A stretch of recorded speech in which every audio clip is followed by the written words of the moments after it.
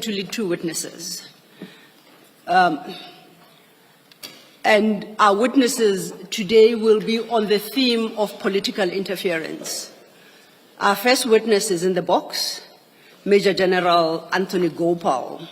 Just to place his testimony in proper perspective, I would like to remind the commissioners that General Mkhwanazi, during his testimony in dealing with matters of political interference, he does so from paragraph 243 to 251, and he specifically references the incidents that General Gopal had with the minister in this regard. The commissioners will recall that General Mkhwanazi tendered an annexure MK21, being the affidavit that the Major General had deposed to in an ongoing investigation.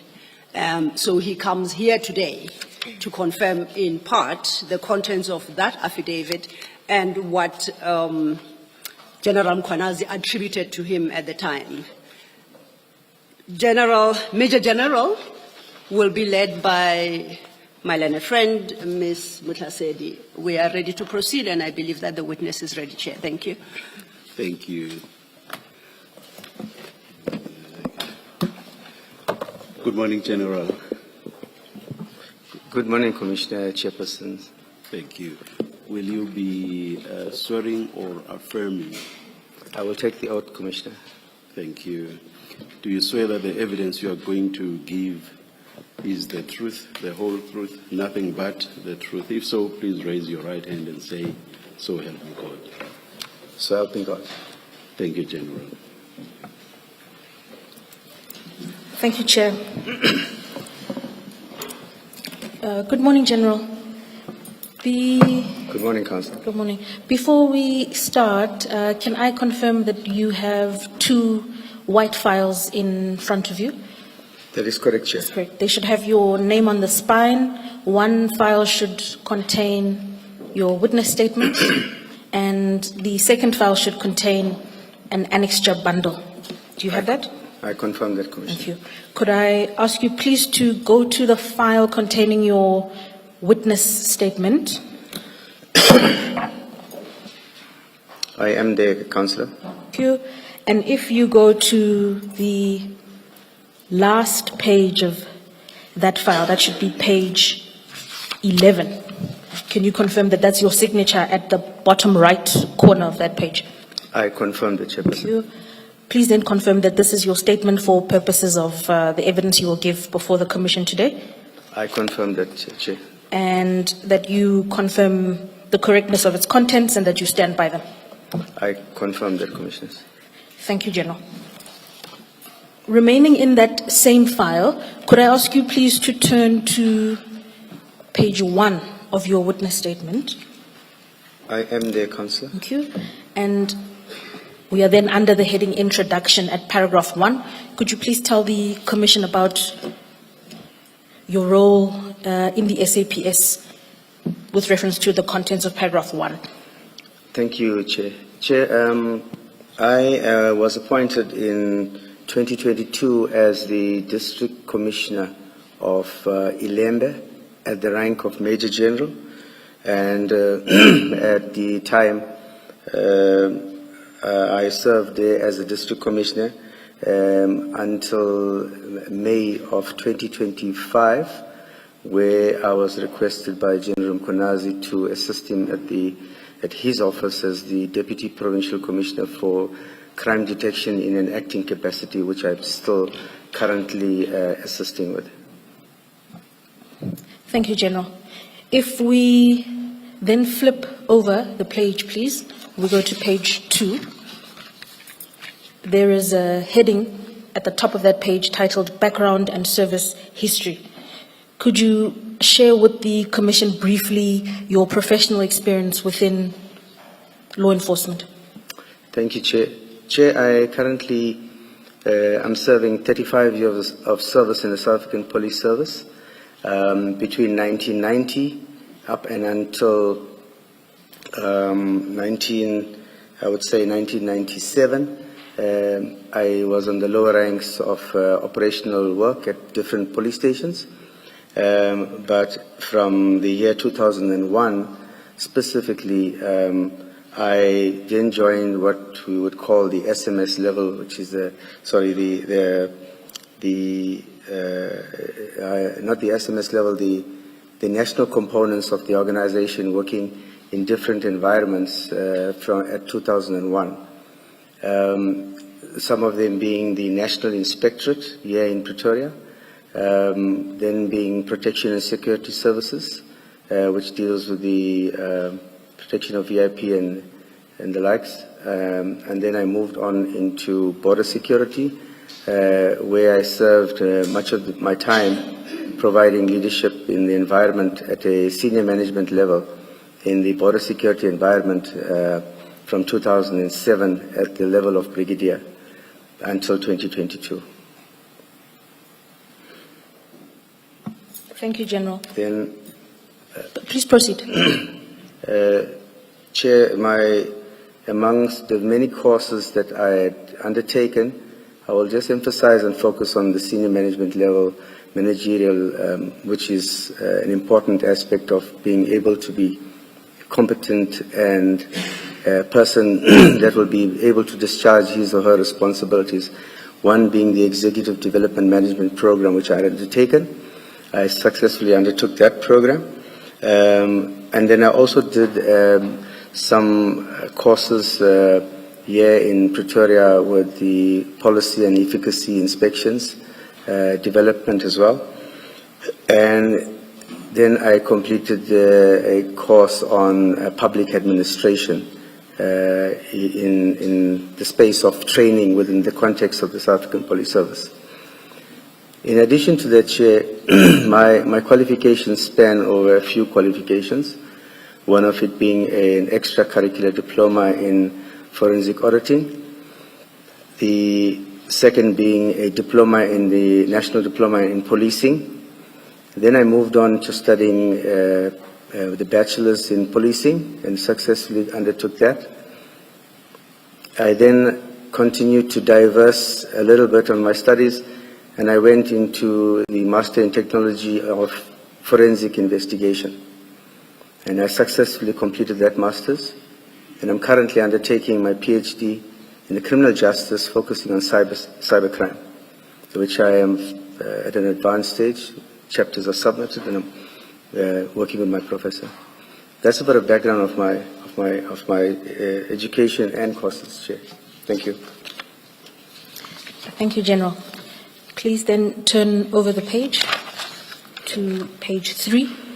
You will see then at the top of that page, we have a heading titled, My Interactions with Minister Mchunu. Immediately beneath that, we have a subheading titled, The Murder of Councillor Mabhida.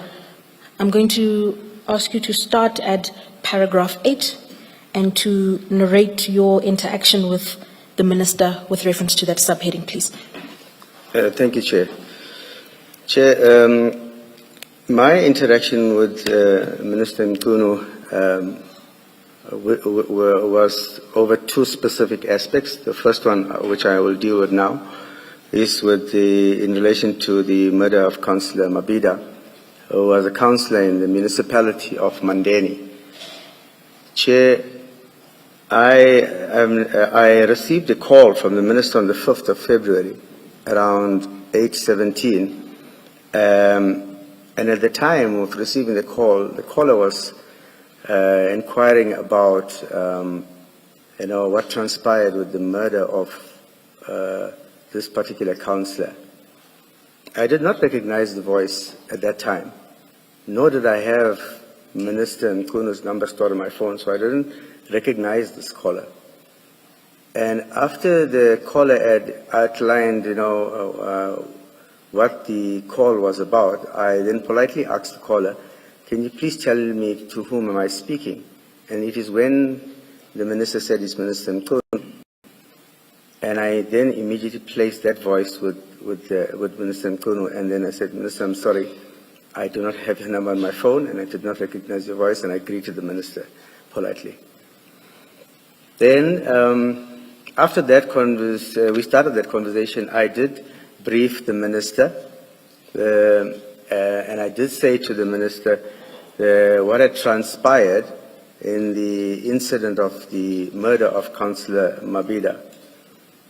Chair, with your indulgence, there is some detail of what had transpired in the actual shooting of the councillor outlined in my paragraph 10.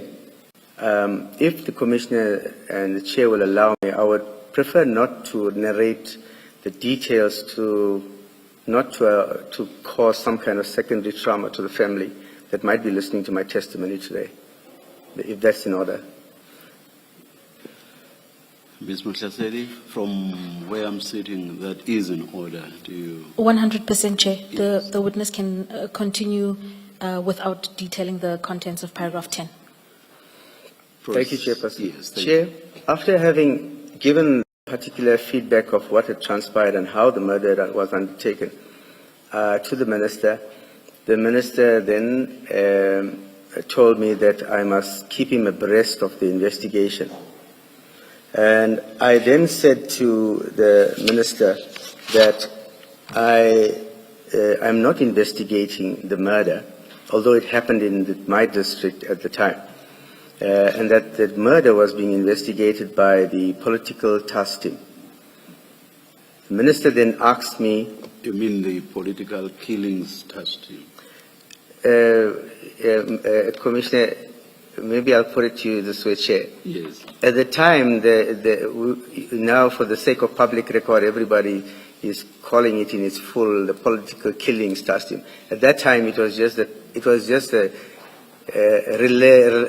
to as a political task team. All right. So now we use it more often. So in the context of the originality of my conversation with the Minister, it was simply political task team. I didn't use the word killing in that But context. I'm looking at paragraph 11 of your statement. You also refer to it as... Yes, that's correct, Chair. No, you're correct that I wrote it in this full abbreviated acronym. Actually, in words, not the acronym, you say political task team as you are saying now. Yes. But in brackets, you say PKTT. That's correct, Chair. Anyway, thanks. Please continue, General. No, thank you, Chair. So, Chair, I did tell him that is the team that's investigating it. And the Minister then asked me, but why are they investigating it?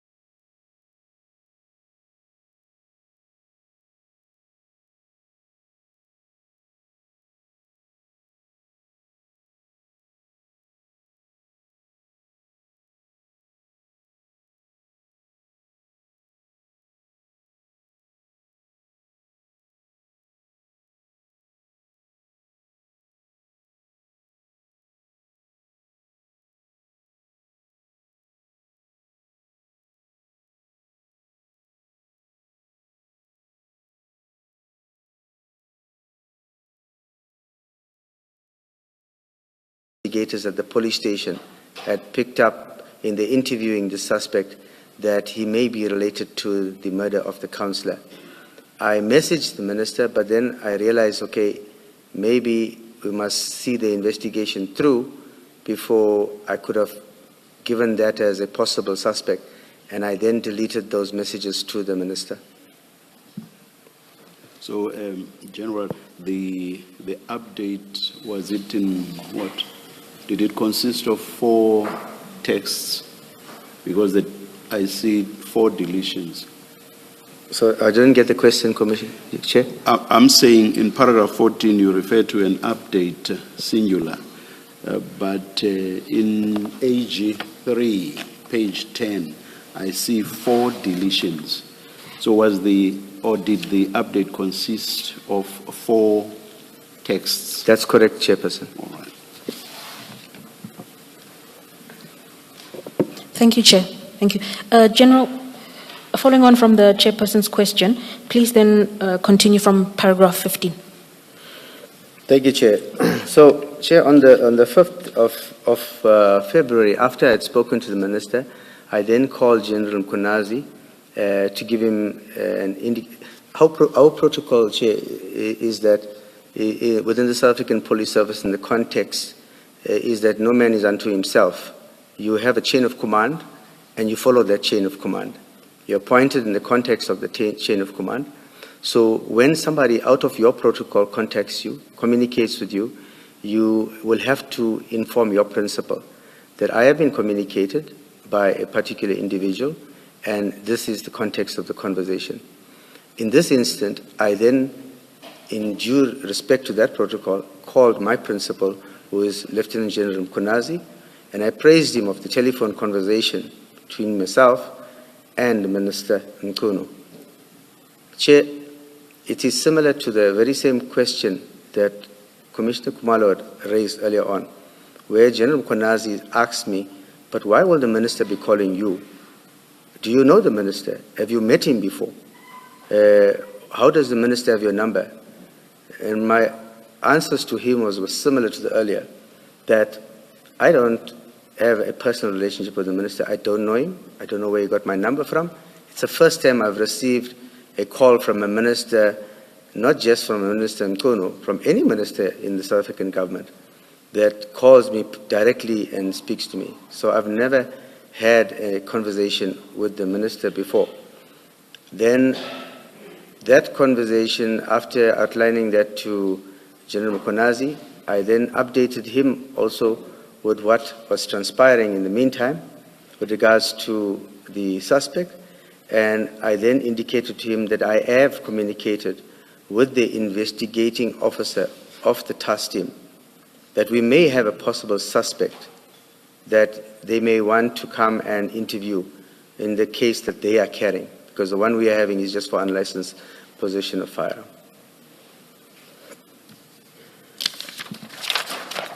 So after speaking to Lieutenant General Mkonazi, I then messaged him some of the content regarding those 4 suspects, the 2 suspects that we had in our possession, regarding the unlicensed firearm. And General Mkonazi then asked me to keep him abreast also if there's any developments in that particular area regarding this, the murder of the councillor. Chair, you will note that the investigation team will deal with an investigation, but the impact of the environmental factors that will follow the climate and the temperatures out there in the community will still be policed by the police station. Station commander, myself will be monitoring what is the climate. You will know that it's tense. There's a councillor that has been shot. There are possible theories about who might have committed it, who's behind it. So we had to still monitor that on the ground physically ourselves through our own means and methods. Thank you, General. Please then continue on from paragraph 17. Chair, on the 7th of February, I called Minister around 08:37, and I gave him an update that the suspects are making their court appearance related to the unlicensed possession of firearm. And we have not dealt with them in terms of anything else except for the unlicensed firearm. So I indicated to him that there is a court date that these accused are appearing on, but this is the suspects now that are possibly going to be linked to the murder of the councillor, and that once they appeared for the unlicensed firearm, they will then subsequently be processed by the task team, who was going to go and then address them on the murder related to the councillor. Chair, the arrest of the suspects in this incident, I must say, was undertaken by the public order policing on the same night of the murder on a routine patrol, where they had stopped, and during the search of these suspects, they found them with firearms. And when they had brought them to the station, it is the local detectives, in trying to understand where does the firearms come from, where they're coming from, and the investigative techniques of investigation, they then uncovered that it is possibly linked to the murder of the councillor. General, before we turn to the next page, just to clarify, could I ask you to have regard to page 10, again, of your annexure bundle? If we go back to the initial telephone communication you had with the minister, that is the fourth line from the top on the 5th of February. Are you there? Yes, Chair. Okay. So, General, if you read from the left, it sets out the date there as well as the time. You're talking about the fourth entry? The fourth entry, that's correct. So it would set out the date and then the time. Are you with me? On the 5th? Correct. Is that the 13:33 or the above? It would be, the time would be 8:17:59. The 8:17, yes, Chair, I'm there. Thank so you. It's a 1, 2, 3. It's a fourth line, but it's a third entry on a date. 100%. So it is on 08:17:59. 59. It says Minister Mkunu, voice call, 8 minutes. Indeed. And your evidence earlier was that the initiator of that 8-minute call was Minister Mkunu. That is correct, Chairperson. 100%. General, if we then go a few lines down to the 7th of February, the entry relating to the 7th of February, you see that? I am there, Chair. It's at 08:37:36, and the call was made by me to the 100%. Minister for a duration of 7 minutes. So for purposes of reading this extraction from WhatsApp, the name of the initiator of the call is what would appear there, The name is Anthony. It's my first name, Commissioners. which indicates that you were the initiator of that 7-minute call. That is correct, Chair. Thank you, General. Could I then ask you to go back to your witness statement? There. And you can continue from paragraph 18, please, which is on page 6. Thank you, Chair. General, maybe before you do that, at paragraph 17, where you say you gave the minister an update on the status of the suspects, what does that mean? Did you give him names? What exactly does that mean? No, I didn't provide detail of names. I only indicated to the Minister that the two suspects that we had arrested for unlicensed possession of firearm, through the interview process, we can now say that we have linked them to the murder of Councillor Mabida, and that we will then be processing them and charging them in terms of that particular crime after they have appeared in this particular court. Thank you. Thank you, Commissioner.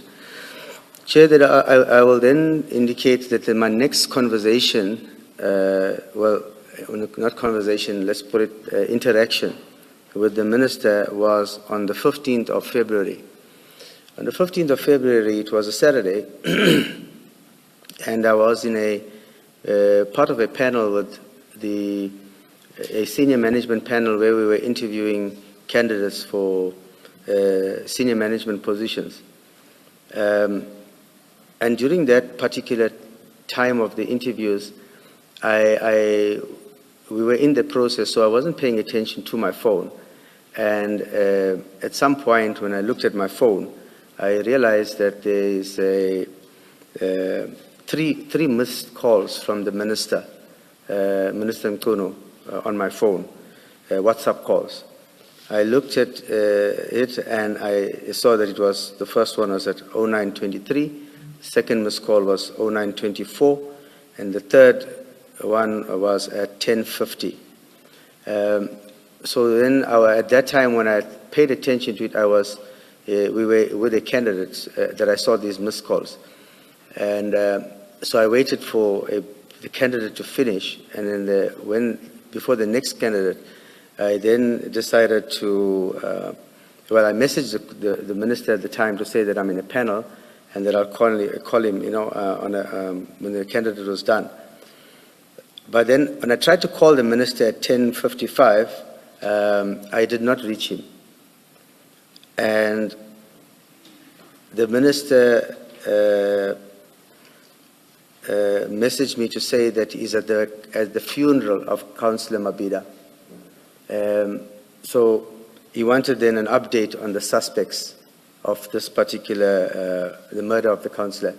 He wanted to know the charges and any information that is relevant to the murder of the councillor. I would then, being attending the funeral, I would imagine that he might want to have that information to communicate to the grieving family, where we are with the investigation and the arrest of the suspect. So I was in this panel, and when the minister then sent me this message, I then sent a message to the actual investigator of this docket, the team leader, actually, Lieutenant Colonel Kumalo, and I said to him that the minister was looking for an update on the investigation and the suspects. Chair, the investigating officer then messaged me to indicate that he will update the provincial commissioner on where they are with the investigation, and that if the minister wants any further updates, he can contact the provincial commissioner. I then related that message to the minister of what the investigating officer had told me on message, and the minister then responded with two words. He then said, "Now covered." So I took that to believe that he's satisfied with that answer that I gave him, and that was the last time that I had communicated with the minister on this particular issue, Chairperson.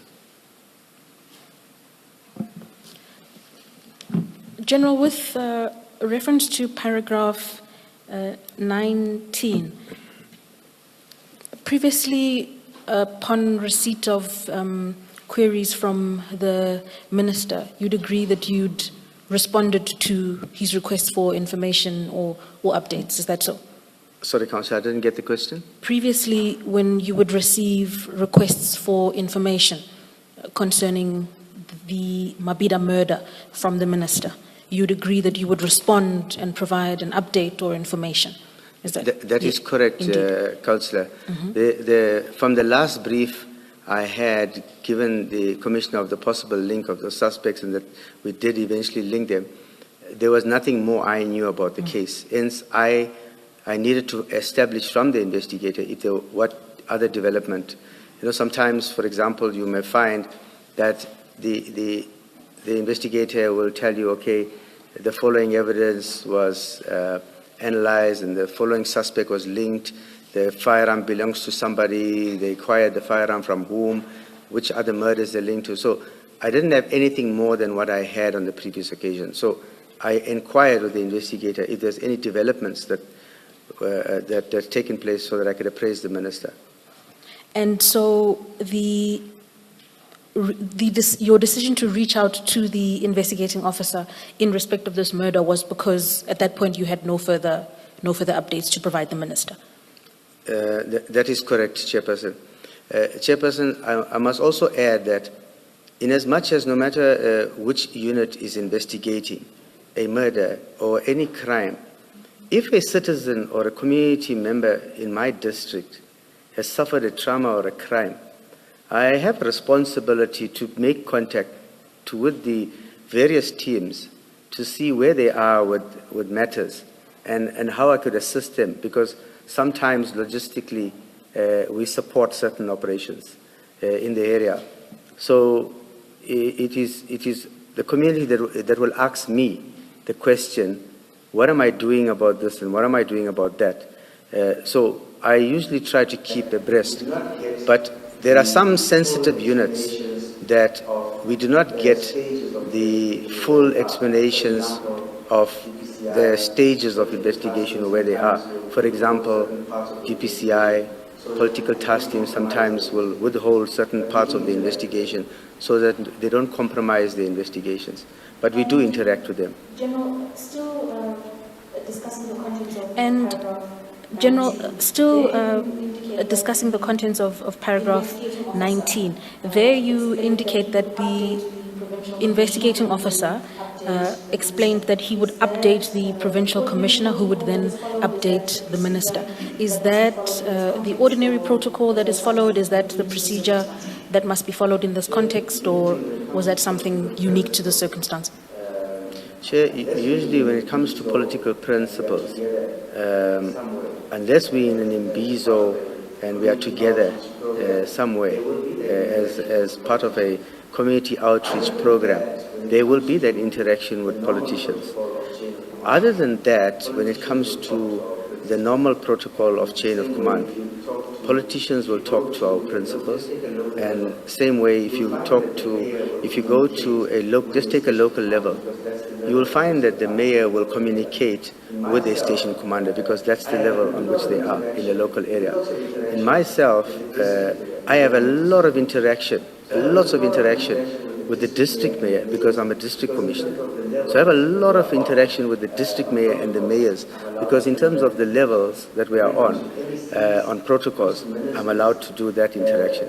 But when it comes to MECs, comes to ministers, that protocol lies at the instance of the provincial commissioner or the national commissioner, that is depending on what it is. But mine is limited as a district commissioner to district mayor, local mayors.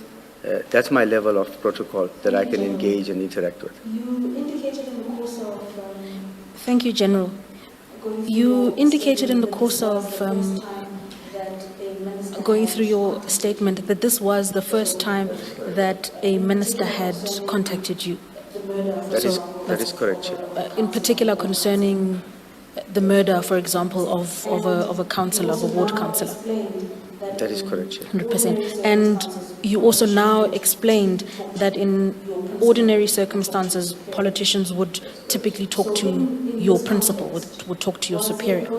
That's correct, Chair. So in this context, was it appropriate for the minister to reach out to you seeking information concerning the murder of Councillor Mabida, in your opinion?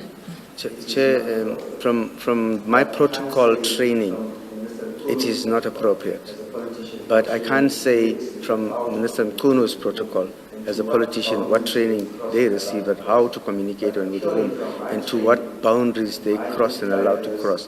But purely from my training and my 35 years of historical, institutionalized protocol, it is not normal, and it is not in accordance with our protocol for me to interact with the minister without the specific direction of my principal.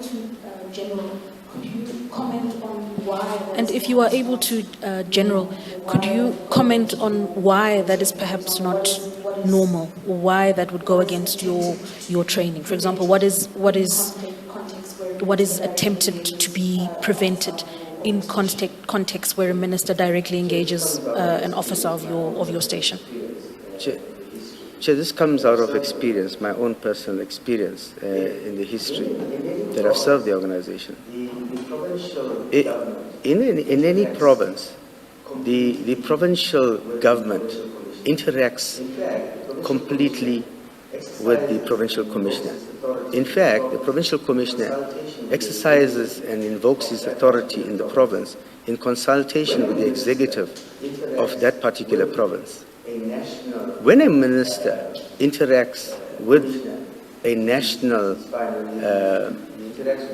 commissioner, it is fine. When he interacts with the provincial commissioner, it is also fine. But the provincial commissioner is better positioned to understand what and how to answer a national minister who is asking about a province to which the provincial commissioner is serving under the leadership of the provincial executive, in this instance the premier, and his cabinet. So yes, he will be better positioned to be able to understand the better picture of what responses is better suited to the minister. Can I just clarify something? General, did the minister say in what capacity he's communicating with you? And the reason I'm asking that is I see that on the 15th, he attended the funeral of Councillor Mabida. They could have been related, they could have been members of the same political party. So it does not necessarily follow that when the minister makes inquiries, he's making them in his capacity as a minister. It could have been as a political colleague, as a relative, or as somebody who's from the same Ilembe district. In what capacity did the minister communicate to you and ask you this question? Chair, I did not get that from the minister, and I did not ask him in what capacity. Mine, I took it just as a minister, because the only relationship I would have had with him was, now that he's calling me, is as a minister, nothing more than that. So he didn't tell me I'm calling because I'm a relative, or I didn't have that indication, Chair. Because let me give you an example. As I'm sitting here, I'm a commissioner, but outside of this commission, I'm an ordinary citizen. And if I go to a police station or I contact a station commander and I inquire about an existing case, there are lines to be drawn. You can't assume I'm doing that because I'm a commissioner at the Madlanga Commission. I could be doing it as an ordinary citizen or as somebody who lives in a particular area who's interested in what's going on with a particular criminal case. Commissioner, that's why earlier on I said that later on I could only summarize that the interest could have been because the Councillor Mabida was from the ANC. So it's possible that it's because he's a comrade, because he's a relative, but I didn't get that clear from the minister as to what was his specific relationship, whether it was just fulfilling an office duty as an office bearer of the ANC, or as a minister, or as a relative. I didn't pick that up in my interaction as to what would be the reason specifically. It might have been that, yeah. Thank you, Commissioner. That then brings us to the end of General, that then brings us to the end of your paragraph 19. Ms. Mathese, let me then ask my question if you're completing that section. General, we've had the minister testify here before, and in the context of the political killings task team, his stated position is that there's no hierarchy of murders. Murder is murder, and there's no reason to have a specialized team or a special team, task team investigating political killings. Now, has the minister, and that's the context of my question, keep that in mind, has the minister called you about any other killing that falls within your jurisdiction? No, Commissioners. Thank you. General, can I then ask you to Thank you, Commissioner. regard to the General, can I then ask you to have regard to the second subheading? We're on page 6 of your witness statement. There is a second subheading just above paragraph 20. It's titled Ward 28 Shaka Kraal by-election. Are you there? Can I ask you to I am there, Commissioner. for the commission Can I ask you to detail for the Commission the from paragraph events relating to that by-election, starting from paragraph 20, please? Thank you, Chair. Chair, my next interaction would be related to the Ward 28 Shaka Kraal by-election. And this is also in General Kunazi's testimony that he had related here in oral evidence at the Commission. Chair, there was a by-election that was underway in this particular ward. It is in the Shaka Kraal Mshlali area, where a candidate, Mr. known as Dushi, but his name is Vishnu Gopal, Governor, was a candidate standing for the election, by-elections in that particular ward. Chair, in 2024, during the national elections, national and provincial elections, Mr. Dushi Governor was quite instrumental in rallying support in that ward towards the ANC. And it is one of the very few wards that won significant votes during that election. The ANC won. It was an ANC ward, and he was in 2024 an ANC councillor. Then in 2025, he resigned from the ANC as a councillor, which prompted a by-election. So during this period, it meant that he resigned as a councillor from the municipality and, of course, from the ANC, and he then joined the Contosuizwe party. The candidate, Mr. Dushi Governor, in the previous election, as I indicated, over decades, he's been very, very well supported in that community. And in this by-election, he seemed to enjoy the similar support. Now campaigning under the banner of the MK party. That is correct, Chair. He is now campaigning under the banner of the MK party. Chair, during the campaigning period, there were quite a number of senior, very high-profile ANC officials would come and support the ANC candidate, which was in that area, trying to campaign for the ANC. One of them was Minister Mtono, and he also came out campaigning. I will deal with that campaigning part in a short while.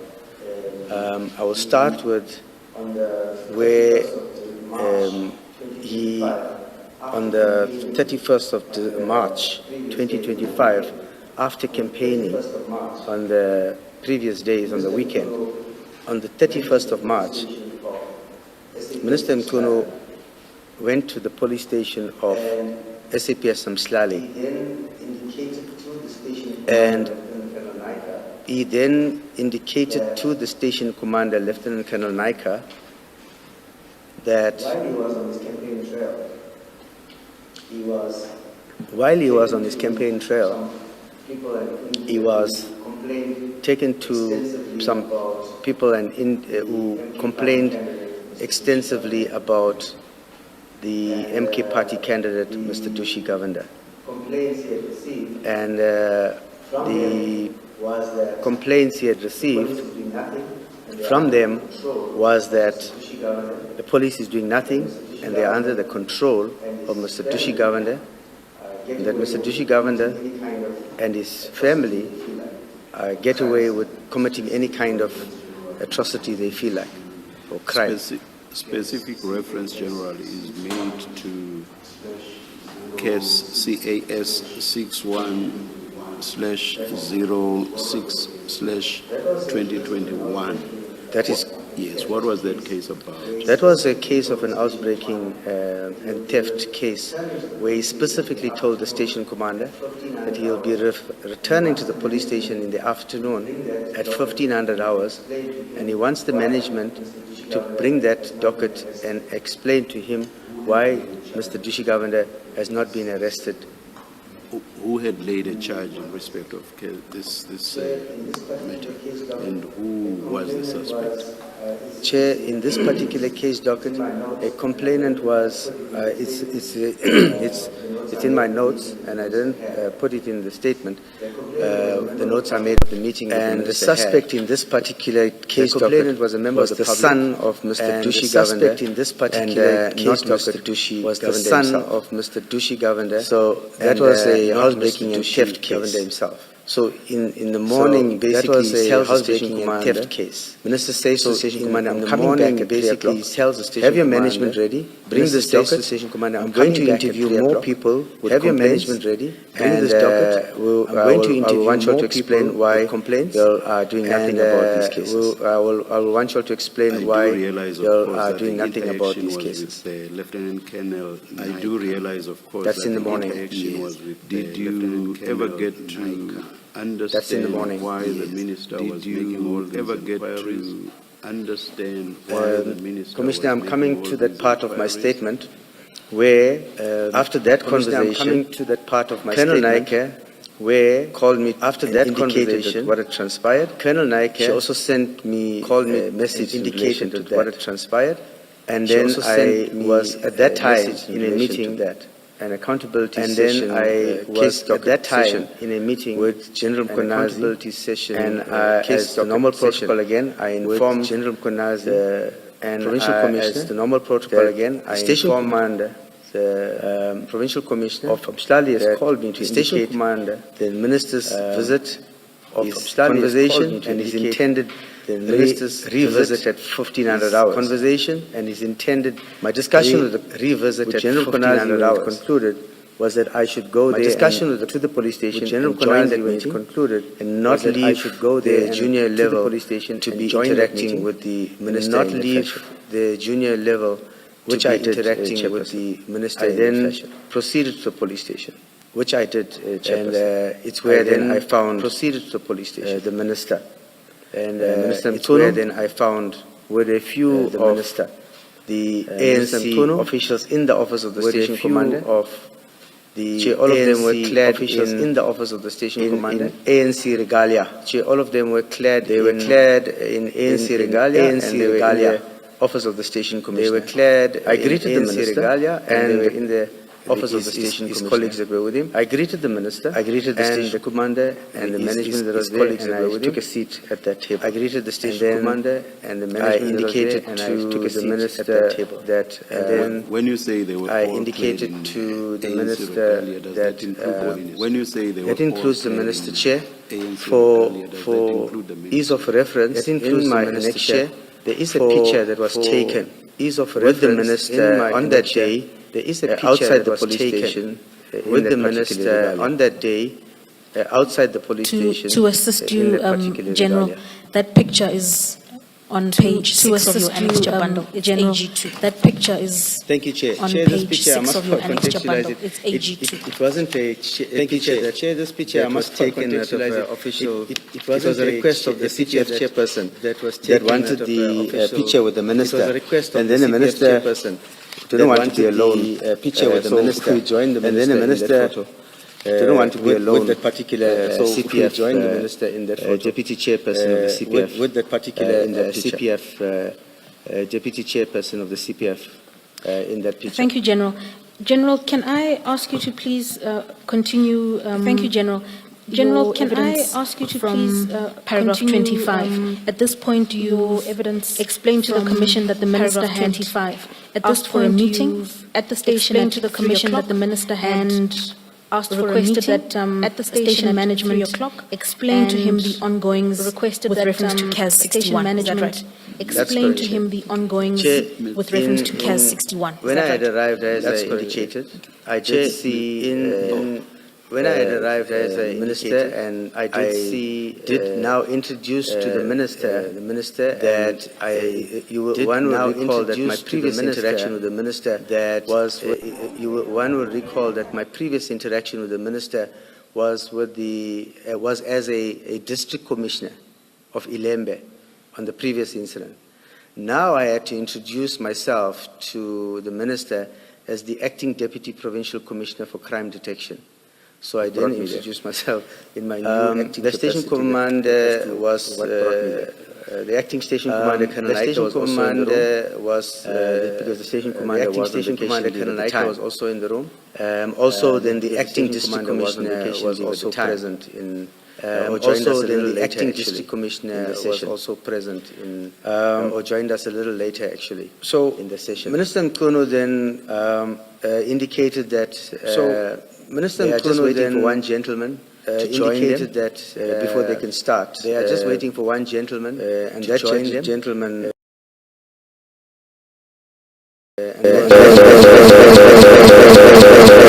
Odram. So after a few minutes has passed, I think the minister decided to start the meeting without him. So after a few minutes has passed, the Odram minister subsequently joined while we were in without him, which we did. But the minister then starts to narrate. Subsequently joined while we were in the meeting. But the minister then starts to narrate houses or community members, and that he went to different. In particular, there were three different instances that community members. He narrated complaints. In particular, there were three different instances that he narrated complaints against the candidate that is standing for elections, Mr. Dushi Govender. The minister was of the opinion that the community has a sense of frustration that we are doing nothing about Mr. Dushi Govender and his son's behavior. My notes, as the minister was outlining it, my notes, as the minister was outlining it, I have made reflection on my notes, which is part of my bundle, which... Let me assist you, General. Your notes, a typed version of your notes, my apologies, appears on page 4 of your annexure bundle.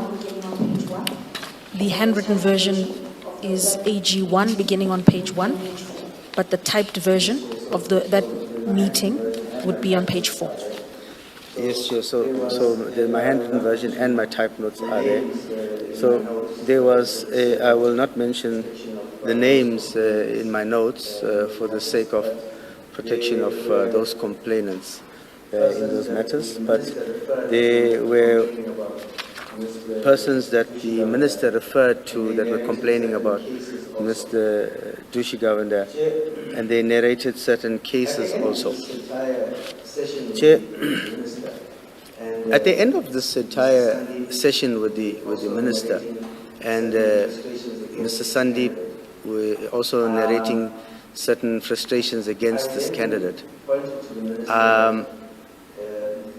I then pointed to the minister that firstly, there's CAS 61, we gave him a feedback to say that in that case docket of 61, housebreaking, which the minister specifically asked for, the suspect is not Mr. Dushi Govender, it is his son. And it's not that we didn't arrest the son, we arrested the son in this matter. In this particular matter, there were other accused with the son that was arrested. And the matter was taken to court, and the prosecutor then declined to prosecute the son in this matter. It's because in the complainant's version of a statement, the complainant never saw the son, but heard voices, and she associated the voice with the son. So I cannot, I don't know more than what was in the mind of the prosecutor, but that's the reasoning that was provided in the case docket. So that matter was withdrawn or declared to prosecute. So I gave the feedback to the minister on that particular docket, and the minister was then not happy with that. He says, why will the prosecutor decide in that particular way? There was also the same son who was charged for murder. The context of the murder was where he drove his vehicle into somebody after an argument. And the court gave him a suspended sentence with community service. The minister then wanted to know why the court gave such a lenient sentence. And again, I responded to the minister that is prerogative of the judiciary. You cannot question the outcomes of hearings or trials and the sanctions and the verdicts. The court is the only place one could take one's recourse to. So the minister then indicated he will raise this issue with the Minister of Justice in his own interactions with him. I then indicated to the minister in relation to the complaints that he was citing with the assistance of Mr. Odram, that we would really like to get to interview those particular persons, open cases if we need to, and get a report on or complaint if they are complaining about police inefficiency, so that one could assist in attending to it in a formal and constructive manner. The minister in that meeting agreed that Mr. Odram will provide that report to the station commander. I must say, Chair, to date, we don't have that report. And we've not been given access to the people that we were complaining about. Then, I also then wanted to indicate that during my interaction with the acting station commander, even prior to this meeting, on the date on which Minister Mkono was campaigning, she did send me on text message on WhatsApp indicating to me that Mr. Odram took the minister to 3 specific places or to houses for people to complain about the candidate, Mr. Dushi Governor. So, my response to her was that if the minister asks you any questions, take note of that and indicate to the minister that we will respond appropriately to those concerns. At that time it was concerns, so we'll report. And I didn't realize the minister was going to come the following day and then call a meeting. So we thought, I asked the station commander acting at that time to just take note of it, and then we will get to respond to that. And General, just a question of clarification.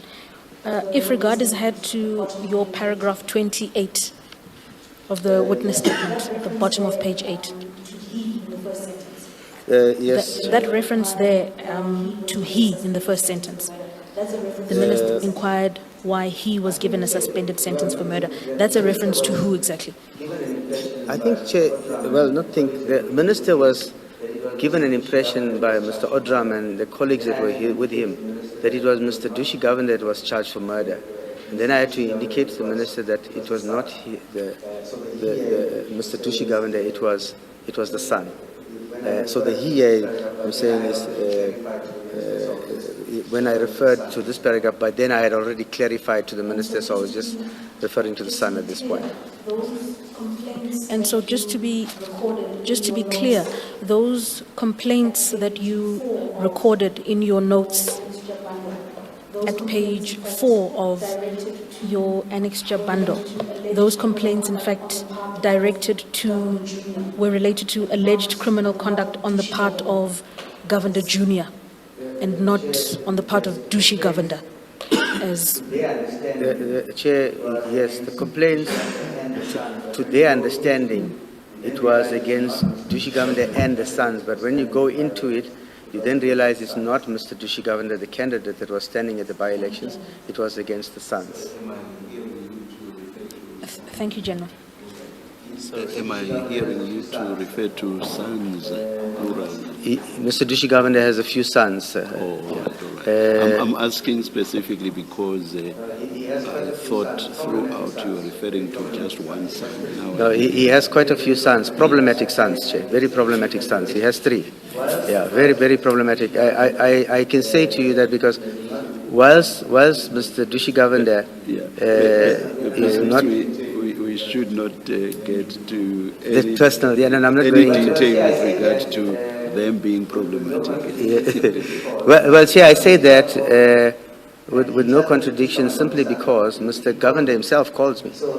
And he tells me to please come and lock his sons up. He calls me.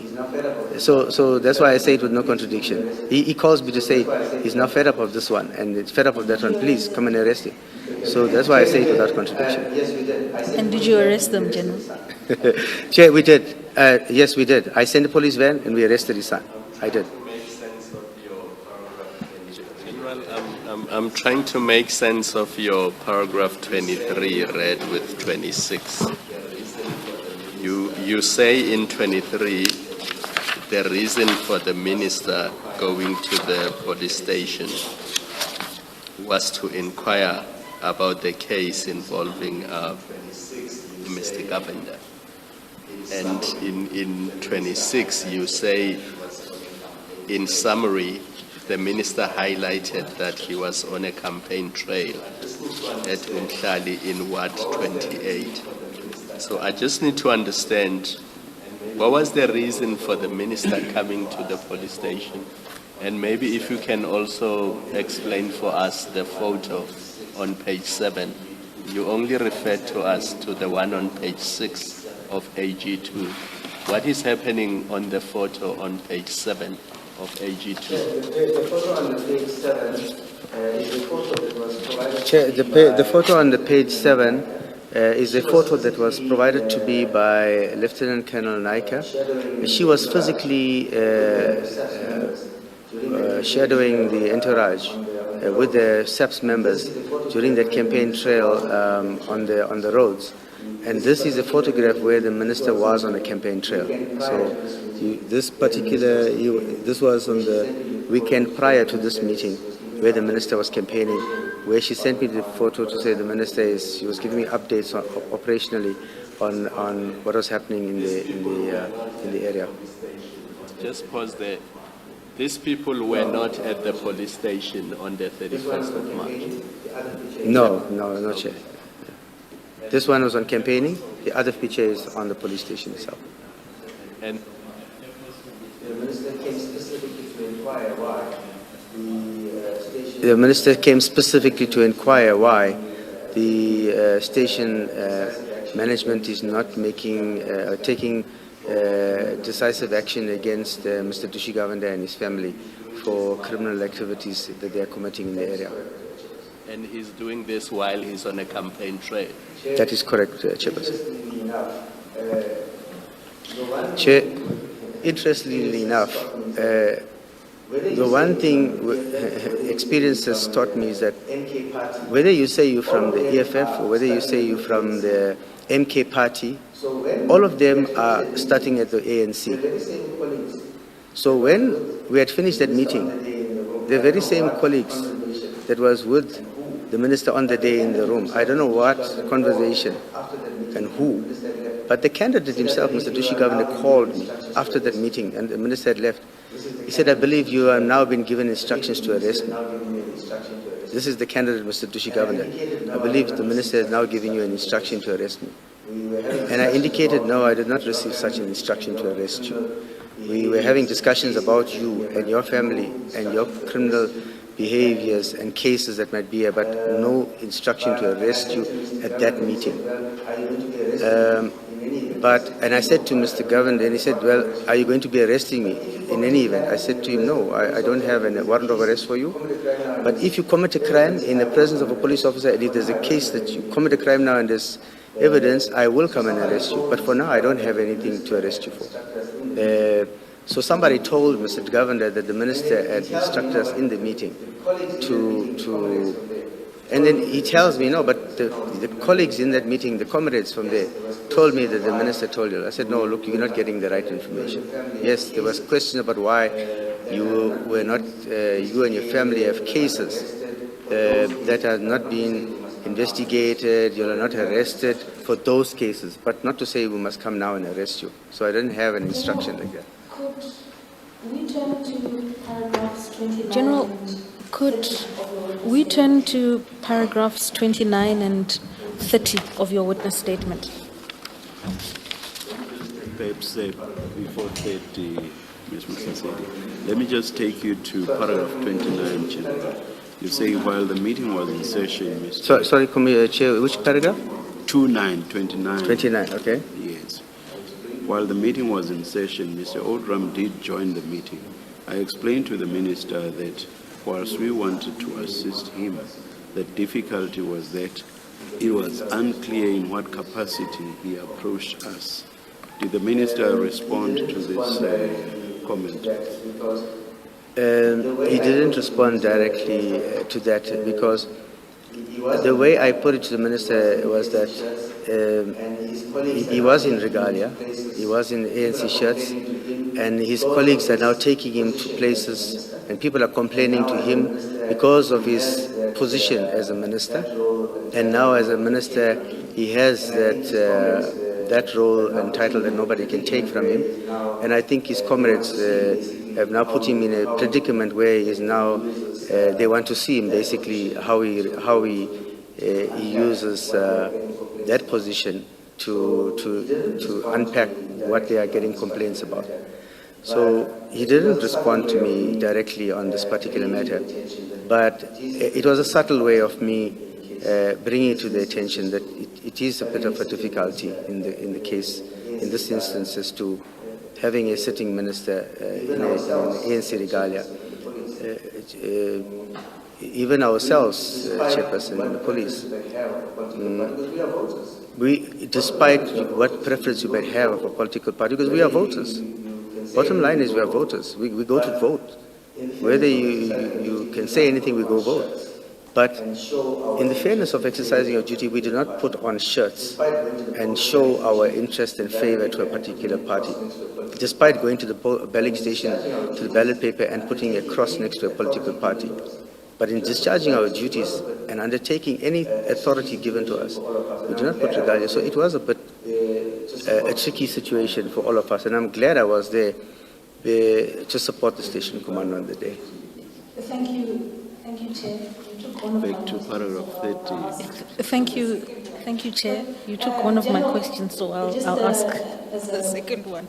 But General, just as a clarificatory point, subject matter of the minister's is it correct that the subject matter of the minister's inquiries at that meeting of the 31st was Mr. Dushi Govender?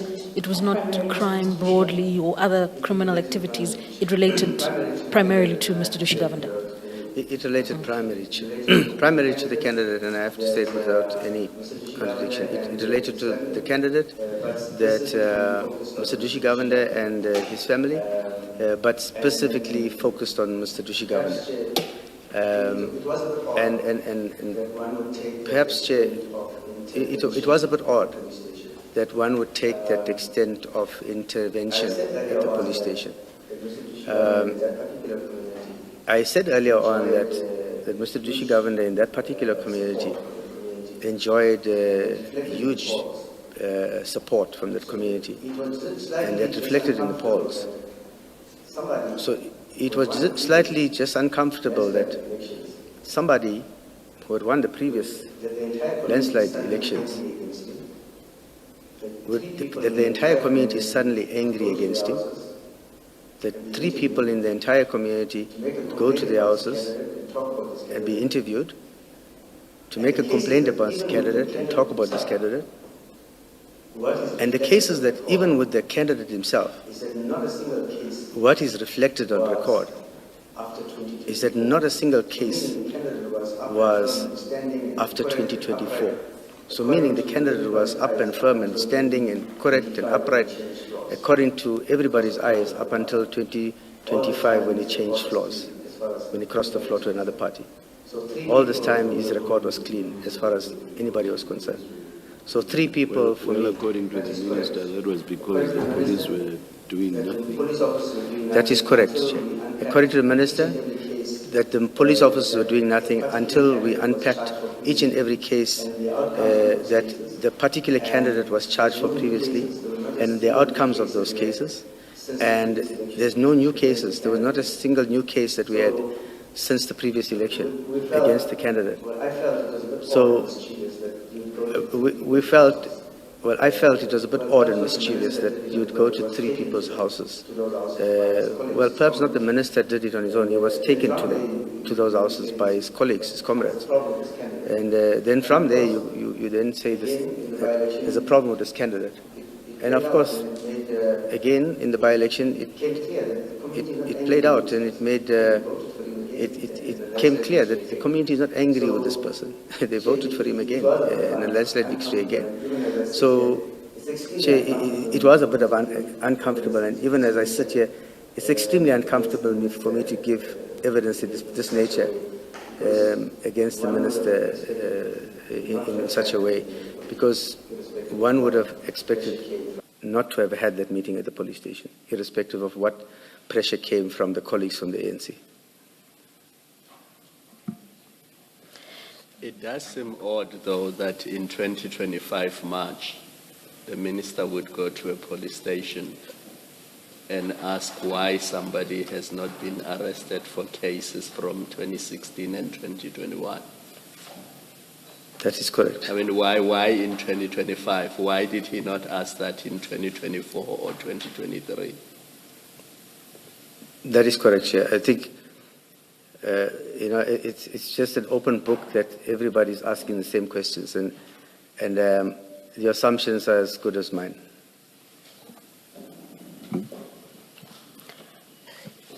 General, as I understand it, the significance of your referencing that or mentioning that the minister and the people with whom he was were wearing ANC regalia and T-shirts, the significance of it is he was not in the discharge of ministerial functions. He was campaigning.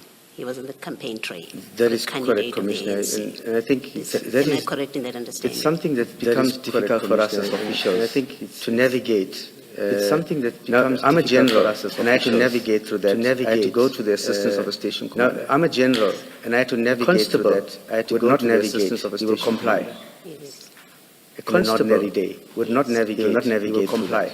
So it becomes quite a bit of a challenge. He will not navigate that. So it sometimes offers quite a bit of a challenge on a political level put us through. That sometimes office bearers. So in short, what you're saying is he was in ANC regalia carrying out campaigning and therefore ANC activities, and yet used his ministerial, the power of campaigning and therefore ANC activities, get a meeting with the station commander, the power of his ministerial station, and to ask about to get a meeting with the station commander. That's correct, Chair. But I must be also quite open-minded to the fact to say that. Chair. But I must be, if any political party, open-minded to the fact to say they didn't have a designation of power on them. If any political party, they could walk into a police station and complain about the candidate, we would have given them the same attention. They could walk into a police station and complain about the candidate, we would have given them the same attention in same regard, in their regalia. Even with that scenario, would you, it being any other political party, that scenario, would you bring the docket, as you say in paragraph 23, the minister had asked for a specific docket, as you say in paragraph 23, the minister had asked would you share that with an ordinary member of the public to be brought in the contents of a docket? Would you share that with an ordinary member of the public? The case that's in a docket. I would not. I will summarize. I will not give them the detail that I would have. That I ordinarily give. Minister, I will summarize. I will not give them more detail of information. All this information on more individuals of private. These are private. All this information, all this information you gave to the minister, in a private. These are private because he's the minister. If somebody walked in there, I would give them audience, but I will summarize it to tell him. If somebody walked in there, I would give them audience, but I will summarize it to tell him your basis, your argument does not stand. What I may advise you to do is take a recourse. Your argument does not stand. What I may advise you to do is not with the police. I'm satisfied with the extent of investigation investigation that was done and the outcome of the investigation, took it to court. With the extent of investigation that was done and the outcome of the investigation, that's the answer I will give you as a normal walk-in. Because it's the minister, that's the answer I will give you. The portfolio of the candidate, the history, the background, the profile. The portfolio of the candidate, the history, the background, the profile of his. It's not entitled to a walk-in. Thank you. We gave it to the minister because of his level of authority. Thank you, Commissioner. Thank you, and General, perhaps in follow-up to the question from Commissioner Baloy, in paragraph 23, you indicate that on that same day, after the minister had made an initial inquiry, there was a gathering of station management and detectives to meet him at 3 o'clock that same day. Of station management and detectives to meet him hypothetically been a walk-in who came to make inquiries about the nature of these criminal complaints, to make inquiries about a prompt gathering on the same day of senior station management and detectives have convened to provide this update, or was that done so largely because of who was making the request to provide this update, or was that done so largely because of who was making the request? Totally at the instance of the minister. This is not a planned meeting. There was no meeting planned with the management. It was this meeting. The meeting was called at the instance of the minister. There was no meeting planned with the management. It was. The meeting was called at the instance of. Thank you, General. General, to tie up your evidence. Thank you, General.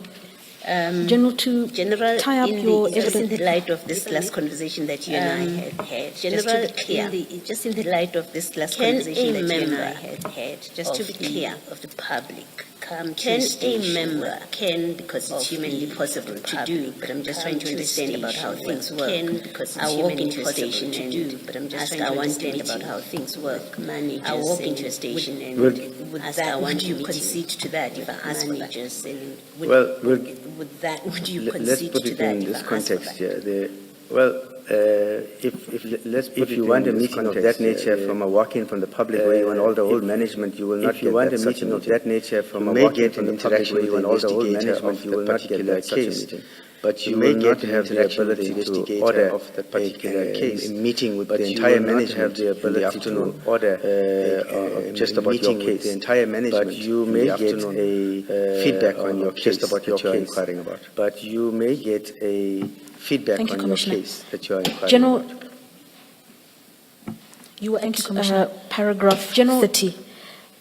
With reference to the last sentence in that paragraph, you indicate that upon conclusion of the meeting and having answered his questions, that is the minister's questions, you requested that the minister provide you with an official report, that is the minister's questions, on these complaints. You requested that the minister provide you with an official so that you can investigate on these complaints, properly report back to the details of the cases, so that you can investigate and are you able to please explain to the Commission what was the purpose of? Are you able to please explain to the Commission what did you seek to achieve with it in light of the fact that you had answered the questions posed by the minister? What did you seek to achieve with it in light of the fact that you had answered the questions posed by the minister at this stage?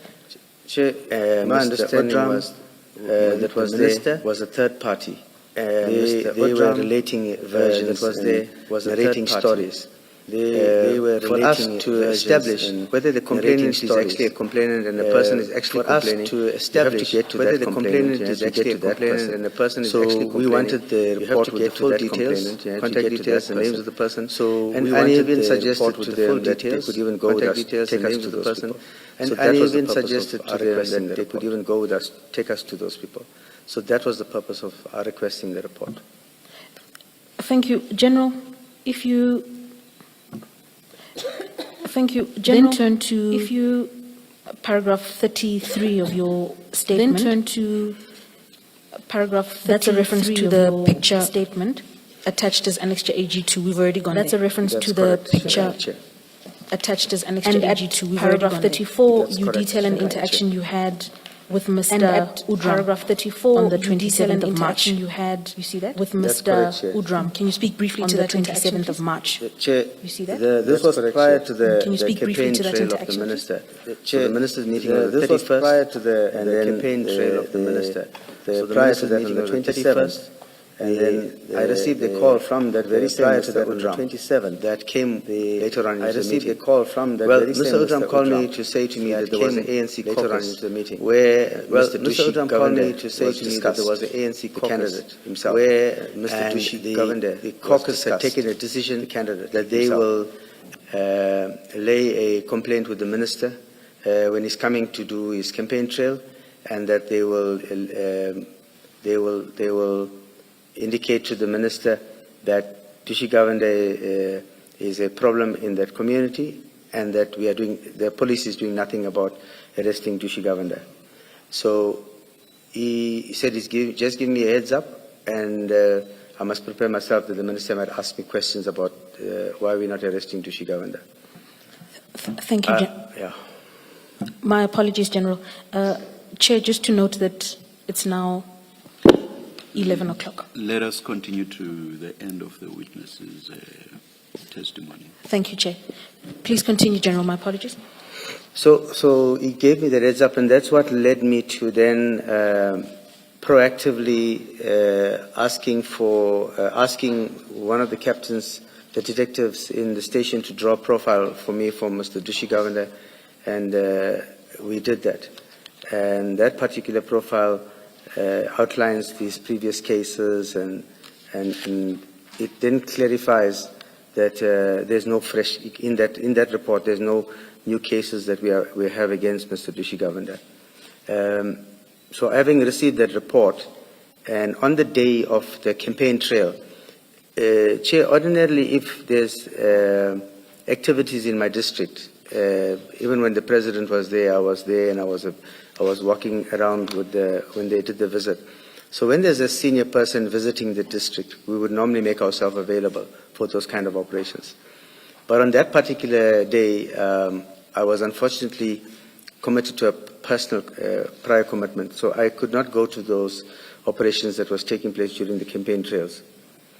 And I then said to the station commander to send my greetings to the minister, but I also messaged the minister to say to the minister that I apologize for not being there personally during his visit to the district, but of my personal commitment. And I then indicated to the minister that there was some kind of chatter that was going on with that candidate. But this is the profile of the candidate, and there's no new cases against the candidate. Something to that effect, Chair. I assume you are referring to page 10 of AG3, the entry or your text against the 30th of March 2025 at 10:52:49. That is correct, Chairperson. It is 10. Where you say, yes, sir. You say, "Good morning, Minister. Greetings to you, sir. My apologies for not receiving you at Ward 28 this morning. I'm in Shongweni today with a personal commitment." And you can see then, Chair, the subsequent message immediately after that. I refer to the minister, to the local branch may raise concerns. I'm now referring to the conversation of that heads up that Mr. Odram gave me about that. So I'm giving the minister that they may raise some chatter around this candidate. Yeah. Thank you, General. Thank you, Chairperson. General, you indicated that you had requested an SAPS official to draw you a profile of Mr. Dushi Govender. That is correct, Chair. Okay. That would have been Captain Chetty, as per paragraph 35. Is that right? That's correct, Chair. Great. And if I ask you to turn to page 14 of your annexure bundle, page 14 of your annexure bundle, annexure AG5. Thank you, Commissioner. I'm there and I confirm that. You confirm. And you indicate that that is an extract of your chats with Captain Chetty, is that right? That's correct, Chair. Chair, my appeal to you, of course, if there's any need for public, there are other conversations regarding other cases that are part of the chat, but not necessarily related to this particular instance, and one would not want it to be part of the record. We would, of course, redact them, Chairperson, in addition to the telephone numbers and other personal information. Please, thank you. Thank you, Chair. Mr. President. And General, if you turn over to page 15 in your annexure bundle. Sorry, before you go to 15, I wanted to, the last one on page 14, is it fair to say that one relates to the specific case we're talking about? Because I see there that the date is 27 March 2025. That's correct, Chair. It's consistent with the phone call that I indicated I received from the branch, giving me the heads up, and then I activated the captain to draw the profile for me. And then the rest on that page we can disregard. The previous part of it, yeah. It's just the last part, the last line, basically, the last two lines. Yeah. Thank you, Commissioner. So, General, then just for clarification, on the 27th of March, you received what you call a heads up from Mr. Udram? That is correct, Chair. Indeed. And when regard is had to page 14, as well as paragraph 40 of your statement, you requested Captain Chetty to draw a profile of Mr. Dushi Govender, is that right? That's correct, Chair. And when you turn over the page, if we're on page 15 of your annexure bundle, That's correct, Chair. It reflects on the profile. there are then two profiles. On the top of the page for Mr. Govender Senior, Dushi Govender. That is correct. Is that right? And then there's a further profile The at son, the yeah. bottom, indeed.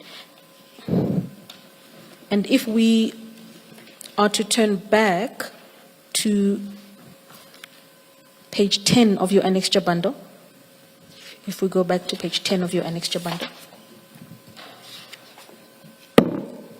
And the Chair? Thank you, General.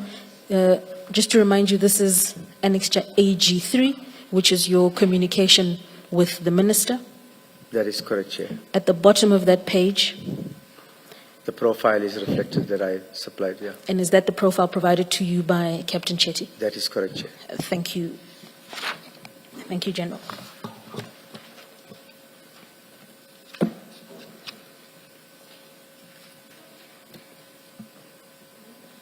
Before you leave this annexure, page 10, General, just in sequence, I would like to understand the sequence of time and dates between this annexure and your statement. In your statement, your meeting with the Minister is on the 31st of March. And as I understand it, the way that I have read it, your that seemed to suggest that that was the first interaction about Mr. Govender.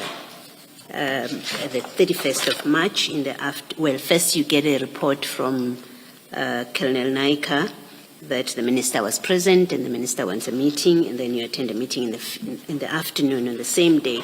And the impression at this point I got is that you first interact with the Minister about Mr. Govender on the 31st.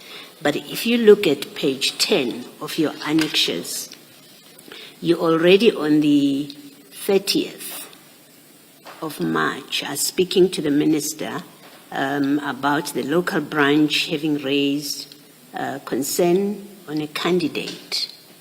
As from the charter I picked up, you say, I did a preliminary check and of note, no new cases against him since he last canvassed for national elections. I'm assuming you're still speaking about Mr. Govender because you've got his name in brackets. When, in fact, do you start talking to the Minister about Mr. Govender? Chair, so the heads-up call that I got from Mr. Udram was on the 27th, and the Minister's campaign trail was on the 30th.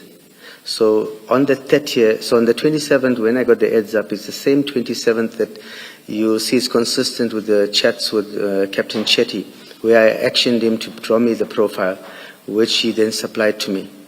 That profile, I only supplied it to the Minister on the 30th, which is on the day of his campaign trail, when I said to him that you may pick up chatter from the local branch. And subsequently, I gave him the profile of the candidate to substantiate why I'm saying there's no new cases. Then on the 31st, post the campaign trail, the day after is when the minister arrived at the police station, and where we then had again a specific discussion around CAS 61 and the rest of the complaints that the minister was referring to. I guess my question is, at which point and why are you speaking to the minister about Mr. Govender on the 30th?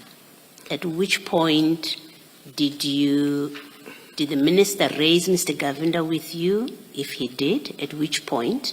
And if he did not do that before the 31st, why are you discussing Mr. Govender with him on the 30th?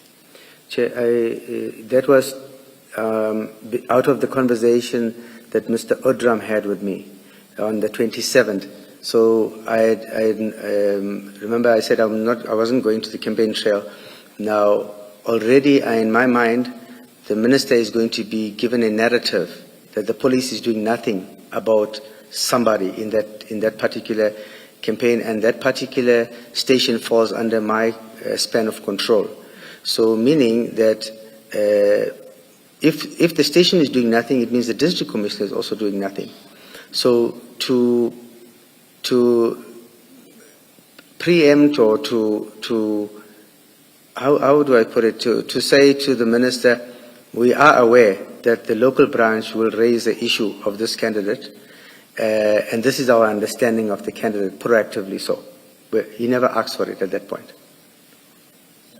If the minister said, were to come here and say to us, you started the Govender communication or discussion with him, he didn't initiate it, you initiated it, he would be correct then? He would be 100% correct. Yes. And for someone who has a concern about the role of this mixed role of the minister, you know that he's on the campaign trail. Yes. You've told us how uncomfortable it is for officers to have politicians meddling, but you know that it's an ANC business, and you initiate discussion, not only just about a citizen, but an opponent of his party. How does one reconcile your concern about the minister's, what appears to be inappropriate involvement or use of power by the minister, with the fact that you are in fact the one that initiates that discussion? Yes, Commissioner.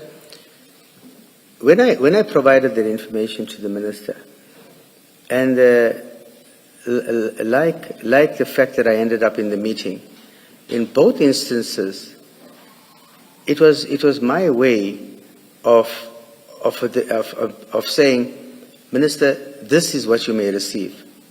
This is how you should stop it where it starts. When I gave the minister that profile, mine was to arm the minister when he picks this up, because it is quite clear that the ANC comrades, they were going to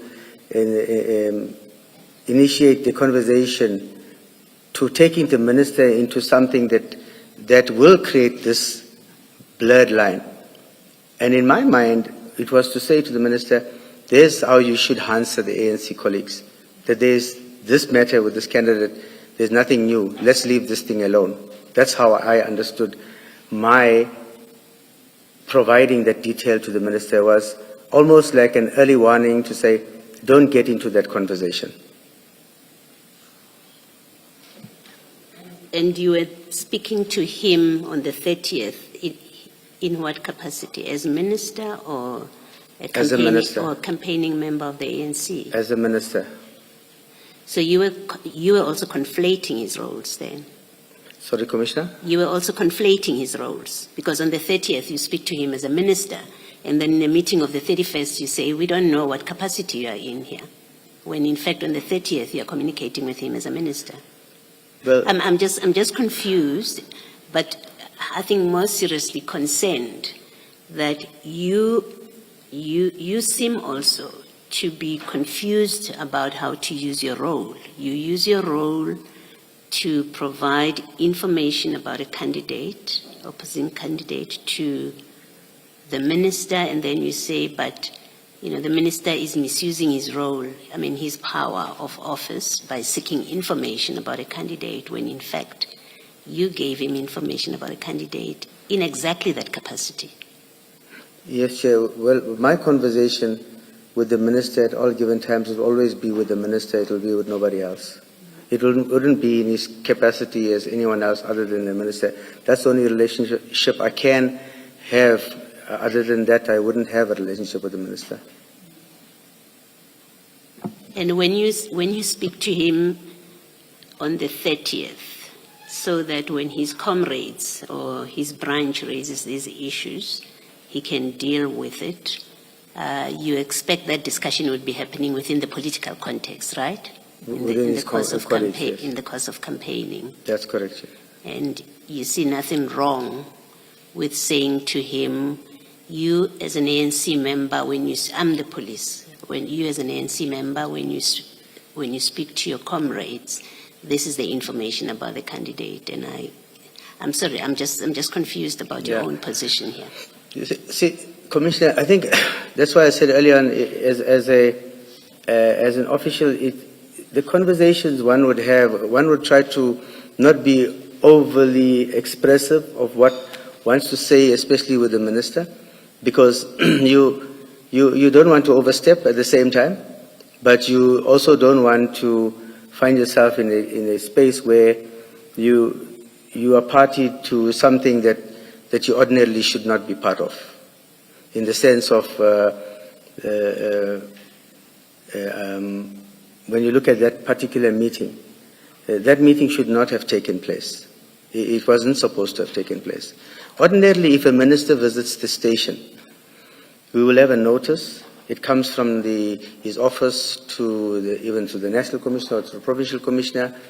There's a secretariat that coordinates that. There's a template given to us to prepare a presentation, and the focus area is directed to us to what we must brief the minister or senior person visiting. Ordinarily, that's the process. Yes, I don't have a difficulty with the meeting of the 31st and your concern about it. It's actually a shared concern. And I can see the confusion that you would have been sitting with at that meeting on the 31st, whether you're speaking to the minister or you're speaking to an ANC leader. I can see that problem. But what I have a difficulty with is the 30th, that it seems that you, using your office or your position as the police, you go and involve yourself or involve the office, in fact, in something that has absolutely nothing to do with your office. You speak to the minister to say, when you speak to your comrades about an opposition candidate, here's the information about it. I do have a difficulty with that, and especially that you initiated this. I doubt that, Commissioner. Thank you, Commissioner. General, if you have a look at page 10 of your annexure bundle, still AG 3. You there? Thank you. At the bottom of that page, you've indicated that that's where you shared with the minister the profile of Mr. Dushi Governed. Is that right? That's correct. Right. And can I ask you to turn to the sentence just above the sharing of that profile? Do you see that? Beginning, I did. Yes, Chair. Indeed. And that's, would you like to read that sentence into the record, please? Just read it. Thank you, Chair. The entry is dated 25/03/30 at 10:59:27. It's from myself. It says, Minister, the local branch may raise concerns on candidate as from the chatter I picked up. I did a preliminary check, and of note, no new cases against him since he last canvassed for national election. Thank you, General. And you indicated earlier in your evidence that you relayed that information to the minister on that date. The words you used were proactively or as an early warning. What was your intention of sharing that? What do you think you were trying to achieve by? I guess, Chair, my intention was to subdue any kind of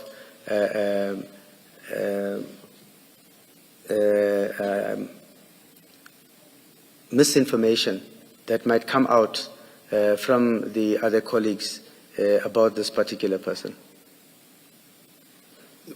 Who are you referring to, General, when you talk about colleagues? I'm talking about the minister's political colleagues. Yes, Chair. Thank you. And just to be clear, General, that you shared this information based on the heads up, as you would call it, that you received from Mr. Udram on the 27th. That is correct, Chair. So in an attempt to proactively take steps in dealing with what he had shared with you. That is correct, Chair. Thank you, General. Leaving then your annexure bundle, could I take you back to your witness statement? We are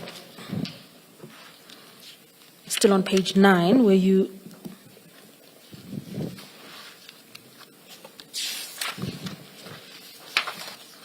my apologies, General, actually. Could you turn to page 10, please?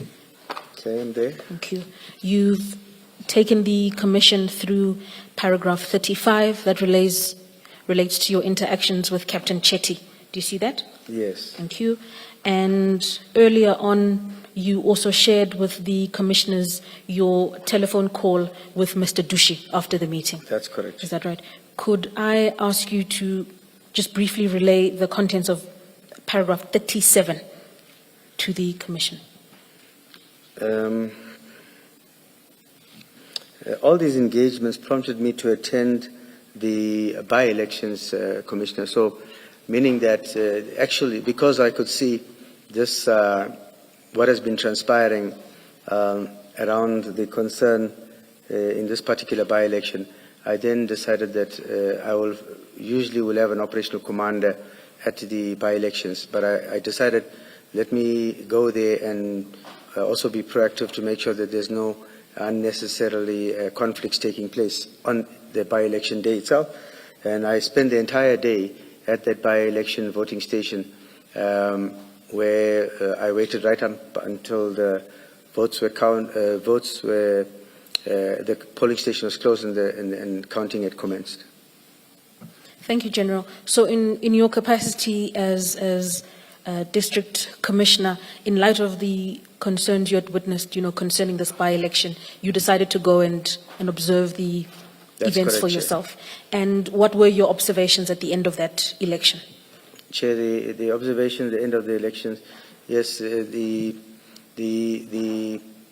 elections ran off smoothly, and the successful results was provided, and the elections went off in every respect went off smoothly. The candidate there, Mr. Dushi Govender, did win that by-elections. Thank you, General. Chairperson, unless there are further questions, the remainder of General Gopal's statement relates to attachments that we've worked through. Unless there are further questions.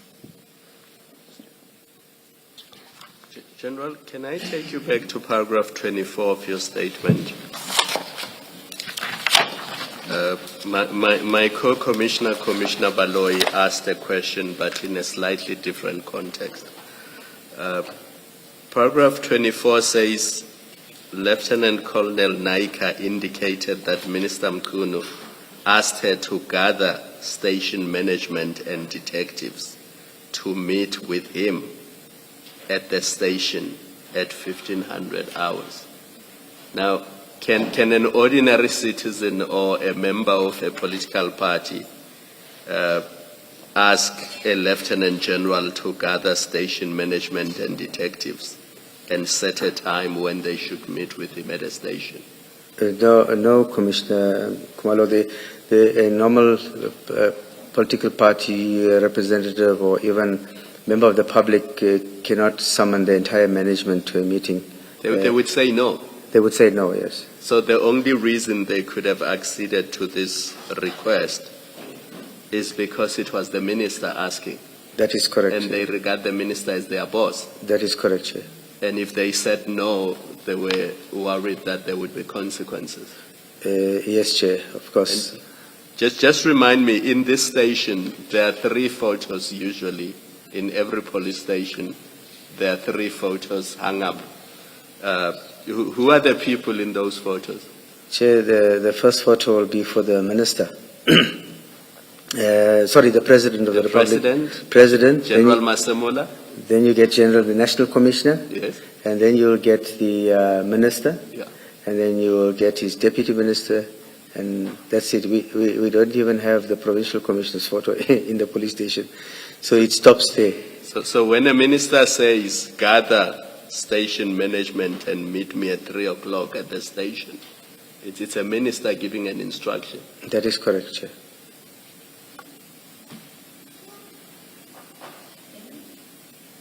Can we, on the back of that, isn't the answer perhaps a little bit more, should be more nuanced? That was the understanding of the station management, that it was in fact the minister in his official capacity asking for a meeting. That is correct, Commissioner. That's a fair way Yes. to put it. Thank you.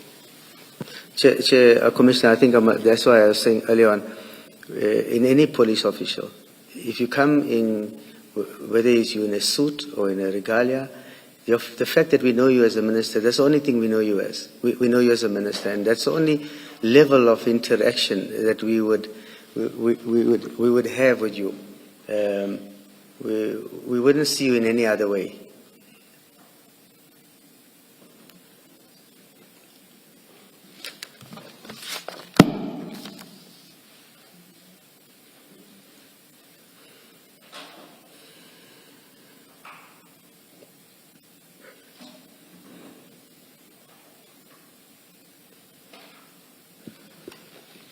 Thank you, Ms. Mutlasedi. Ms. Hildo, will you be ready with the next witness at quarter to 12? I'm looking now, perhaps 10 to 12, we tested the link, it seems to work, but of course we tested it outside this room. Yes. So we would like to run that test and make sure that it works. So perhaps till 10 to would assist greatly. Thank you, Chair. Let's adjourn and resume at 10 to. General, by the way, you are done. Thank you very much. Thank you, Chair. Thank you, Commissioners. Thank you. Let's adjourn and return at 10 to 12.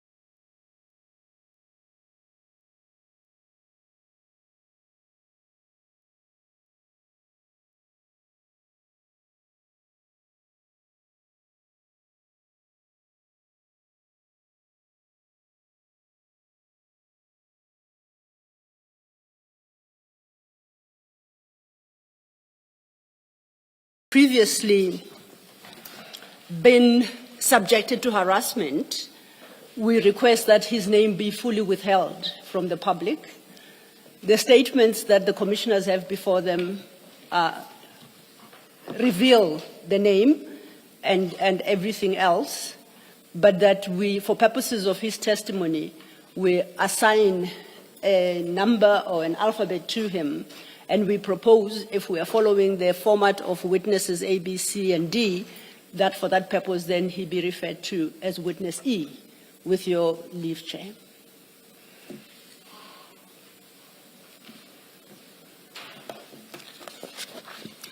The application is granted and, Thank you, Chair. an order similar to those in respect of the witnesses you've mentioned is made. Thank you, Chair. Thank you. We are ready. Witness E, or witness, can you hear me?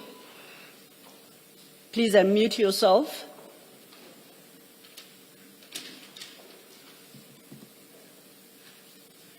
Witness, you are still on mute.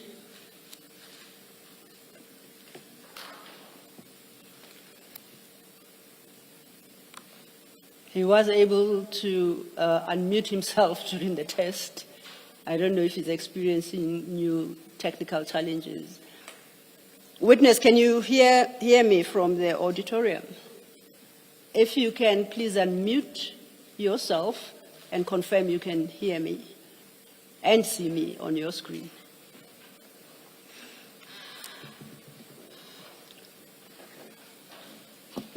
Can someone perhaps call the witness if that's a possibility?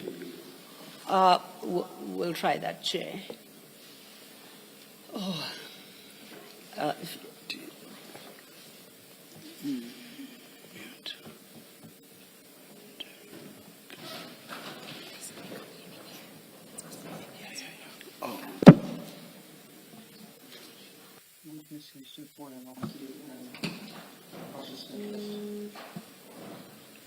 Chair, the report back we get is that they can't hear us, and for the moment it would appear that witness E has logged off, perhaps to reconnect and see if he can hear us. Perhaps let us again. Adjourn. Yes, and For 5 minutes.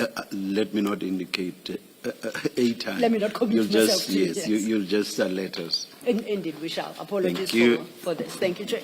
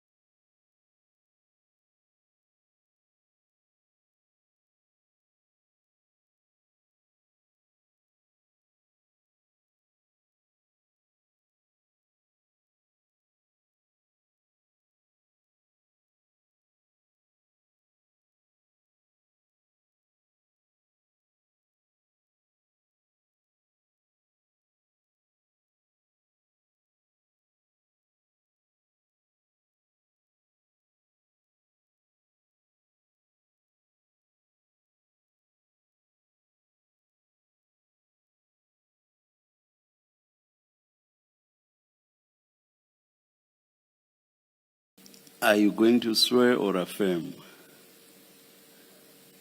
I'm going to take an oath. Do you swear that the evidence you are going to give is the truth, the whole truth, and nothing but the truth? If so, please raise your right hand and say, "So help me God." So help me God. Thank you. Thank you so much, Chair, and thank you for the reminder. Technology always gets the better of me. Witness E, now that you are fully sworn in, I would like to turn your attention to the two files you have before you. One file contains your statement, and on the spine of that file, it should be written Witness E statement. Do you confirm you have that file?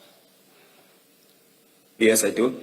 The second file will once again be labeled Witness E, but would read annexures. Do you confirm you have the second file? Yes, I do.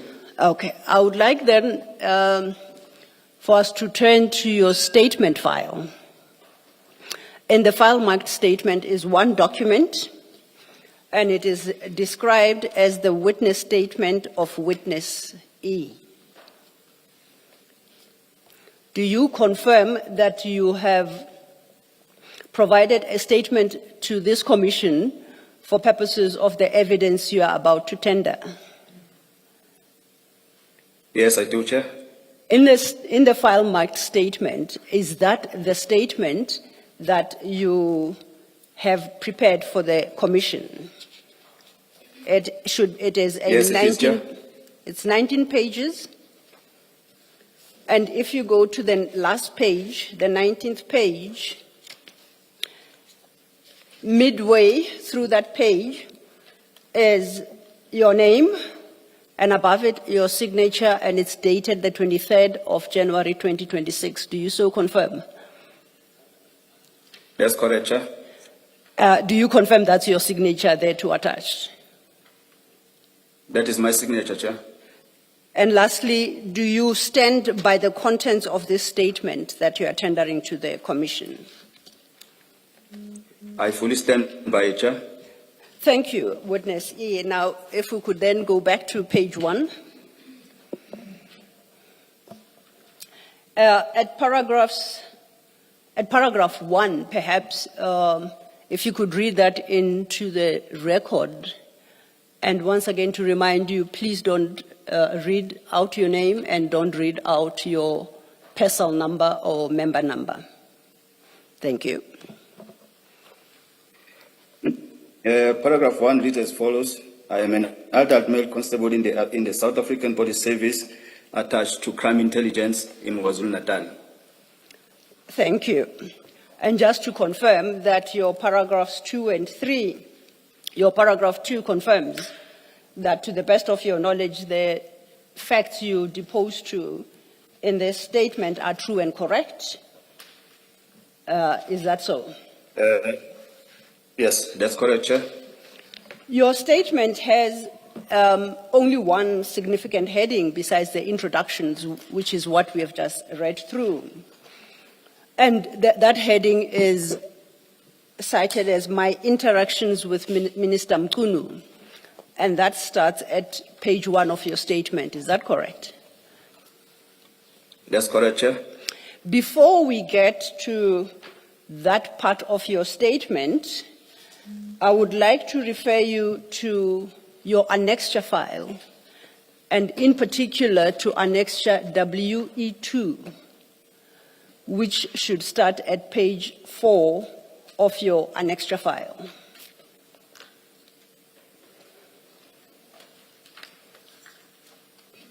Are you there? Yes, I'm there, Chair. Annexure WE2 sets out what you in that document have headed my history, and this gives your history in the service and highlights certain aspects of your service, and I would invite you to share those with the commissioners. Thank you.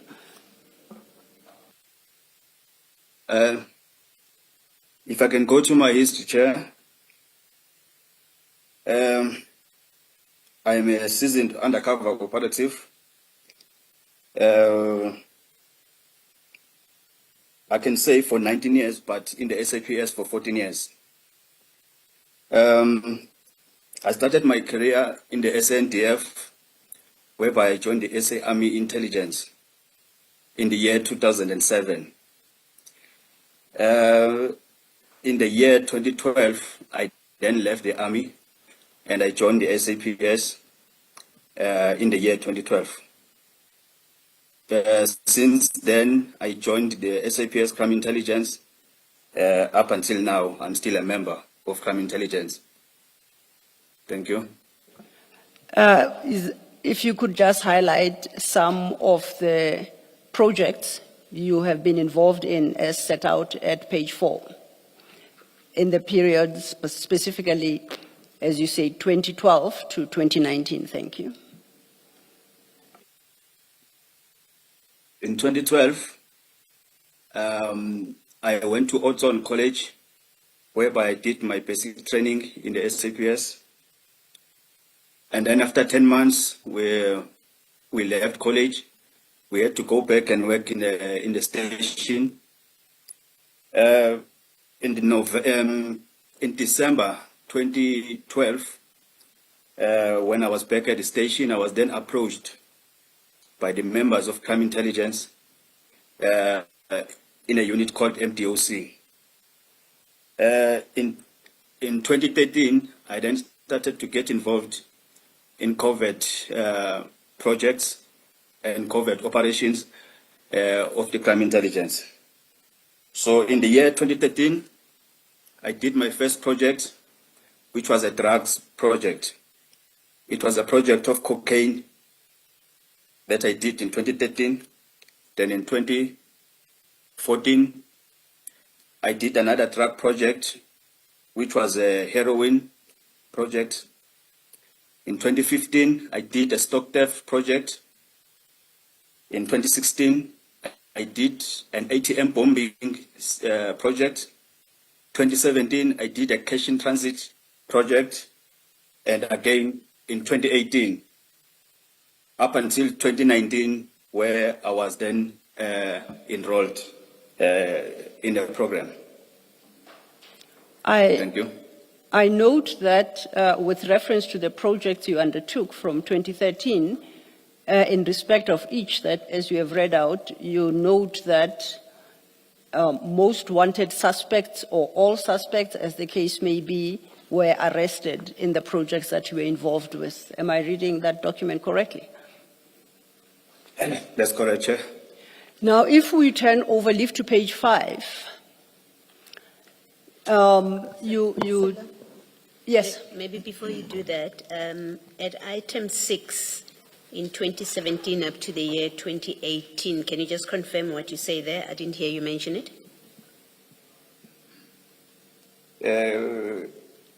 From 2017? No, the project where you list your projects, and then you have number 6 there, where you say in the mid 2017 up to 2018. You state another project, other projects? This in 2017 up to 2018, it was a cash in transit project, but that cash in transit project ended up being involved in some political killings. But maybe I will deal with that as we continue with my testimony. But I think, Chair, you will get a sense of what I'm talking about there at paragraph 6. Thank you. Perhaps. Sorry. I was going to invite witness E to read item 6, perhaps, in its entirety. Witness Okay. E, did you? In the mid-2017 up to the year 2018, I did some political killings project in KZN, and all those projects were successful and suspects were arrested. I think that is what Commissioner Baloyi wanted you to clarify. Thank you. Chair. Witness E, just before the itemization, your itemization from 1 starts, You say in the subs I did several undercover projects which were all 100% successful. And in respect of, I think, all, you say the suspects were arrested. You say nothing about convictions. Is there a particular reason why you don't mention convictions? Chair, it's my language. This arrest, it includes convictions. None of the suspects that were in my projects, in all the projects, are outside. Most of them are in prison. Those who are not in prison, they are dead. So no one is outside who was part of the project. All the projects, that 100% comes from there. Thank you, Chair. Thank you, Witness E. Thank you, Chair. Thank you, Witness E. I was then inviting you to the next page, page 5, where before I go there, your page 4, item 7, you reference your projects in 2019.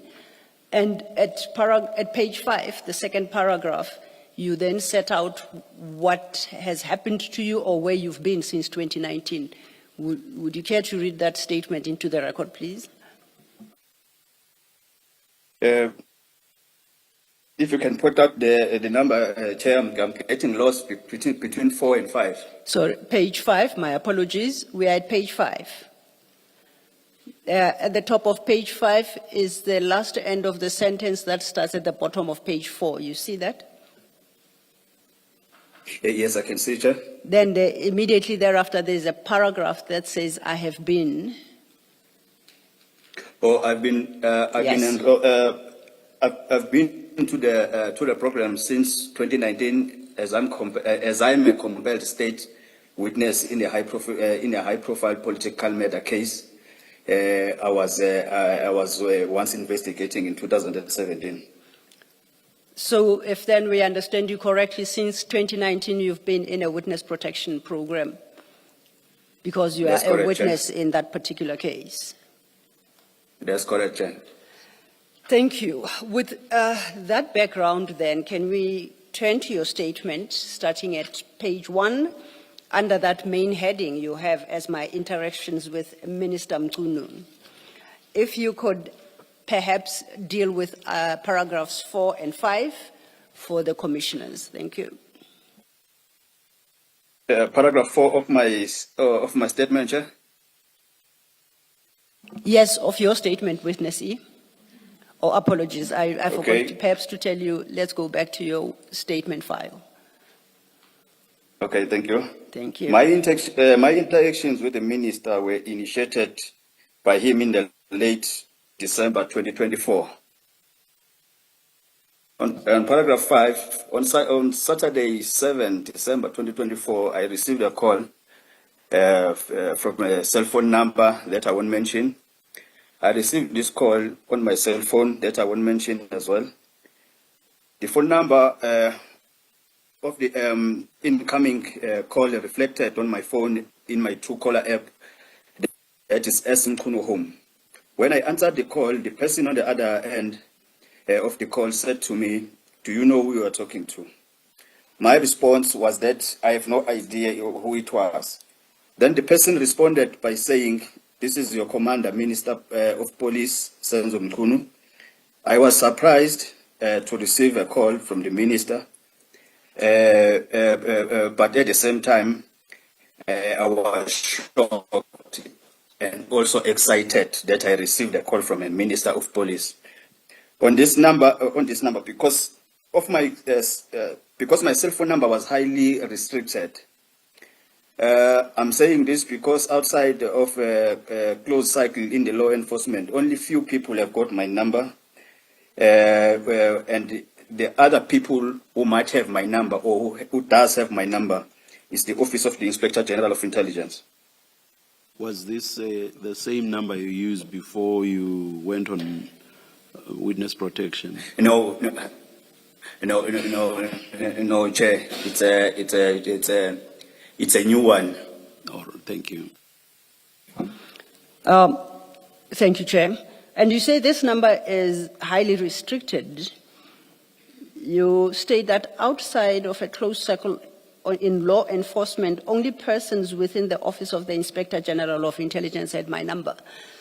When you make that statement, are you suggesting that you did not expect the minister to have that particular number because he is not part of the groupings that you have described in your paragraph 5? Yes, that's correct, Chair. At that time, I did not expect that call. I did not expect that call at that time because it's very hard to get hold of me. But the reason why I'm mentioning the Inspector General of Intelligence is because there was an engagement between myself and an Inspector General of Intelligence with the matters relating to what has been happening in KZN. So the engagement started in 2021 and in 2022. I think that my number, the people who interacted with me, they do have my number.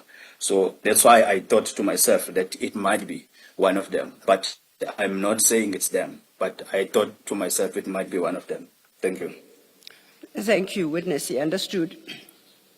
From page 6, from paragraph 6, you then deal with the conversation or the detail of the conversation you had with the minister on the 7th of December 2024. If you could then take it up from your paragraph 6. Thank you. In paragraph 6, it's when the minister said to me, he heard a lot about me and that I have an information about the killing of Mr. Cindy Somagaka and other ANC councillors in KZN. And he further said that to me, he heard that I have information about the SAPS crime intelligence officials who were involved in the planning and killing of Mr. Cindy Somagaka. I then asked the minister, where did he get that information? But in his response, he said that will be the topic for another day. He did not reveal. Please continue. Thank you. Please continue from your paragraph. In paragraph 7, he then asked me as to what happened leading to the killing of Cindy Somagaka. And I informed him about what happened. And in particular, he asked me, who are the SAPS officials who were involved in the planning and the killing? And I told him who are those officials and what was their role in the killing of Magaka.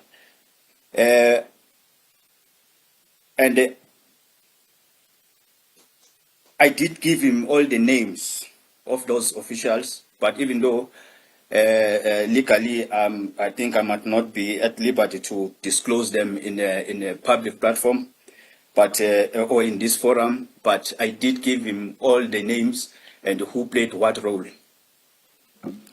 Thank you. You indicate there that the minister asked what happened to the killing of Mr. Magaka, and you informed him. You do not state in your statement what you actually said to him. My question to you is, did you disclose in full everything you knew about the killing of Mr. Magaka to the minister in your conversation? Chair, the killing of Magaka was a crime. So I disclosed everything. I left no stone unturned there. I disclosed everything to him. Thank you. And as you say further on in that paragraph, you also disclose the identities of the persons you say are police officers who were involved in the planning and the killing of Mr. Magaka. Yes, I did so, Chair. I understand, and you did indicate in your annexure WE2 that you are in witness protection because you are a critical witness in that case. Are you suggesting to the commissioners that? You use witness E, the term compelled witness, I think you say. I called him something else?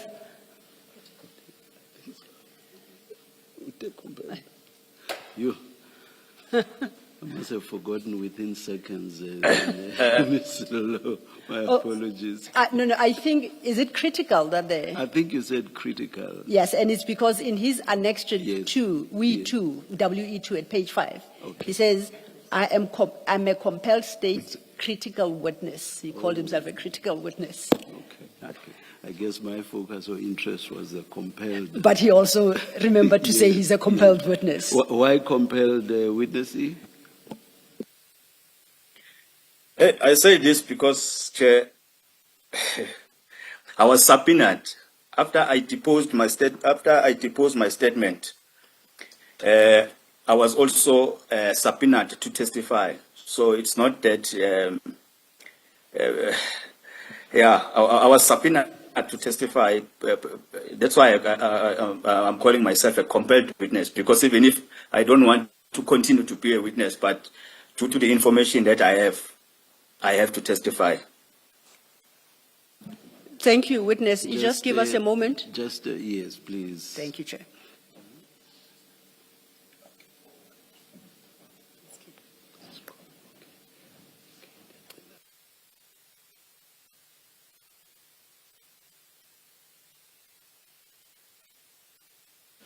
Let's continue.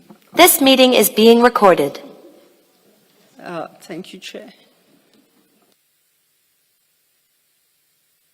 Advocate Silo, can I just clarify something with witness E? Yes, Commissioner. Good afternoon, witness E. Afternoon, Commissioner.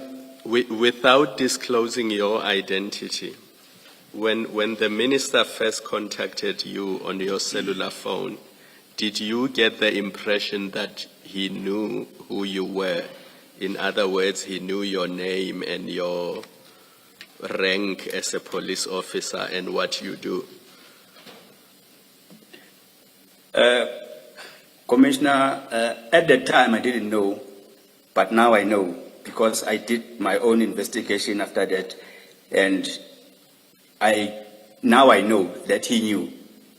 But as the time goes on, maybe I can, as I'm proceeding with my evidence, I will disclose where I got the information.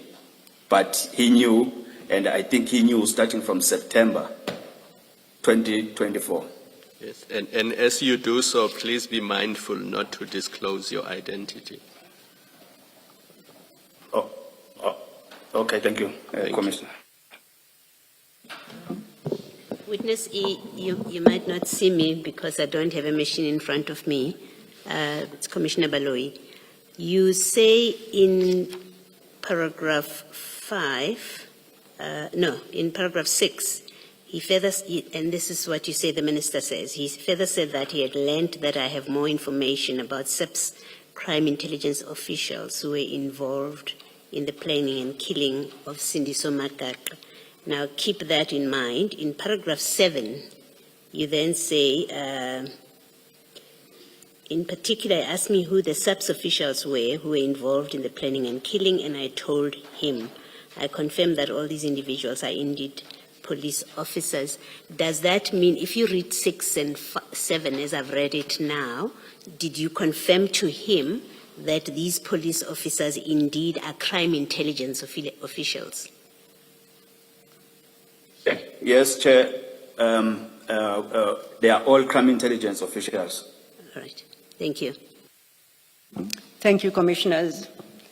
And based on how you have worded your paragraph 7, I take it you are not inclined to disclose the nature of the information you shared with the minister at the time, because these are matters you are yet to testify to in court. Am I correct? Yes, correct, Chair. Witness E, why did you feel free to share this information with the minister? I think earlier on you said, even though you were not supposed to, you told him everything. Why did you feel free to share it? Because he was a minister Minister of Police at the time. So I saw no problem to share that information with him. Thank you.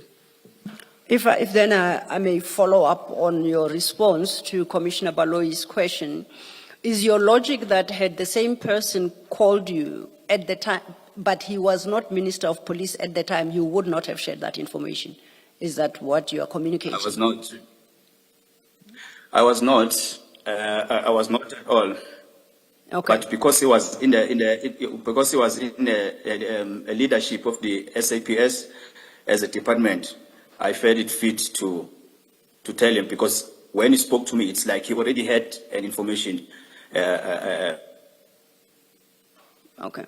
About what happened. He just wanted some confirmation from me. So I saw no problem to share it with him. Thank you, understood. Can we then move on to your page 3 of your statement, starting at paragraph 8? You continue the conversation you had with the minister, and you say you also informed him of other issues. Can you deal with the contents of your paragraph 8? At page 3. Before I deal with paragraph 8, Yes. Chair, well, you will forgive me. I used, in the previous questions, I used compelled and critical in one sentence. So you will forgive me. So, so my English might not be proper. So maybe I withdraw that compelled and leave the critical one. Okay, it's noted. And in fact, that statement, compelled and critical, is not part of your statement. It is in your annexure E, an annexure WE2, Yes. that we referred to earlier. Fully noted. Thank you, witnessing. We may then go to paragraph 8. In paragraph 8, I told the minister, I also informed the minister that I discovered the plan to assassinate Cindy Somagaga in July 2017, prior to his assassination taking place. After hearing about the assassination plot, I reported this to my superiors. My superiors are the same officials that I've mentioned in the previous paragraphs, the same names that I gave to the minister. In addition to informing them about the assassination plot, I also propose some steps that we can take as the police to prevent the murder or to save Makaka's life. And they did not want to listen to me, even after I gave them steps that we can take. So Minister Mkhunu further asked me whether... Just a Witness minute. E? Just a minute, Witness E. Yes.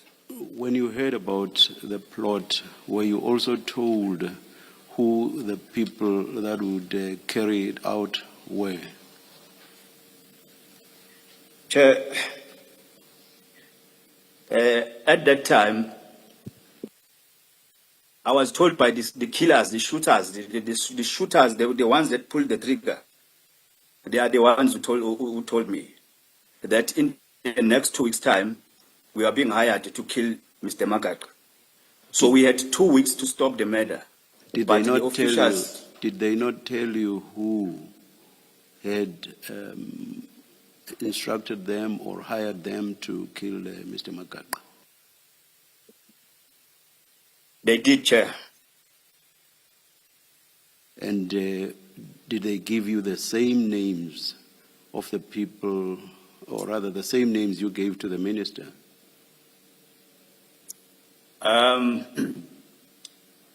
Even though, Chair, I won't go deep to the case of Magaka, but I can just give you an idea No, of how this information... It's a very simple question, Witness E. Yes. Did they give you the same names you gave to the minister? The names that I gave to the minister are the officials who assisted the killers. Not the officials did not hire the killers to kill Magaga, but they assisted the killers. So Okay. the people who hired the hitmen. Let me ask the question differently. The killers who said they were going to, or there was a plot for Mr. Magaga to be killed, did they mention that those that were going to assist them in the killing were the people whose names you gave to the minister?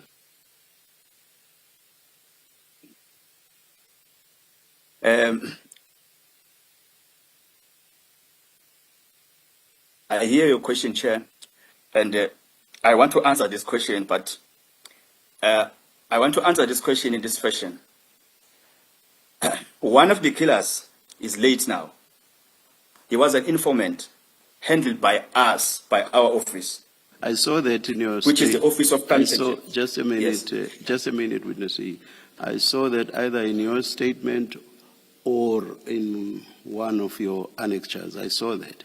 I'm asking you a different question, and my question is, when those that were going to kill Mr. Magaga told you about the plot, did they also tell you that in carrying out the plot, they were going to be assisted by the people whose names you gave to the minister? It's a very simple. They gave you those names. Yes. Yes. And you yes, say, that's correct. And you say these people were your superiors. Yes, Chair. And you say you could have prevented Mr. Magaga's murder if something had been done between the time you were told of the plot or about the plot and the time when Mr. Magaga was actually killed. Not so? That's correct, Chair. And you then, all right, the superiors that you reported to, from the answers you've given thus far, I assume are the same superiors whom you were told about by those who advised you of the plot, correct? That's correct, Chair. And were you serious about wanting to prevent Mr. Magaga's murder? I did everything in my power, Chair. Were you serious about wanting to prevent the murder? I was serious, Chair. And you report to the very people whom you've been told are going to assist in the murder? They are very senior, Chair, in KZN. I spoke to them so that we can block the murder, but they refused. You report with a view to preventing the murder, and you report to the very people whom you've been told are actually going to assist with the murder.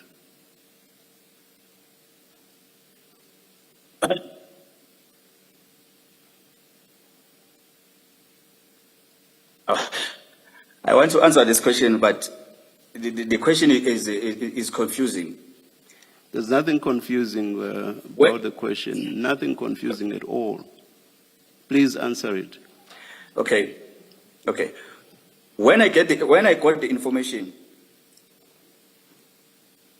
I reported the information to the people who were going to assist. But those people at the time, they didn't know that they will be asked to assist.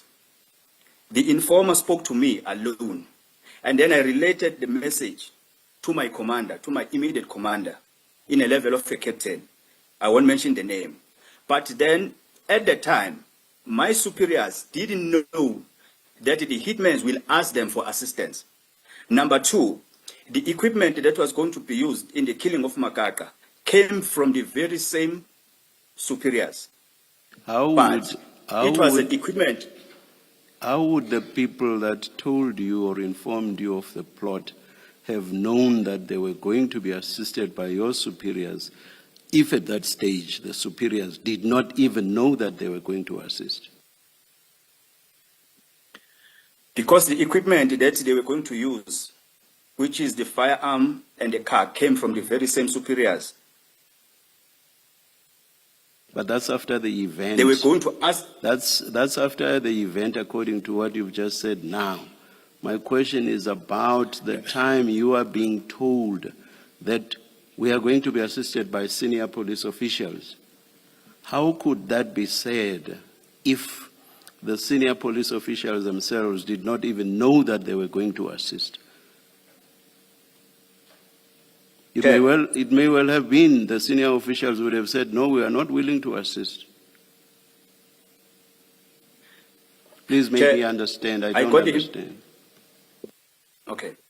I got the information of the killing of Magaga on Sunday, the 2nd of July 2017. I got it from an informer who was hired to kill Magaga.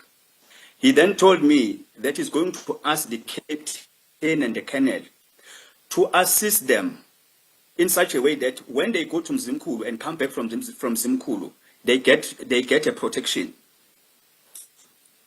He told me this on the Saturday or on a Sunday. Then on the same Sunday, I called the captain and the colonel, telling them that this informer is now hired to go and kill Mr. Magaga. Can we block him? On Monday the 3rd, I also called the colonel again. I asked the colonel, Colonel, can we take away the car that we bought for this informer and an AK that we bought for this informer and keep it to ourselves? We will give the informer these equipments later on, because in the next week, they are going to kill Mr. Magaga. That is how the information came about. Yes, thank you, witness. Yes, Ms. Silva. Thank you, Chair.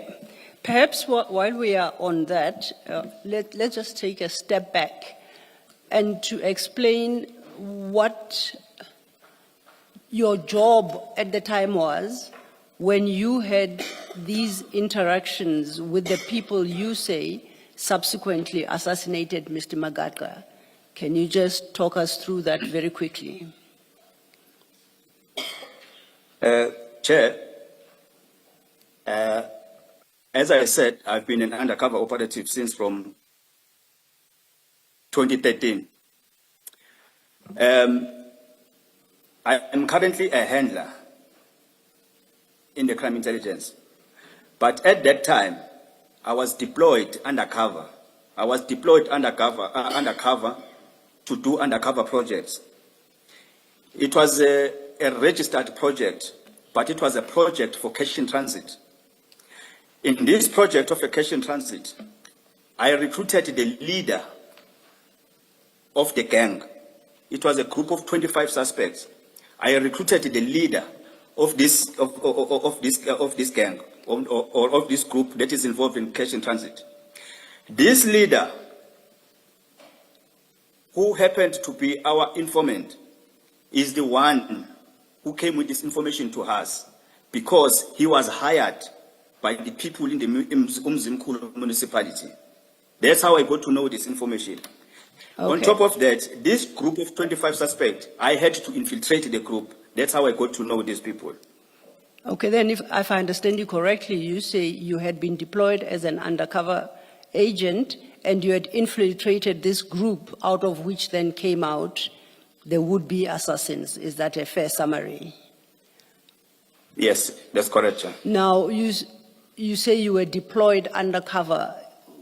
Who were you deployed by? Yes. Who were you deployed by to this, what you by call the very same a project? Sorry, let me just finish. Who deployed you to act undercover to what you now call a registered project? The very same officials that I gave the names to the minister, the very same officials that provided the vehicle and the firearm to that was used in the murder of Magaga. And these are the people at your paragraph 8 you refer to as your superiors. Is that so? That's correct, Chair. I'm clarified, thank you. We're still at your paragraph 8. You have dealt with communicating the assassination plot to your superiors, and you indicated that they failed to do anything to halt their assassination. You go further than to talk about what Minister Mkunu next asked you in the same paragraph. Can you take it from there? The minister asked me if Lieutenant General Khumalo was also involved in the planning and the killing of Cindy Somakaka. And I explicitly informed the minister that General Khumalo was not involved. And when I say I explicitly explained or informed the minister, I even went further in such a way that I told him that at the time, because Cindy Somakaka was killed or was shot in July 2017, General Khumalo was not part of crime intelligence at all. He was not even in KZN. And General Khumalo was not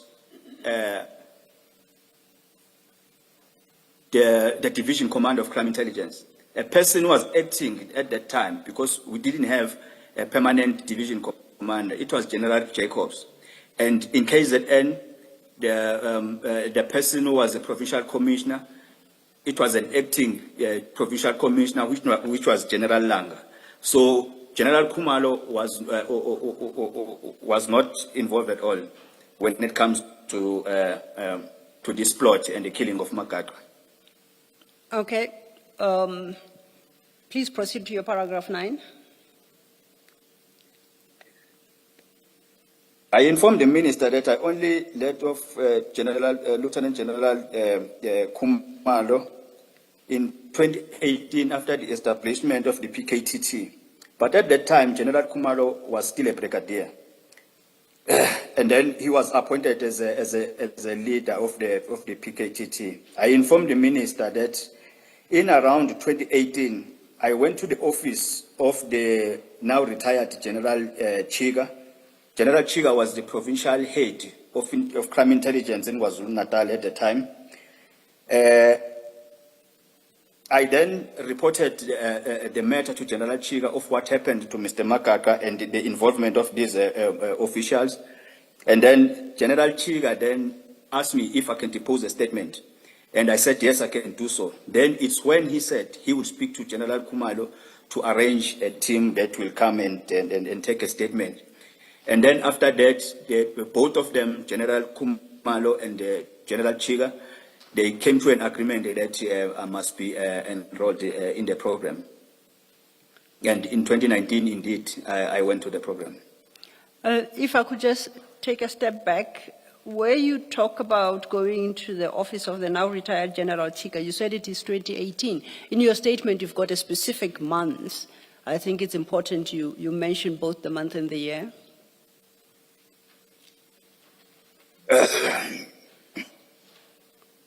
At your... It was around August. It was around... Go ahead, sorry. It was around August. It was around August 2018. It was after the establishment of the PKTT. Okay. And I know that you say you informed the minister of this fact. Yes, I gave him everything. Okay, then let's go to your paragraph 10. After you have informed the minister of all these facts. We are still at your page 3, paragraph 10 at the bottom of the page.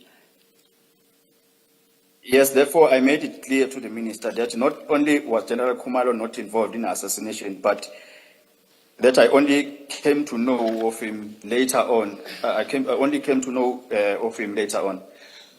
Excuse. And if we then could turn the page to the next, page 4, starting at paragraph 11, if you could take it from your paragraph 11. I since learned that after my meeting with General Chiga and I since learned that after my meeting with General Chiga held a meeting with General Khumalo, whereby a decision was taken by both of them that I should depose a statement and be enrolled in the program. And for the record, firstly, did you depose to such a statement? Yes, I did. And is this the time you then went into the witness protection program you said you are still a part of today? That's correct, Chair. Okay, we then move to your paragraph 12, where you say the minister had engaged with you on other issues. Could you deal with the content of your paragraph 12? The minister asked me what are my grievances in the workplace. And my response to him was that due to my stay in the program for 7 years, I am sitting in one rank for 14 years, whereas my other colleagues whom I trained with were getting promotions and being moved to the next ranks, but myself, I was always being overlooked with my experience and my contribution. The minister then informed me to write my grievances in a form of an email and send them to him. He provided me with his email address, as stated there, and then he further asked me if Minister Pegikele was also involved in the assassination of Makaka, and my response to him was that no, Minister Pegikele was not involved. And at that time, he was not even a minister of police, so he was not involved. He was not involved at all. I see that the email address you say the minister provided you is his official parliamentary. It's got a parliament domain. Is that correct? Yes, that's correct, Chair. Okay. Then let's go into your paragraph 13. After the call with the minister, Mkhunu, I then contacted a friend of mine who happens to be a lawyer to seek just an advice pertaining the call that I had with the minister. The friend of mine advised me that I should write my needs and grievances, and that I send the email to Mr. Mkhunu. But at the same time, he said I must also send the very same email to the National Commissioner. My friend also provided me with the National Commissioner's email address because I didn't have it at the time. And who was the National Commissioner at the time you were directed to send an email? It's the current National Commissioner, which is General Fani Masemola. After you were provided with the second email address, what did you do? You take up that conversation from your page 5, paragraph 14? On Monday, the 9th of December, 2024, at about 11:53, I sent an email to Minister Senzo Mkhunu to his email address, and at the same time, I also sent it to the National Commissioner, General Masemola, in the email that was provided to me in paragraph 4. And in that email, I was setting out the details of my experience in the SAPS and my contribution and all that. That can be the email is attached as We1. Before we go to We1, just to correct for accuracy, you stated that you sent the email to the minister and to the email address provided you in paragraph 4. That can't be correct. It's at paragraph 13, right? You are referencing General Masemola's email address. Oh, yes. Okay. Just wanted to clarify It's page 4, that. paragraph 13. So. Okay. Okay, thank you. So then you refer us to WE1, Annexure WE1. That's the first document in your annexure file, starting at page 1. It's quite a lengthy email. And in line with your requests to the commissioners that you not divulge some of the details pertaining to the criminal case that is still to be held. This particular document provides significant or makes significant reference to those facts. Is that correct? That's correct, Chair. And these are the facts that you would prefer not to be publicly disclosed at this juncture? That's correct, Chair. Now, with those restrictions, what would you like to particularly highlight to the commissioners from this annexure WE1?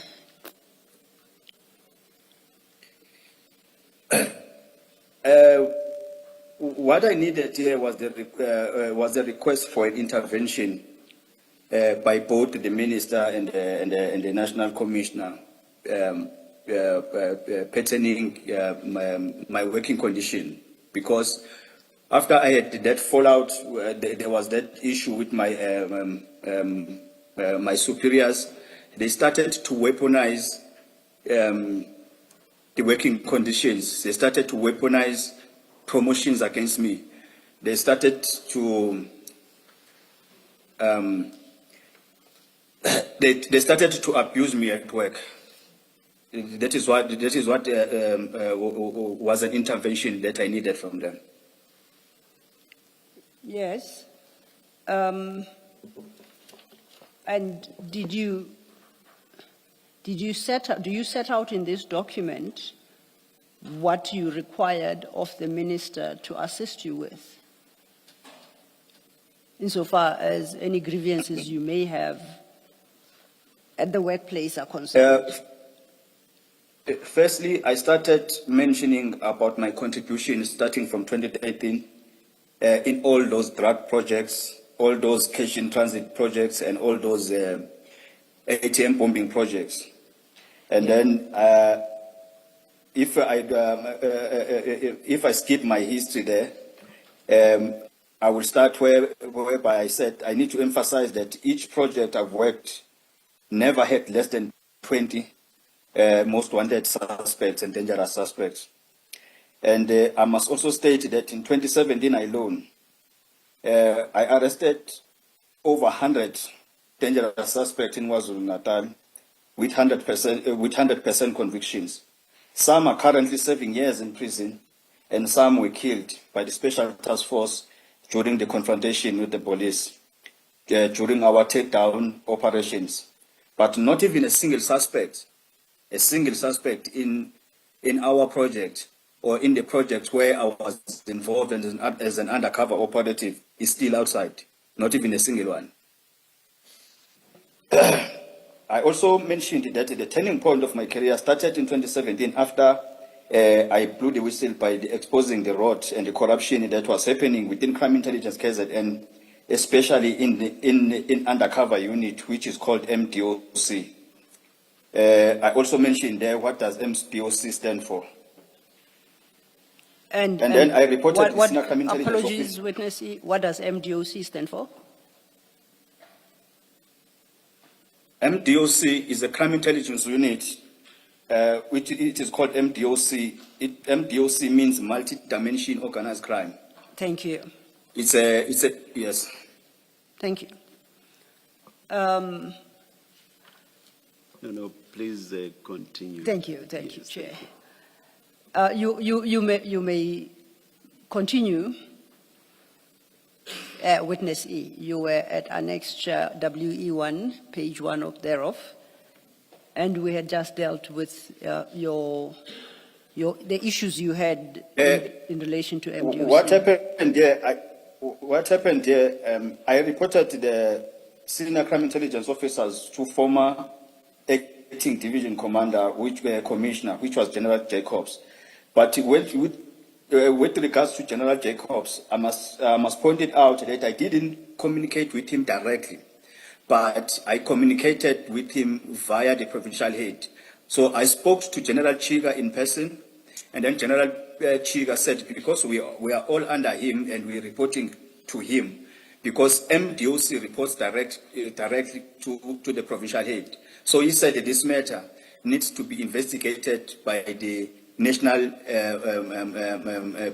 head, which is a division commander, so division commissioner. So the division commissioner at the time of crime intelligence was General Jacobs. Okay. If I can then draw your attention to page 2 of that document, paragraph 2, which starts with the words, the said parties that the same officials were my commanders. Do you see that? Do you see where I'm reading? Yes, yes, the said part, yes, the said Okay. part is that the very same officials were my commanders. Yes. And Now, their names, my I question, did mention them. Yes. my question is, in that paragraph, you then set out various names of people. My first question is, are you saying these are the people that you call your commanders and who you say were a part of the assassination? I just need you to confirm whether it's the same people.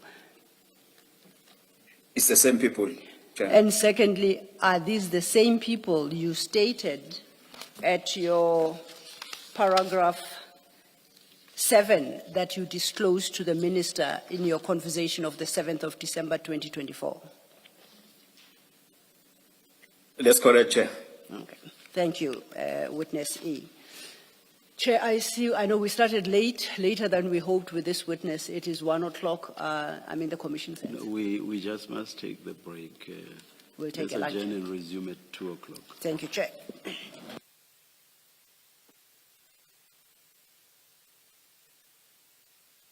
The recording has stopped.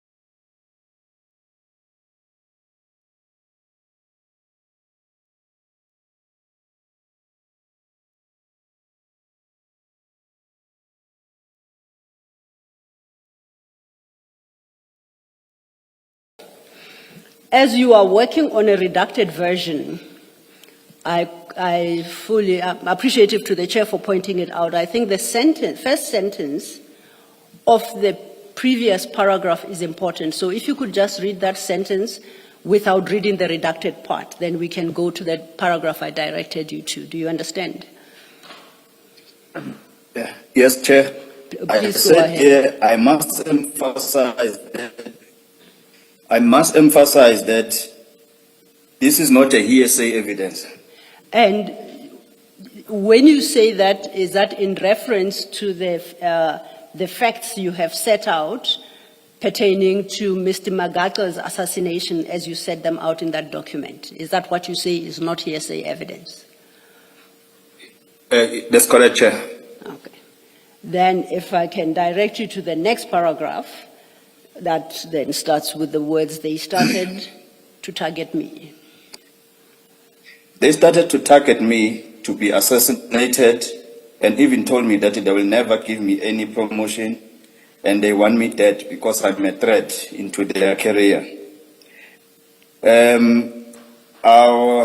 won't mention the name of the person who said that because it has been redacted. Yes. That is when I went to the Durban High Court to get a protection order against the officials. After that, I was then enrolled into the program. That protection order, I got it in 2018. It was just after I started engaging. May I request you, Witness E, to refer to the program in full, Witness Protection Program. Oh, yes. Yeah, there are a few Yes, times Chair. there are a few times when you just refer to program. A reader may Yes. not necessarily know what program. Thank you, Chair. I'll do so. Thank you, Witness E. You may continue. If you are done with that paragraph, then the next one is you skip this short paragraph after that. It's the one after starting with my only grievance.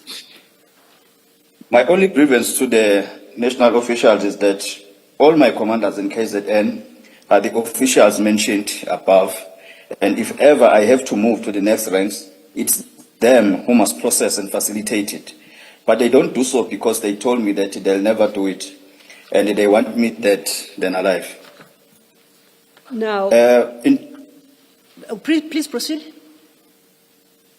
In 2018, when my junior colleagues were promoted to the next rank due to years of service, I was left behind by the same officials. And again in 2022, when my junior colleagues were moved to the next ranks due to years of service, I was again left behind by the same officials. Yes. Continue. I am now appealing to the national officials to rescue me by moving me to the next ranks because in KZN, I was told by the same officials that they'll never move me up since I exposed them. And perhaps then lastly at page 3, if you could read the penultimate paragraph into the record. This is the paragraph before the last one, which reflects your specific request. The second paragraph from the bottom, I request. I request the national officials to intervene within 30 days of this stage, which is the 9th December 2024. And further to this, me and my legal team, we will have to take this to court because I believe I'm being abused for being a whistleblower within crime intelligence, and I'm being punished by the same officials for that. Okay, so then to summarize, the gist of your grievance was that you were not being promoted even though operatives who are junior to you were enjoying the benefits of being promoted. Yes, my grievance had nothing to do with other things. It was only about promotion stories. Okay, I have not made you read some parts of page 3 as well, because once again you delve into the details regarding the assassination. Is there anything else you'd like to highlight from Annexure WE1 before I move on? No, Chair. Okay. I think I'm covered. Then let's go back to your statement. Let's go to the statement file. We are still at page 5. And then you take it from paragraph 15. On Tuesday, the 17th of December, 2024, I received a phone call from the cell phone number that I won't make it public. When I answered the call, the person on the other end of the line introduced himself as Mthokozi Sinkabinde, the Chief of Staff in the office of the Minister Mkhunu. He added that he obtained my number from Minister Mkhunu, who also tasked him to investigate Magaka's killing, and in particular the involvement and the conduct of crime intelligence officials in the matter. Please proceed. Mr. Ngabinde informed me that the phone was on loudspeaker and that he was with the Minister Mkhunu. He asked me if I had sent the email as directed by the Minister Mkhunu, and I confirmed that I had sent the email to both Minister Mkhunu and General Masemula. That was when Minister Mkhunu came in the same call and said that, but he said it in Zulu. He said it in Zulu. He said, he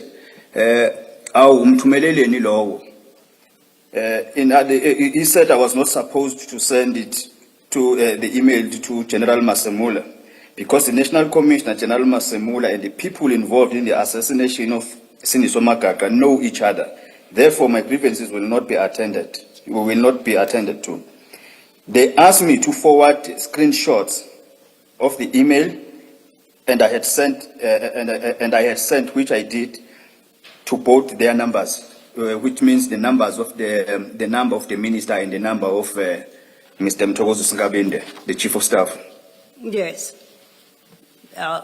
Let's go now to page 6 and you continue.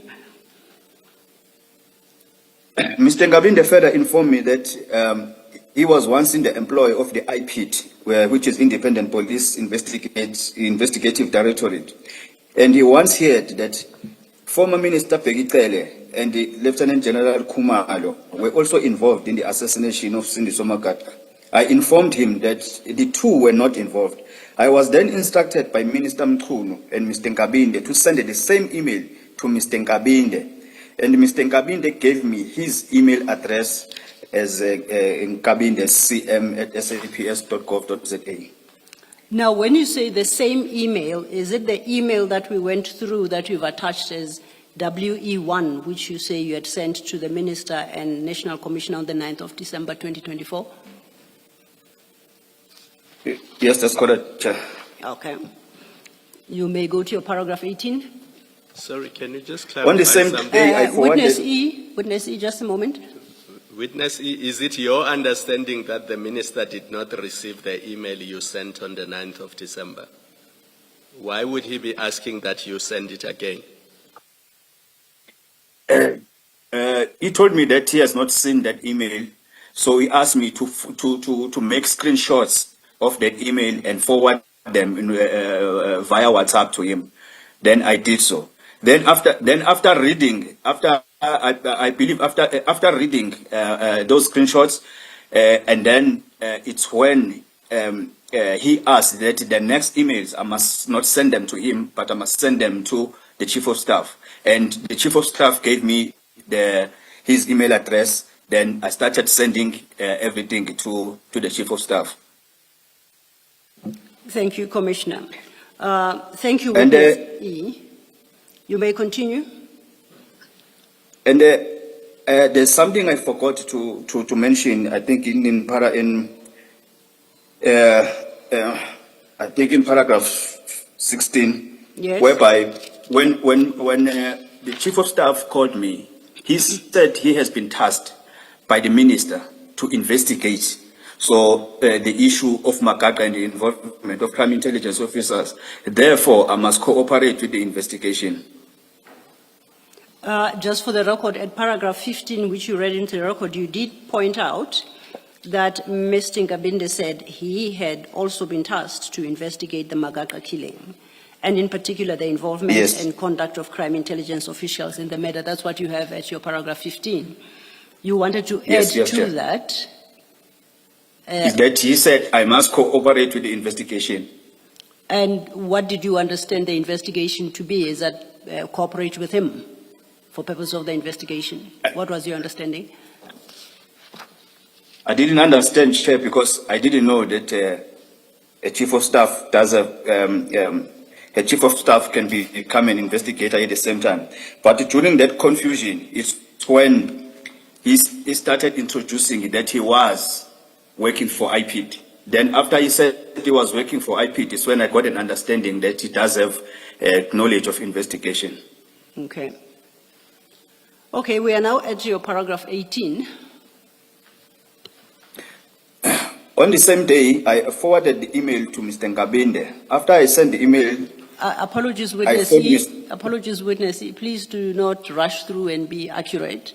You didn't read that statement correctly. Please start again. on the same day, I forwarded the email. To Mr. Ngabinde. Is it not? After I sent, Sorry, is it not the very same email? Is that not what you are skipping?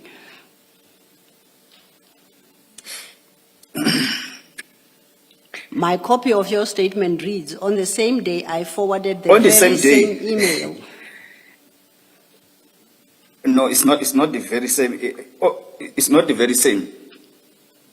Advocate Silo, Yeah. the statement that we have reads exactly As he the has it. witness read it. Okay, then I possibly, I might be a version out. Okay, the commissioners have your version, so let's work on your version, witnessee. Okay. On the very same day, I forwarded the email to Mr. Ngabinde. After I sent the email, I phoned Mr. Ngabinde on the same number that he phoned me with, informing him that I had sent the email. Mr. Ngabinde stated that he didn't receive the email and gave me an alternative email address, and he said it's his personal email address to resend the email. Mr. Ngabinde also advised me to rewrite the grievances, and the heading should read as Dear Minister and national officials, and send it, and also forward my CV via WhatsApp. On the same day, on the 17th of December 2024, at about 10 past 11, I sent the same email to Mr. Ngabinde, to Mr. Ngabinde's two email addresses that he gave me. And I sent them from my personal email address. Yes. A copy of this is attached as Annexure W2. Okay, now your Annexure WE2 is in the Annexure file from page 4.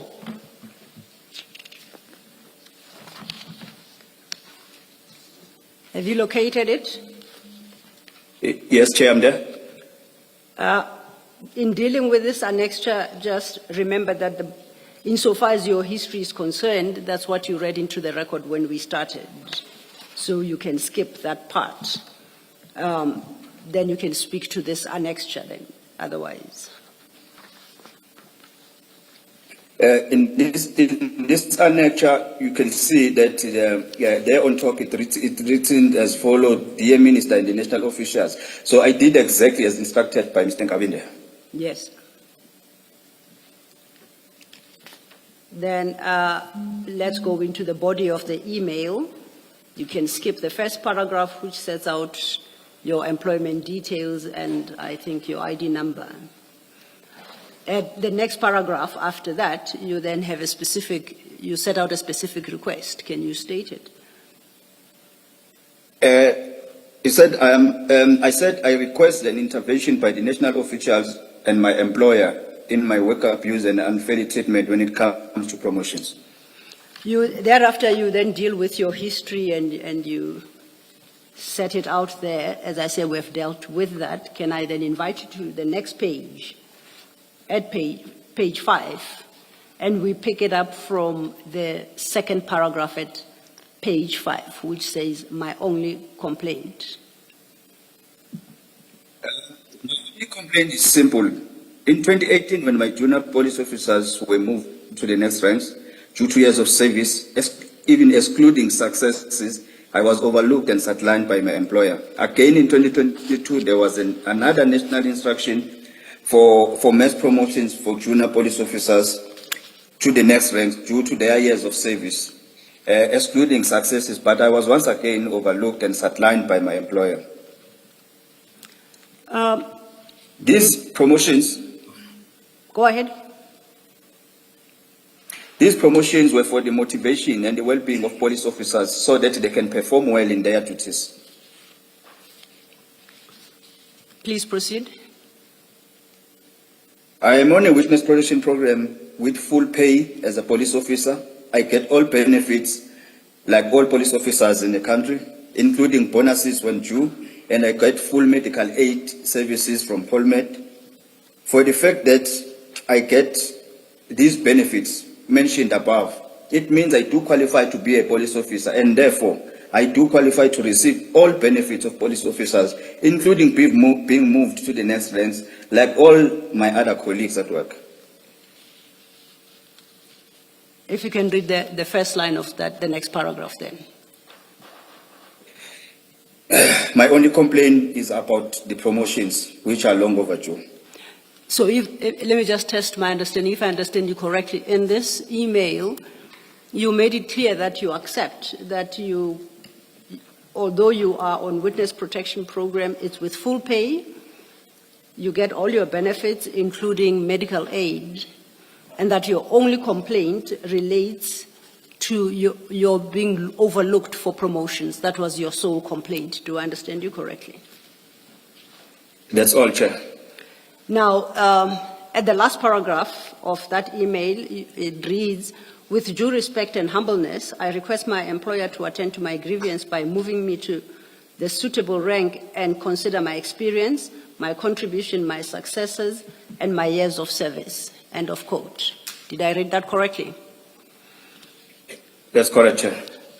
My question to you is, was your request attended to, and were you, insofar as lack of promotion is concerned, any time between then, when you generated WEU2, and today, as we sit here today? It has been left hanging. It has not yet been being addressed. Okay. It has not yet been addressed. Okay, then let's get back to your statement. We are now on my reading at your paragraph 19 of the statement, page 6. It's about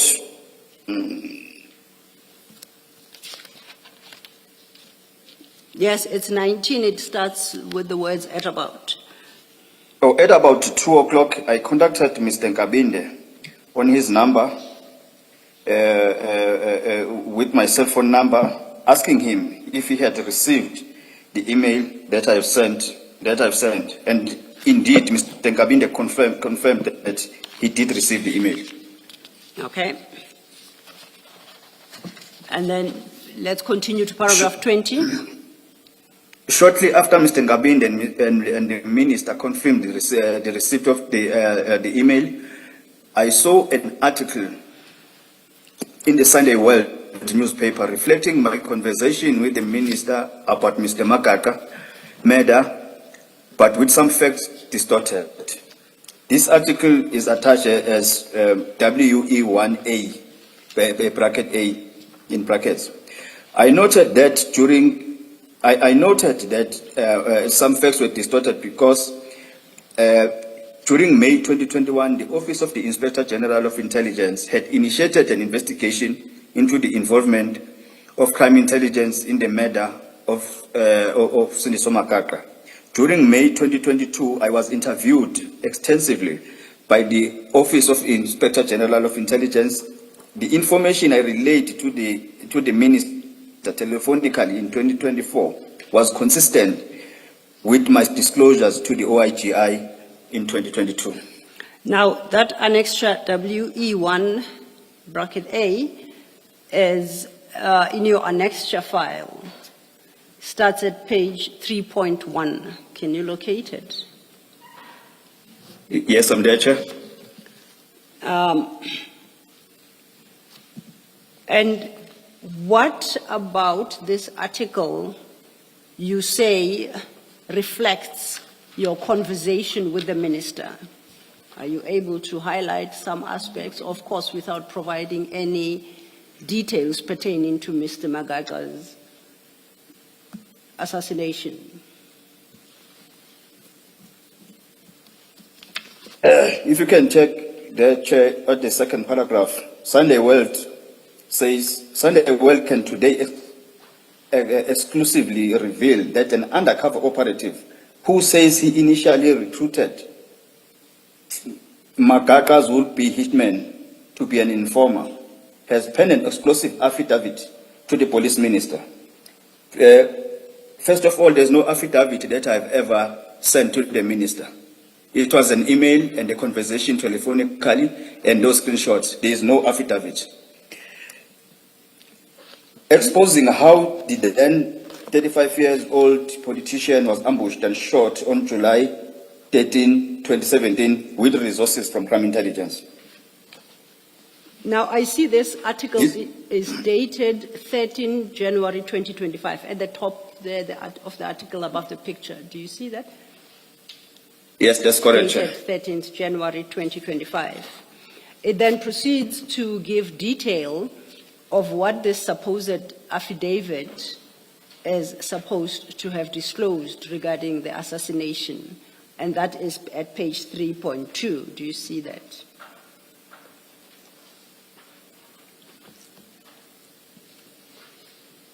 Do you confirm that?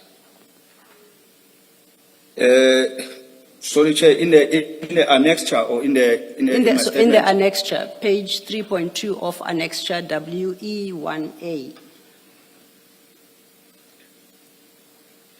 This page, they start with the contents of the affidavit. The contents of the affidavit, yes, that page. Yes, Chair.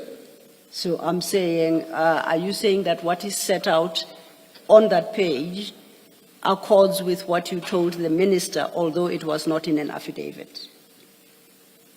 Yes, Chair, because the content of the affidavit, because Sunday World says the contents of the affidavit, which Sunday World has seen, revealed that Magaka was shot with an AK-47 purchased with money from the slush fund of the Crime Intelligence, a division of the SAPS.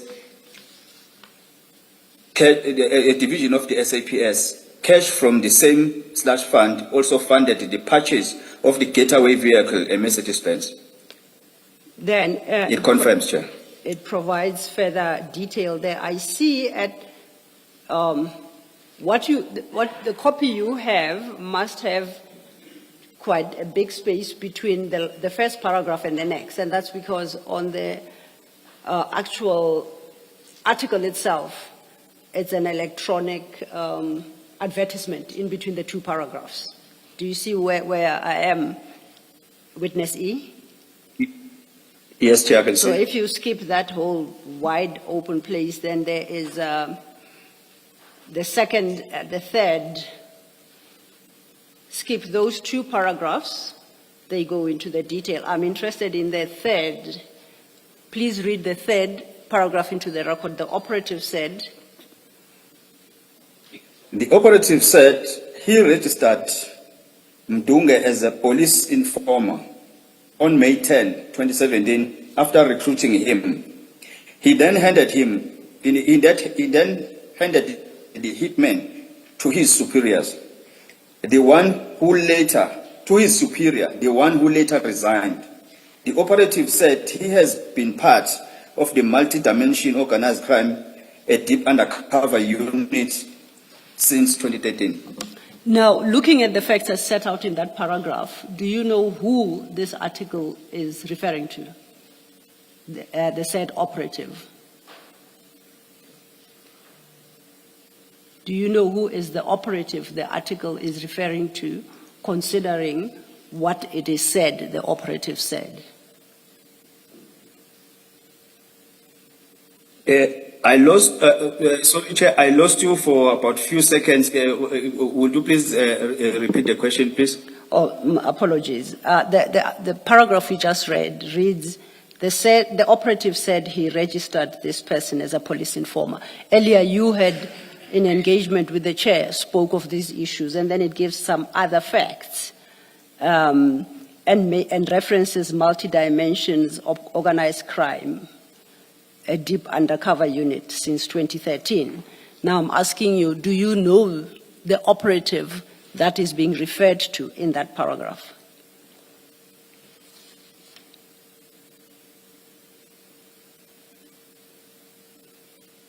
Did you hear the question?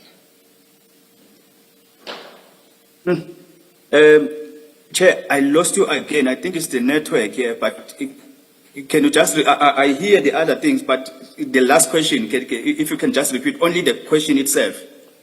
Okay, I'll try a shorter one. Who is the operative referred to in that paragraph? Do you know? That is witness E, Chair. That is witness E, you said? Yes, Chair. Okay. In other words, yourself? It's myself, Chair. Then the rest of the article deals with other issues we don't necessarily have to go through, but they are in large part consistent with the contents of Annexure WE1. I would like to refer you now to your statement again from paragraph 21, having read Annexure W1A. You take it from after you saw this specific article.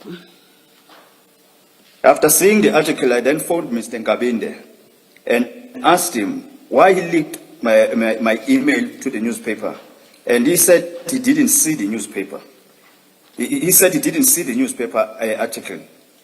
I then said to him that I will never send anything to him, as it was directed by the minister that I must send things to Mr.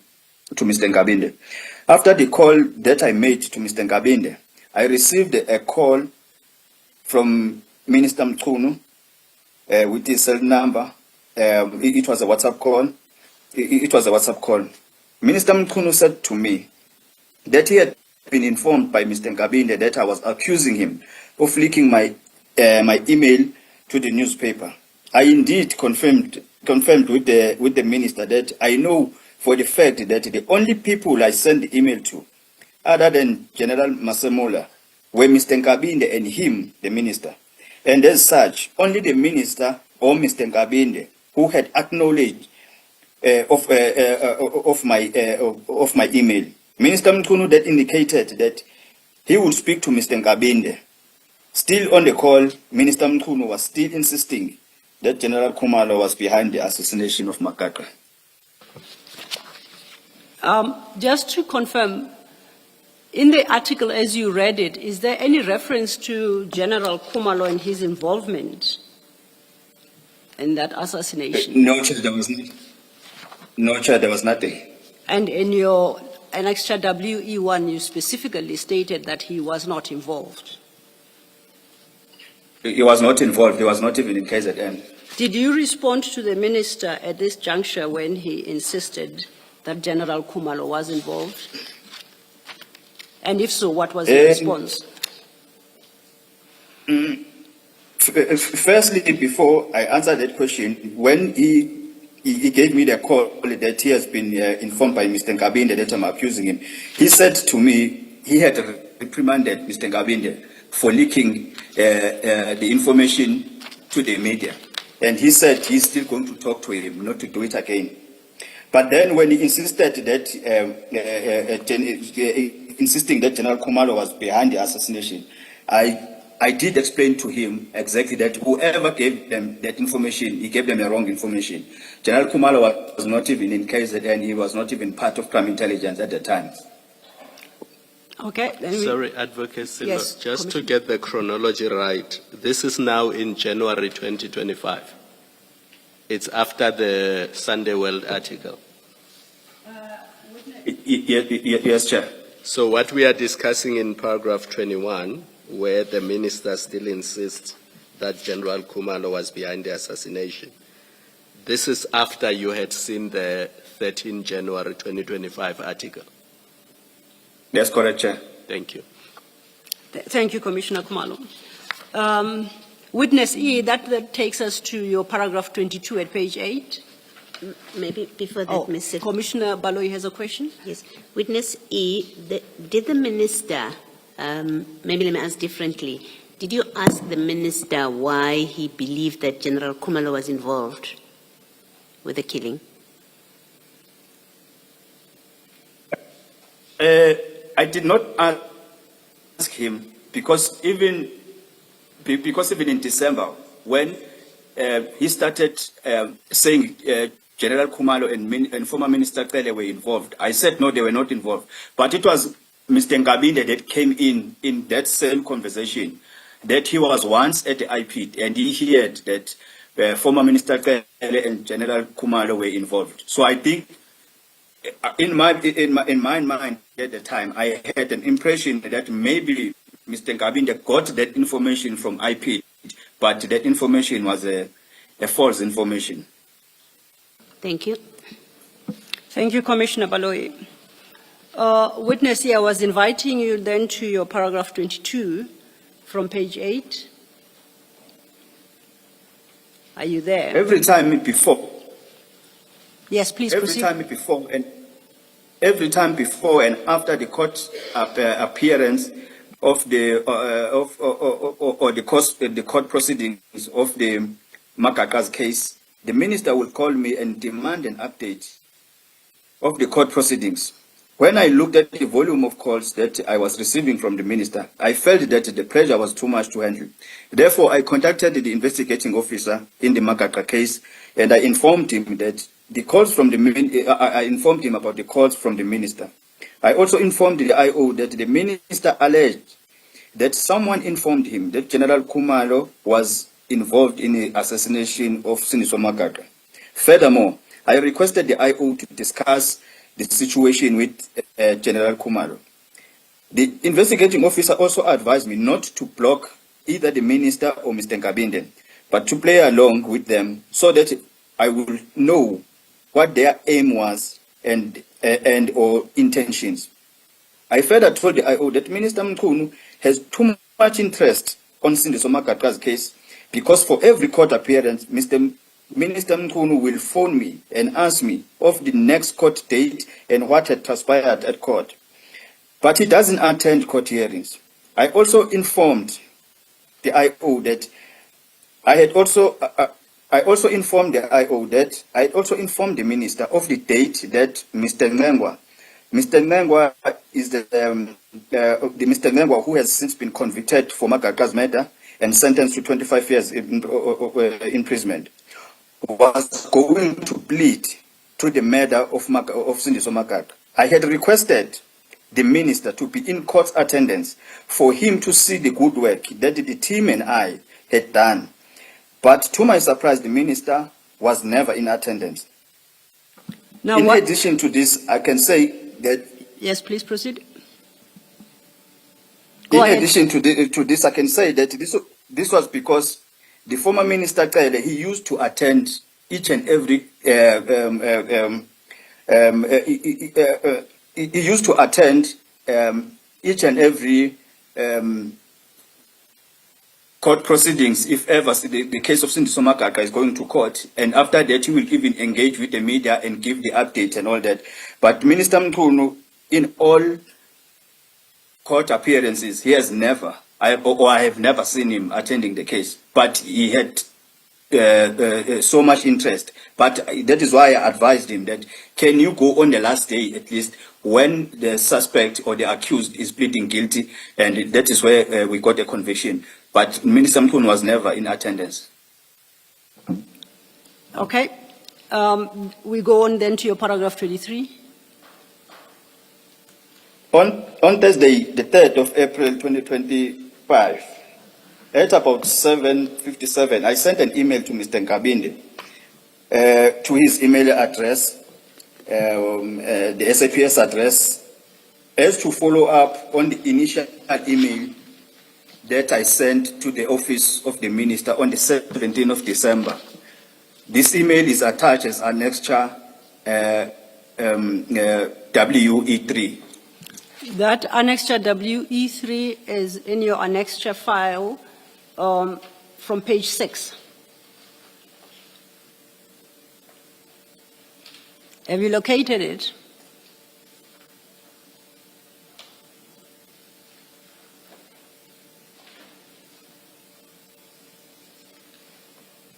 Witness E?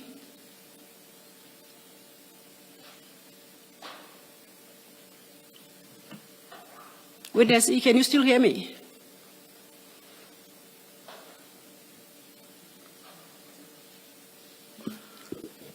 Let us adjourn. Yes, and I think he's lost connectivity. He's off screen now. You'll indicate. We shall, Chair. Thank you. Yes, thank you. Yes.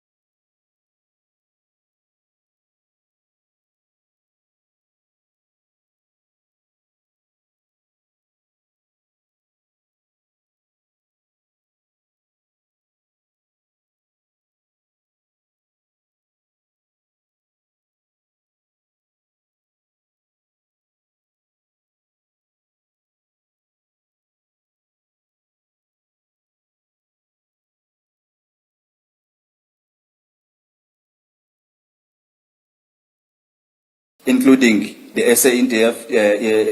the SA Army Intelligence, and I've made big contributions and successes, but always overlooked when it comes to promotions. Please continue. Read the next. I did receive the correspondence from the minister and also the chief of staff, Mr. Mtowozi Sinkabinde, and I was promised that my matter will be attended to. Ever since then, I have never received any feedback or any updates with regards to my complaint. I would like to do a follow-up and receive an update on the progress and how far is the process of my previous letter. So then, this email being of the 3rd of April 2025, you reference in your paragraph 23 that it was a follow-up to your previous email, which is the 17th of December 2024. Are you suggesting that between the 17th of December 2024 until the 3rd of April 2025, you had never heard back from either the minister or Mr. Ngabinde, or both, about your grievance? In fact, I do believe that they have never done anything about my complaint since then. I have never received any feedback, anything. Okay, then let's turn back to your statement, because that will take us to the next event that you deal with at paragraph 24. Before you do that, Mr. On Friday the 4th. Witness E, Commissioner Baloyi wants to Witness ask. E, you, in WE3, in paragraph 3, you say last year on 9 December, after receiving a legal advice when it comes to labor matters, I wrote a formal grievance to the Minister in National Office. And the emphasis is on after receiving legal advice. Is that the advice you refer, and maybe look at your paragraph 13 of the statement and say whether this has anything to do with what you say in WE3? Para 13? Paragraph 13 of my statement, Commissioner. Yes. So in paragraph 13, you say, after the call with the minister, I contacted a friend who happens to be a lawyer to seek advice. Oh, yes. So what I'm asking, or what I'm seeking to clarify, is whether that paragraph 13 has anything to do with what you say in paragraph 3 of WE3.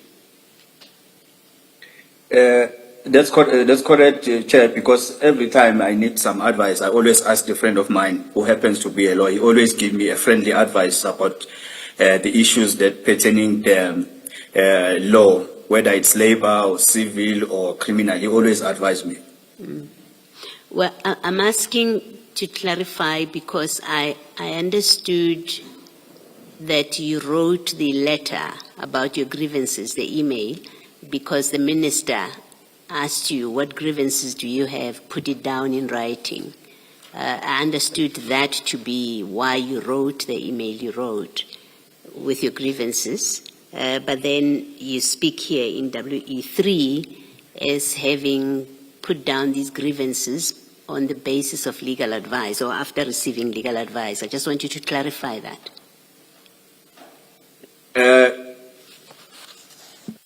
Even though the minister said I must send my grievances in an email, I did receive an advice from a friend of mine who happens to be a lawyer. That is why he even provided me with an email for General Masemulo, of which I didn't have at the time.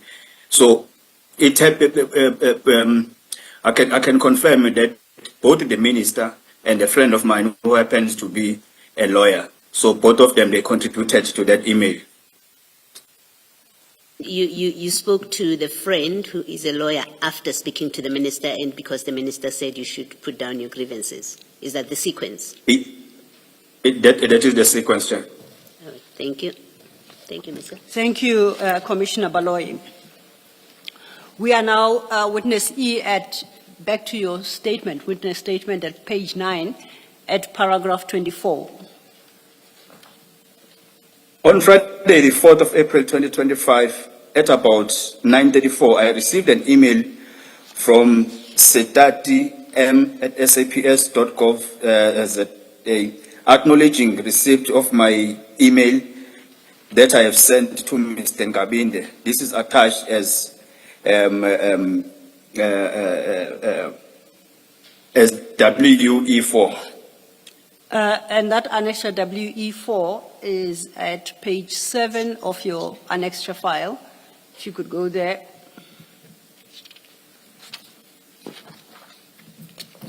And I see it starts off with an email seemingly from you of the 17th of December 2024 at the bottom of page 7. Is that correct? That's correct, Chair. And then there's a chain of emails above, right up to the top. Please identify which of those emails you say is from Ms. Setati acknowledging receipt of your email of the 17th of December. Firstly, I can see that on the 3rd of April, on the 3rd of April, Mr. Ngabinde wrote to Major General Sebola. He said, "Good morning, Major General Sebola. Please find below grievance for your further handling. Provide a report on the 10th of April 2025 at 1500 hours. With kind regards, Mr. Cedric Ngabinde." And then that message, it was forward. I can see that it was also forward.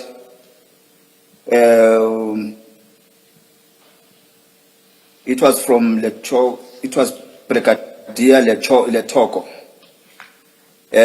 He sent it to Lieutenant Colonel Maria Setati. He said, "Colonel, this is more HR related. Perhaps refer to acting DNC, SS, and KZN." Yes. And then the last one is from Lieutenant Colonel Maria Setati. He or she forwarded that message. He then responded to me. He said, "Good morning," but he responded on Friday, the 4th of April 2025 at 9:34. He said, "Good morning. Your email is noted and hereby acknowledged. Respectfully, Lieutenant Colonel Setati." And on that point, the email reads that your email of the 17th of December is noted on the 4th of April 2025 and hereby acknowledged. Was there any further correspondence by Mr. Ngabinde or Ms. Maria Setati or whomsoever from the office of the minister regarding the issues you raised in your 17 December 2024 email? This email, Chair, on its own, it shows that ever since we spoke with the minister and Mr. Ngabinde, they have never attended to my matter. That is why you can see that this email of the 17th of December, Mr. Ngabinde only started to forward this message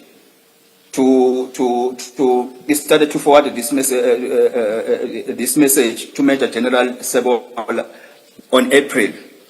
And then you can see that it's just 2 lines that he wrote there. So he never attended to this matter. And that was the last communication between myself and Mr. Ngabinde. Even here, we did not speak telephonically.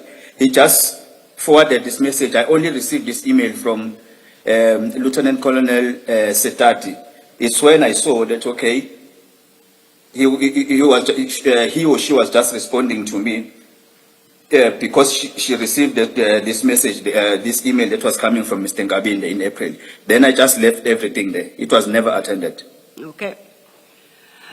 This then brings us to your paragraph 25, and you are dealing with the 6th of July 2025. If you could then take it from there. On the 6th of July 2025, General Mkhwanazi held a press briefing, and thereafter the President placed Ms. Mkhunu on a special leave and announced the establishment of the Commission of Inquiry. Please continue. 26, some days some days later, I received a WhatsApp call from Minister Mkhunu in which he told me that he was drafting something and wanted my full names and surname.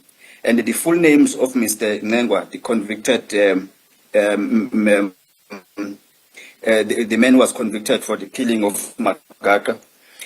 He further said to me that I have to go to the commission and testify about the unlicensed firearms and the vehicles that were purchased by the crime intelligence and were used in the assassination of Sindiso Magaga.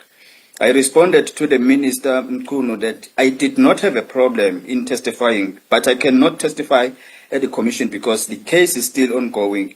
After this call, I phoned the IO and I informed him that the minister wants me to testify at the Madlanga Commission.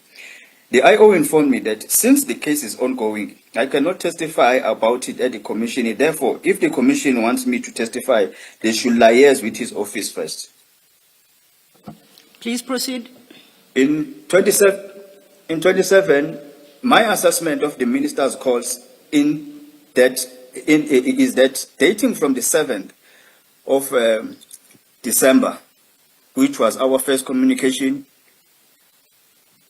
they have increased progressively and are getting more and more after the 6th of July 2025 press briefing by General Mkhwanazi. 28, on the second week Witness of E. September, the minister... Witness E. Witness E, please wait. Before you go to Yes, Chair. before you go to paragraph 28, at that paragraph 26, where the minister says to you, you should come and testify before the commission, did he say what it is that he wanted you to come and testify to?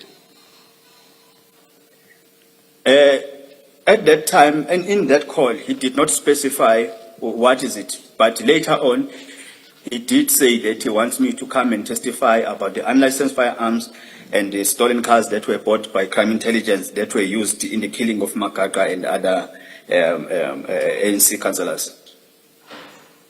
And did you ask or did he explain why that was relevant to the commission to hear? He has never explained that to me, Chair. Up until today, he has never explained. Thank you. Thank you, Commissioner Baloy. Witness E, you may proceed then. On 28, on the second week of September, Minister Mkhunu again phoned me, though I cannot recall an exact date, and he informed me that he will contact me later using another number and that I should answer the call. On the same night, at about 10 at night, I received a phone call from the cell phone number that is there. The person on the other end of the line introduced herself as Kamokhelo Mokhotsi from Minister Mkhunu's office. At this time, Minister Mkhunu had been placed on special leave already. Kamokhelo Mokhotsi informed me that she had been instructed to tell me that I will be going to testify at the Madlanga Commission and that there had been statements that they have already prepared on my behalf pertaining the purchasing of unlicensed firearms and stolen vehicles that were used in the assassination of Mr. Magaga, Sindiso Magaga, the assassination of Sindiso Magaga. I responded to Kamokhelo Mokhotsi that I have already informed the minister that I did not have a problem to testify at the commission, but they should first communicate with the IO and the prosecutor. Witness E, at paragraph, apologies, Witness E, at paragraph 28, you say Ms. Mokhotsi informed you that she had been instructed to tell you that there had been statements that were already prepared on your behalf for purposes of testifying at the Madlanga Commission. Do you see where I'm reading? Yes, Chair, I'm there. My question is, that. were those statements or any versions of them ever shared with you? These statements prepared on your behalf? No, Chair, nothing was ever shared with me. Were you informed as to the content of such statements? What exactly was never, in Chair. that? Sorry, say I that. was never, Chair, informed. Okay. I was never informed, Chair. Thank you. You can then take it from paragraph 29. Kamogelo then handed the phone to the Minister who told me that from now going forward, if I have any updates, I should give it to Kamogelo. I should give it to Kamogelo. Still on the same call, Minister PKTT, I told him that I barely knew General Kumalo because I have never worked with him, and that I only learned of him when he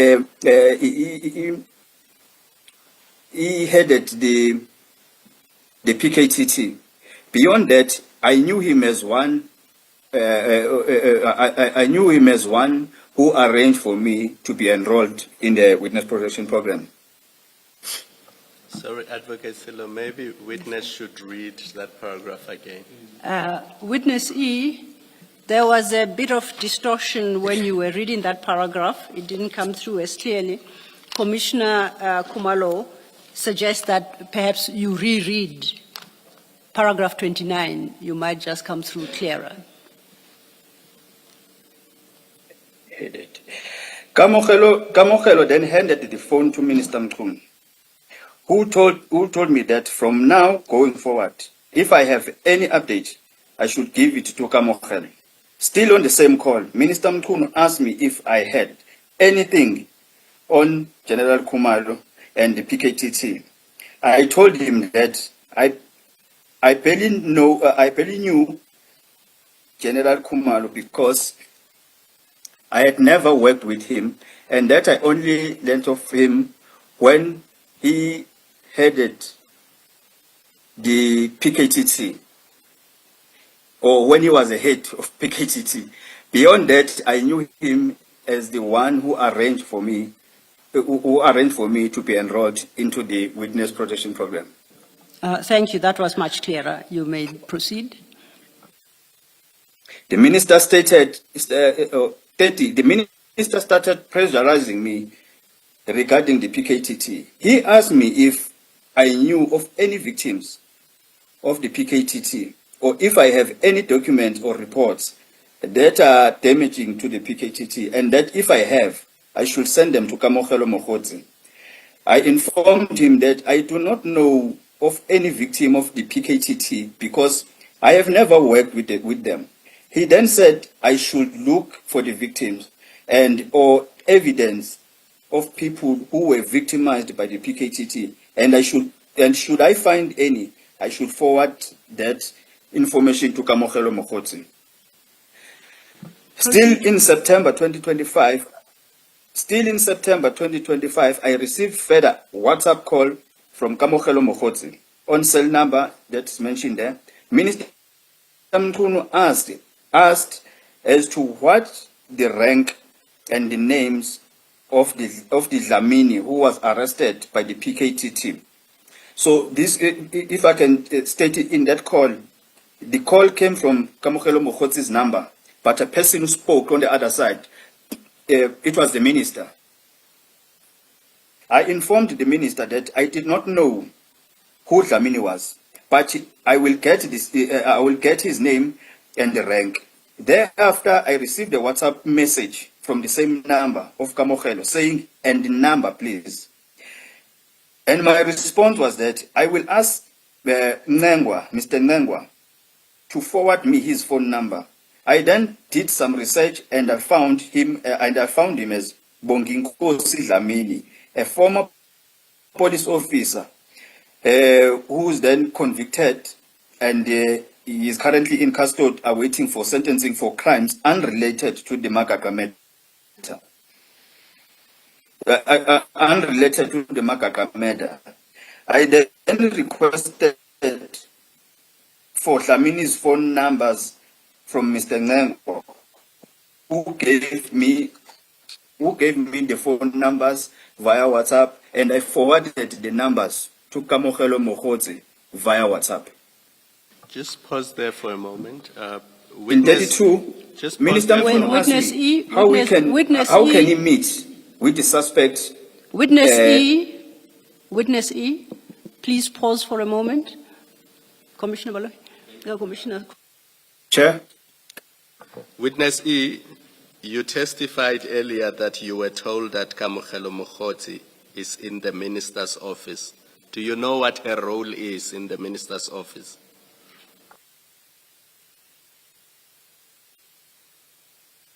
Chair, I know Kamokhelo Mokgotsi from the media, but all I know is that she's a spokesperson in the police ministry. All right, thank you. Thank you, Commissioner Khumalo. Thank you. Witness E, you were then at paragraph 32. Minister asked me when he met with the suspect on Sindiso Makaka's case, which was Mr. Sibusiso Ngengwa, the already convicted one. I then informed him that he can contact Mr. Ngengwa through the IO or the prosecutor. I offered to give the minister the phone numbers of the IO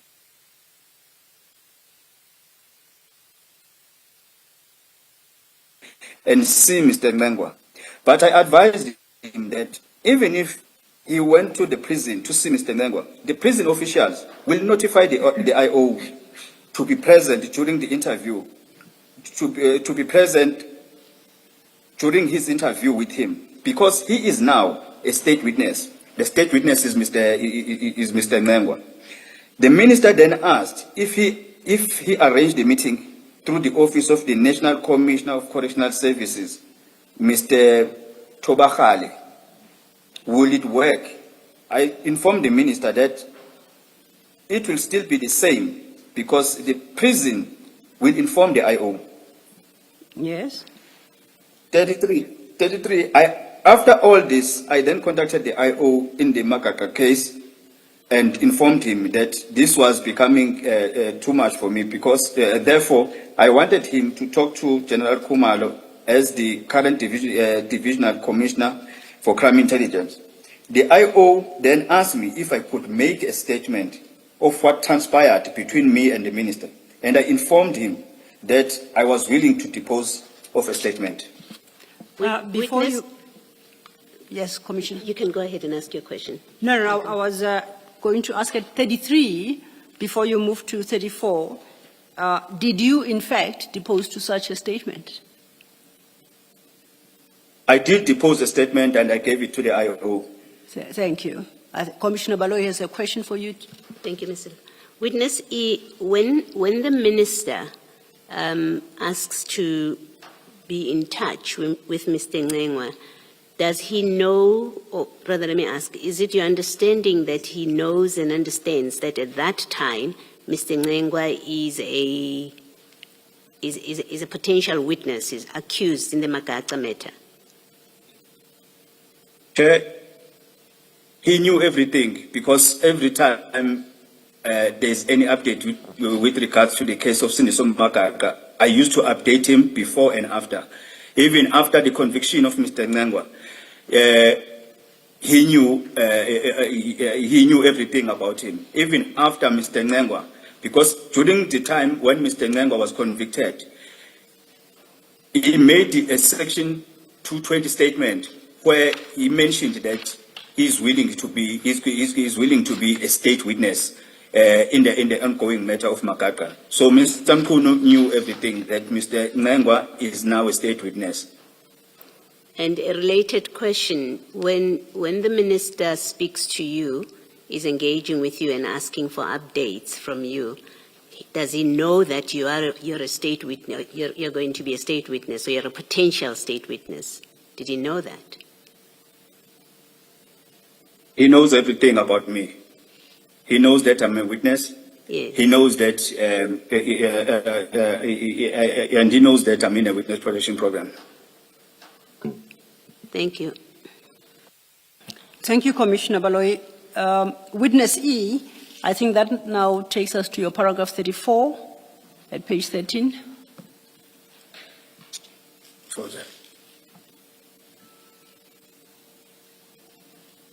Your statement.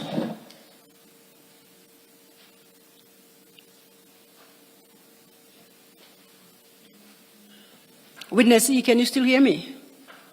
Yes, I'm better. Okay. It's your page 13, and I'm referring you to paragraph 34. I think that's where you're supposed to pick it up from. Thank you. I want to emphasize that since the beginning of the Madlanga Commission on the 17th of September 2025, Minister Mkhunu consistently phones me and the numbers of calls are skyrocketing. He is trying to coerce me to testify at the Madlanga Commission in a manner favorable to him. In the phone call, I ended up conceding that I will testify at the Madlanga Commission. Please proceed. On Thursday, No, 23 October. before you Thursday, do- 23 October. Witness E, my apologies. Please, Before you proceed, witness E, you say he's trying to coerce me to testify in a manner favorable to him. What does he want you to come and, has he told you what he wants you to come and testify to? And why do you say that is favorable to him?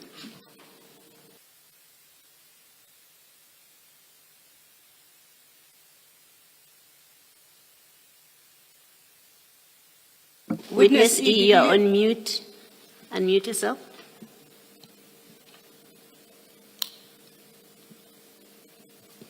Witness E, can you hear me?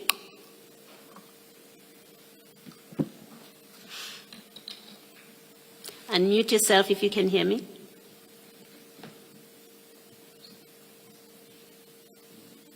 Witness E, if you can hear us, can you please unmute yourself? You appear as muted on the screen. It might be the link is lost again. It gets quickly reestablished. May I request a 2-minute stand down? Thank you. We'll come back when you indicate.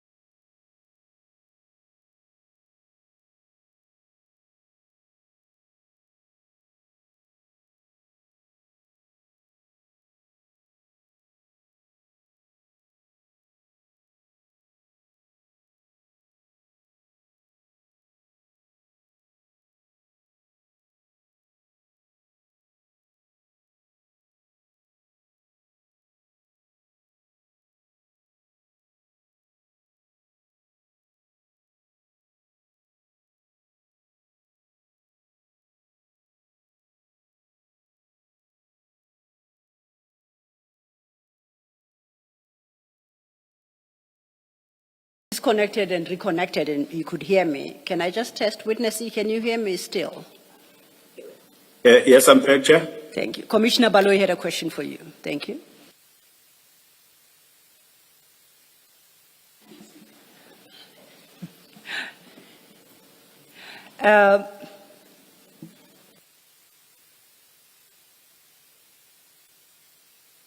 Witness E, my question was that you say in paragraph 34 that the minister in these calls since the commission started, he consistently phones you and his telephone calls to you are skyrocketing. And then this is the part. He's trying to coerce me to testify the Madlanga Commission in a manner favorable to him. And my question was, what has he said he wants you to come and testify to, and why do you say that is favorable to him?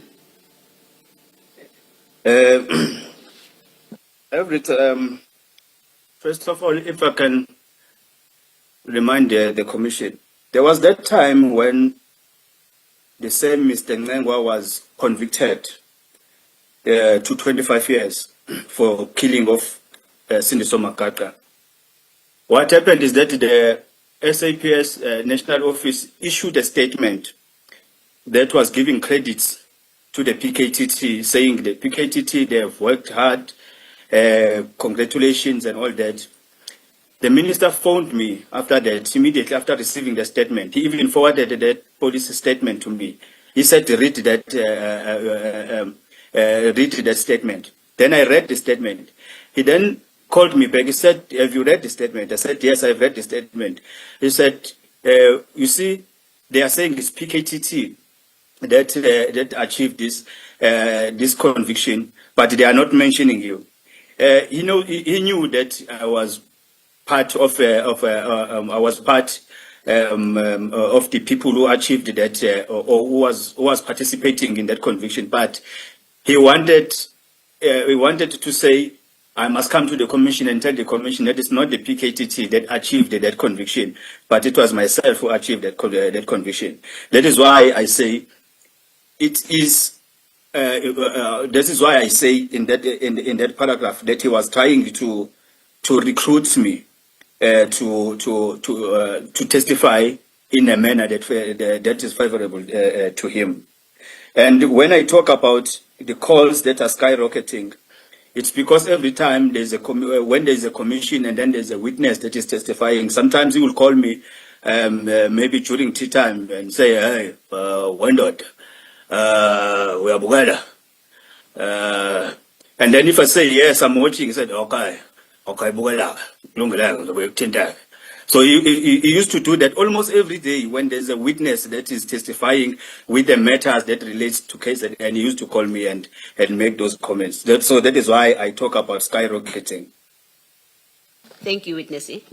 Thank you. And I suppose, Witness E, you can tie that up. You don't have to read it with paragraph 30 of your statement.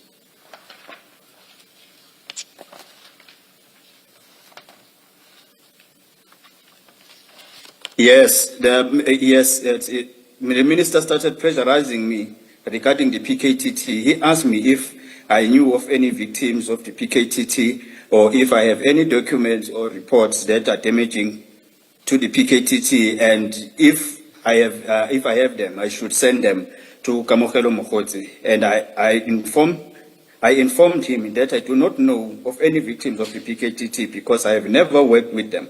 He then said that I should look for the victims and or evidence of people who were victimized by the PKTT, and should I find any, I should forward that information to Kamogelo Mokgotsi. You can see even there in paragraph 31, whereby he was asking me to look for this convicted criminal called Dlamini, who was arrested by the PKTT with the other matters that are unrelated to the matter of Makaka. For the fact that he was asking me to become that investigator now, to investigate and find the people, and find that Dlamini, find Mr. Ngengwa's number, find advice from me, how can he get to prison and talk to this Mr. Ngengwa and all that. So that is why I mentioned the pressure. Thank you, Commissioner Khumalo. Witness E, that would then, on my reading, take us to your paragraph 35 at page 13. Can you pick it up? May you come again, Chair? Page 13, paragraph 35. That's where we take it from. Paragraph 35. On Thursday, 23 October, at approximately 11:49, I received a WhatsApp call from a cell phone number that is mentioned there. When I answered the call, the person on the other end of the line introduced himself as Minister Senzo Mchunu. I can indeed state that from the voice, I can indeed state that from the voice, I immediately recognized that the voice is that of a Minister Mchunu. On this call, he asked me if the Madlanga Commission hadn't called me yet. My response to him was that I hadn't received any call from them. Minister Mchunu then told me that I will be called by the Madlanga Commission. He further stated that while giving evidence at the ad hoc committee in Parliament, he deliberately did not mention anything about me because in Parliament they are just playing politics, and that at the Madlanga Commission they deal with the law. Therefore, he will ensure that I am called to Madlanga Commission. Please proceed. After the call, I then checked the cell phone number that the minister used to call me. On that number, when I checked it, it was appearing in the Truecaller app that the number was registered under the name Linda Hlongwa. I do not know who Linda Hlongwa is. Please proceed. On Wednesday, 10 December 2025, at approximately 12:50, I received a WhatsApp call from the cell phone number of the minister. On my cell phone number, the call was from the Minister Mchunu, who started demanding the statements that I deposed to the PKTT in respect of the Cindy Somagaga's case, including the statements that I deposed to the Madlanga Commission. He further indicated that he wanted me to depose to a new statement pertaining to the buying of stolen cars and unlicensed firearms by crime intelligence, which were used in the killing of Cindy Somagaga and other ANC councillors. The minister further asked me if the Madlanga Commission had contacted me yet, and I told him that I was contacted by the commission and I was interviewed by the commission investigators. He asked me if I knew their names, and I told him that I do not know their names. He then demanded a copy of a statement I made to the Madlanga Commission, and I informed him that I did not have the statement and that I was only interviewed by the commission investigators. Therefore, I did not know whether or not they have drafted the statement. I further told the minister that the Madlanga Commission investigators have informed me that I will be called to the Madlanga Commission next year, which is 2026. Minister Mchunu indicated that he wanted his lawyers to interview and obtain a statement from me. Therefore, he asked for my location. I then informed him that informed the minister that it is not allowed for me to disclose any of my location since I'm in the witness protection program. The minister then suggested that I draft the statement, sign and send it to him. And my response was that I could make a plan, but the problem was that I do not have gadgets in my possession to write it. Still on the same call, the minister informed me that when he was at Madlanga Commission, he handed an envelope containing 8 names to the commission, and that my name was on that list. Furthermore, that the commission had rejected that envelope, and that of the 8 individuals on that list, 7 of them had already submitted statements to his lawyers, and that it is only my statement that is outstanding. He emphasized that the lawyers had given him a submission due date or a deadline of 12 December 2025. The minister further indicated that amongst the 7 individuals that submitted statements, some of them were close to the PKTT. On the same date. Yes, continue. On the same date, on Wednesday, 10th December 2025, at about 15:57, I saw on my phone that I had two missed calls from cell phone number of the minister, and one missed call of a number that I didn't know at the time. At about 15:58, I received a WhatsApp call from Minister Mkunu's cell phone number, and the person on the other end indicated that he was Minister Mkunu, and he was going to call me with another number, and I should answer the call when it came through. At 15:58 on the same day, I received a WhatsApp call from the very same number that I didn't know whose number it was at the time. This number reflected on my WhatsApp as saved as Lindo Mtembu. And even on my Truecaller, it was registered as Lindo Mtembu. When I answered the call, I realized that the person on the other end of the line was Minister Sezo Mkunu, who asked me if I had started drafting the statement, and that if I had finished drafting the statement, I should send it to his lawyer, who I understood to be called Barnes. He said, I must send it to Barnes. I'm not sure about the correct spelling. I must send it to Barnes via WhatsApp to Barnes' cell phone number. Then he provided the cell phone number as it stated there, or the cell phone number of Mr. Linda Mtembu. I then checked the cell phone number, that one of Mr. Barnes, and then in my Truecaller app it showed that it was registered under Sandile July.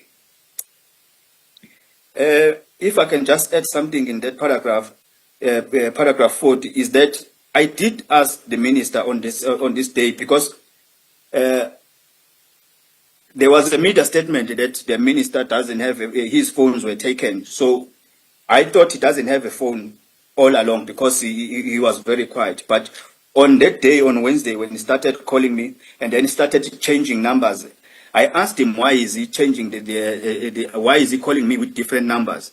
He said no, he doesn't want to talk in his phone because he believes that his phones are being monitored. That is why he keeps on asking other people to give him a phone so that he can call me. Okay. On paragraph 41, on this call, the minister directed me that the statement should state as follows, and I'm paraphrasing. He said paragraph 1 should read as follows. During 2017, crime intelligence bought unlicensed firearms and stolen cars through the Secret Service account, and these guns and cars were handed over to the hitman Jabulani Mdunge, also an informer, and Sibusiso Nangwa, who were eventually hired to kill the ANC Youth League member, Mr. Sindiso Magaga. He said paragraph 2 should read as follows. In 2018, after the establishment of the PKTT, which is led by General Kumalo, the PKTT engaged with me, and a statement was obtained, and all details were given about the involvement of crime intelligence into the killing of Sindiso Magaga. Paragraph 3 should read as follows. From 2018, after the establishment of the PKTT, General Kumalo was heading the PKTT.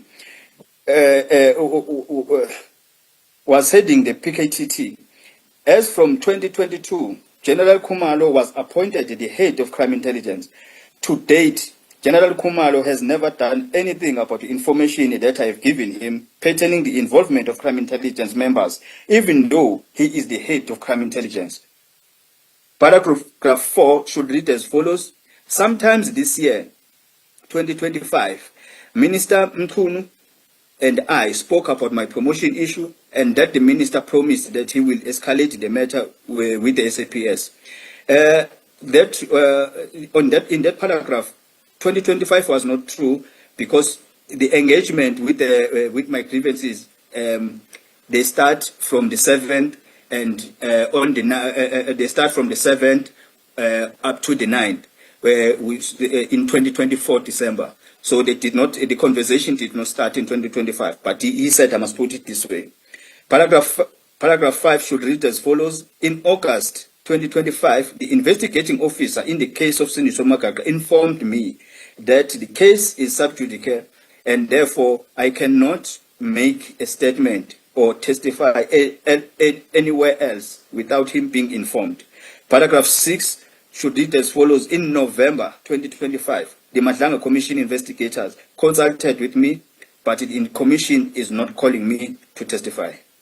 Witness E, before you proceed, did you prepare a statement in the terms that you refer to at paragraph 41? No, Chair, I did not prepare any statement, and I had no any intention to prepare any statement. But I did not tell the minister that I'm not going to prepare the statement. I just said, okay, I'll prepare a statement, but I knew I was not going to prepare any statement, and I've never prepared any statement. Okay, thank you. Just a moment. Witness E, if you had prepared a statement along the lines of paragraph 41, in other words, 41.1 to 41.6, would you not be lying to the Commission if you presented a statement that reads along the lines of those paragraphs?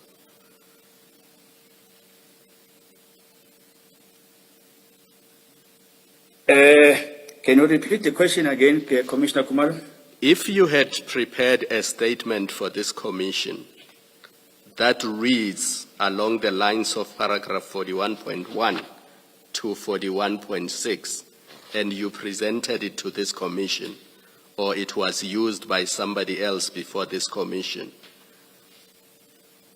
would that not be a lie? Would that statement not be lying to this Commission? For example, you gave an example about paragraph 5. You said it was not in August 2025, it was in 2024. Yes, Chair. That was paragraph 4, where he said sometime this year, whereby he told me, whereby this call was last year, December. He said somewhere this year, which is not true. It was not somewhere this year, which is 2024, which is 2025, but it was somewhere in December 2024. Where we had that conversation. So if I drafted a statement like this and I signed it under oath, the statement was going to be a false statement. So if I drafted it in this fashion. He was encouraging you to lie to this Commission. I believe so, Chair.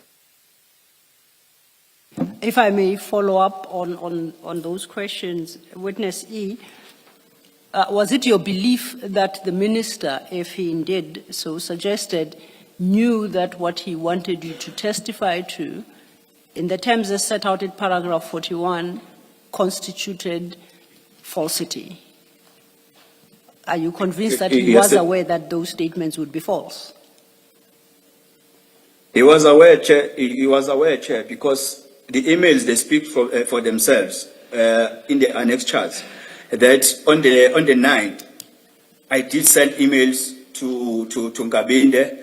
I did, and the minister and Ngabinde did receive those emails, and the conversation started in December, not in 2025. So it was going to be a false statement. Okay, thank you. Can I just check this, Witness E? Paragraph 41.2, is that accurate, what you were supposed to write? Does that reflect what happened? In 2018, after the establishment of the PKTT, which is led by General Kumalo, the PKTT engaged with me and a statement was obtained, and all details were given about the involvement of crime intelligence into the political killing, into the killing of Cindy Somagaga. Yes. It won't be correct, Chair. It won't be. Yes, carry on. It was not going to be correct because no one can produce a single statement that I made to the PKTT in 2018. The statement was made in January 2019, but the engagement started in 2018. But still, even that engagement was not a direct engagement. I engaged with General Chiga, who was the head of crime intelligence in KZN, he's the one who engaged General Kumalo, who was a brigadier at the time. So I did not have a one-on-one conversation with the PKTT in 2018, but my engagement with the PKTT was via General Chiga. Then in January 2019, it's where a statement was obtained. That statement is the one that will be used in court in the case of Sindiso Makata. So even that first paragraph, we were going to have issues with it. Yes, and you told the minister that it was only in 2019. The minister knows everything. I told him everything. But this is how he wanted me to draft a statement that is needed. In fact, he wanted to send his lawyers to me so that I can engage with his lawyers, then they can take statements, because now I know that he did provide, even with this Mr. Ngangwa, he did provide him with the lawyers to take statement from him. Now I know that it was confirmed by Mr. Ngangwa himself that the minister provided him with the lawyers. So he wanted to provide me with the lawyers so that I can draft this version of his, of which this version, if I had to sign this version, I was going to be signing a false statement under oath. Yes, thank you. Thank you, Commissioner Baloy. Just to locate us in the statement, witness E, we are at page 17, paragraph 42.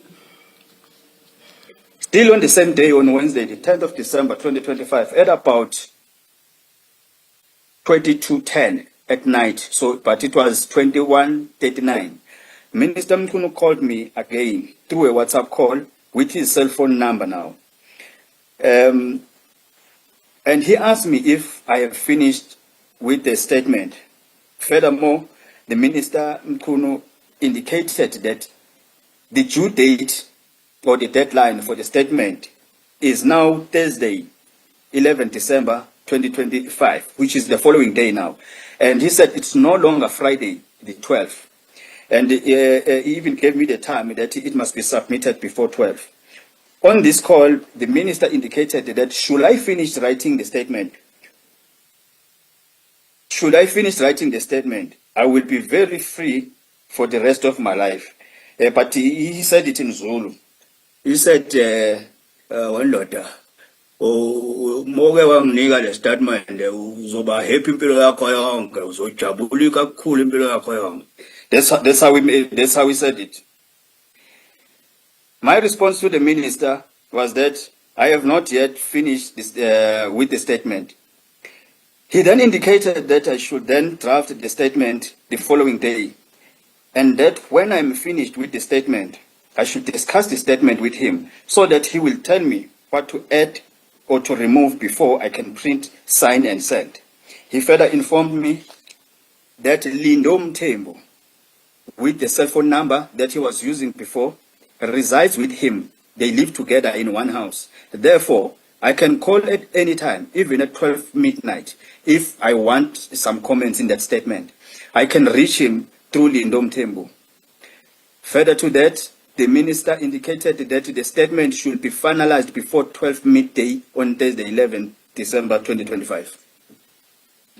Witness E, if you did understand him at all, what did you understand the minister to refer to or to mean when he said, if you finish writing the statement, you would be free for the rest of your life? What did you understand that to mean? What was he undertaking to you, if at all, if anything?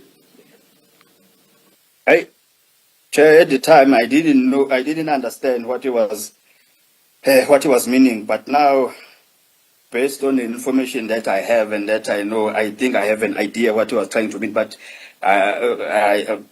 may I reserve my answer to that question, but I did not understand at the time, because he said you will be free and you will be happy for the rest of your life if you can just give me the statement. So that was it. So at the time I didn't understand, but whatever I know now is not important. Or maybe can I just reserve it to myself? Earlier on, you mentioned that he had offered the services of his lawyers to you. Yes. Did that happen? Did Did you accept, and did anything come of it, of that offer? I refused to take an offer because I'm in the program.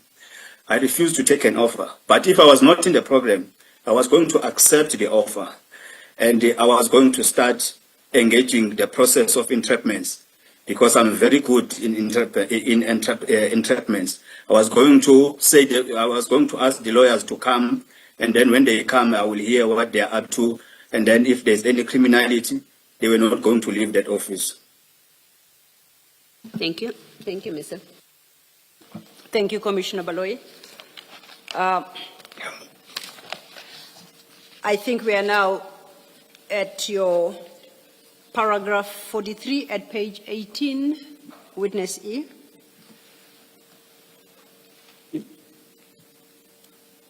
Are you there?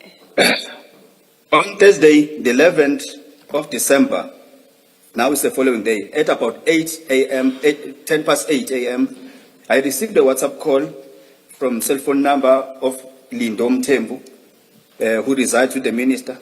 In that call, Minister Mkhunu asked if I was finished writing the statement.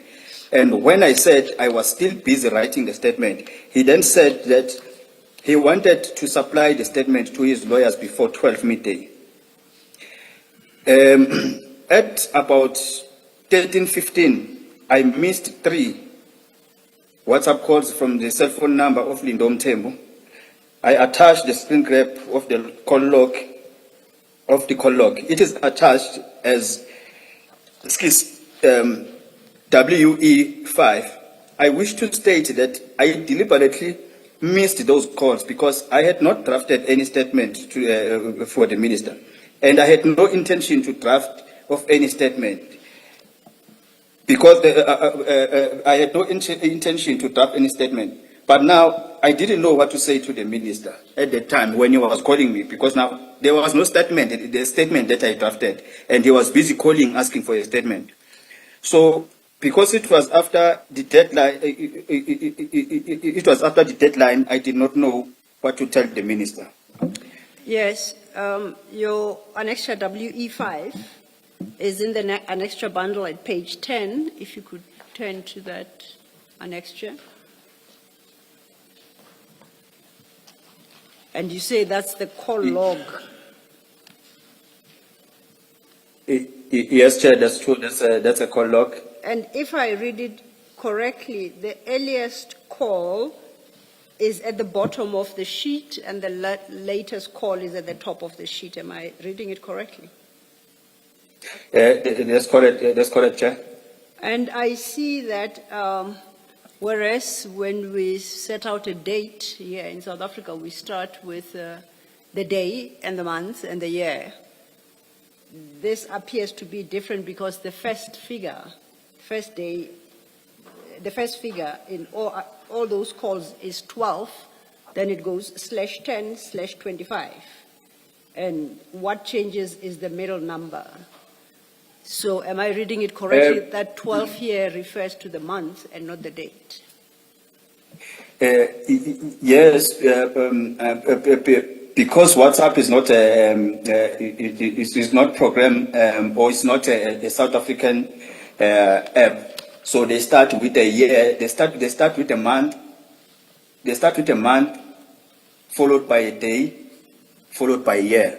So here it's December. It's the December month, the 10th, 2025.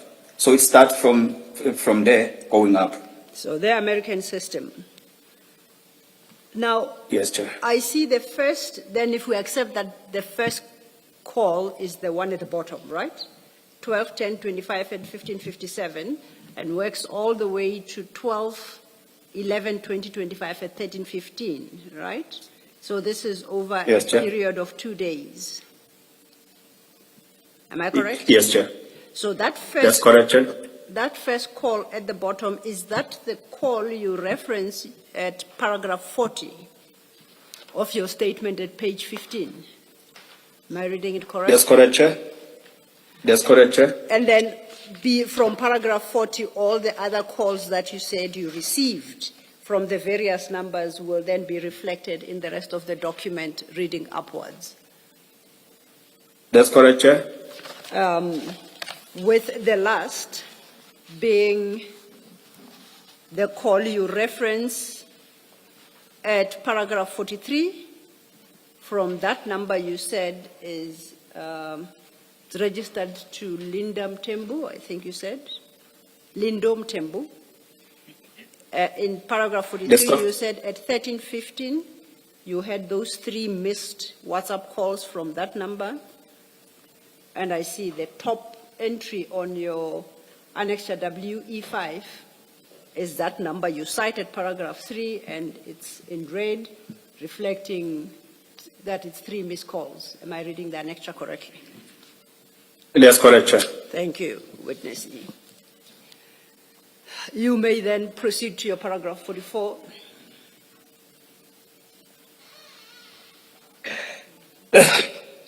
The minister called me with a direct, because I was not answering now that WhatsApp call because I didn't know what to say to the minister. But then he started calling me with a direct call. The minister called me with a direct call, and I claimed that I have drafted the statement along the lines discussed. Because that was a direct call, my phone utilizes Truecaller app, and the Truecaller app is set on my phone as a default. So therefore, the call was automatically recorded. The recording of the conversation is attached as annexure WE6. Thank you, Witness E. Before you proceed, that your WE6 is a voice recording. It's referred to in the statement, but it's not transcribed. Commissioners, what we have provided by Witness E is the actual recording.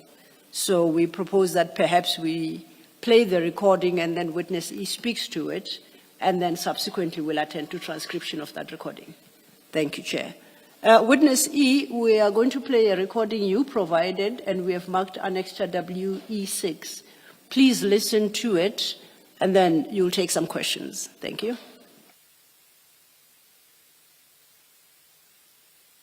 Ngiyabhala ngisesethi la angikhe lokhu zenendlini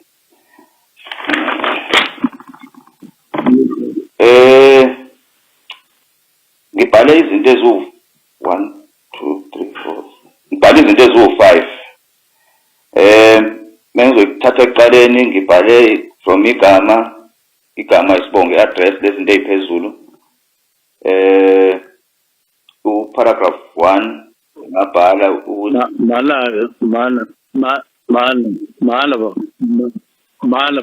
hello yes mana ubhalile uqedile manje noma kwaqeda angakaqedi ngithi bengifuna ukusilungisa sengibhalile kodwa ngicabanga ukuthi ngiqedile kodwa manje kufanele ngistype ngoba manje bengifuna ukuthi kodwa aqale uzwe ukuthi ngibhale kanjani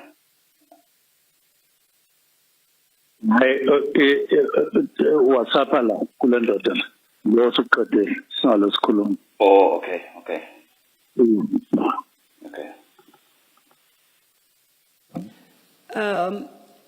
Witness E, are you able to identify for the record whose voices we hear on annexure WE6?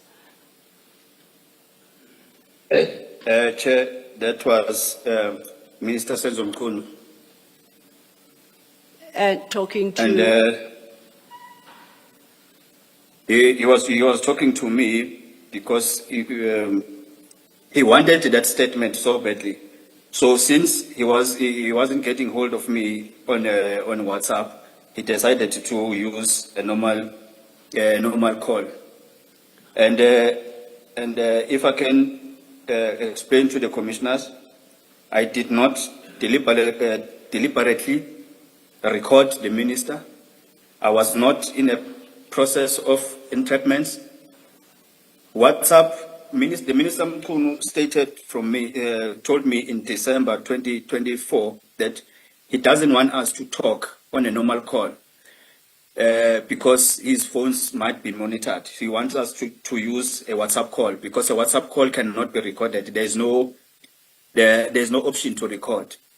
So, because he was desperate for this statement, he was then forced to call me on a normal call. But you could hear from how he speaks that he was not comfortable in talking more in a normal call. The reason why I'm explaining this is that I did not record all the other conversations that we had with the minister because we use WhatsApp calls. And if ever, according to my old Smolanyana knowledge, if ever I have to record someone and I use another device, I will be embarking in entrapments. And if I have to embark on entrapments, I have to follow certain laws. And then if I am an initiator of the call, I have to inform the other person that the call might be recorded because I am an initiator of the call. But if I'm a receiver of the call, I don't have to inform the other person what systems I have in my possession.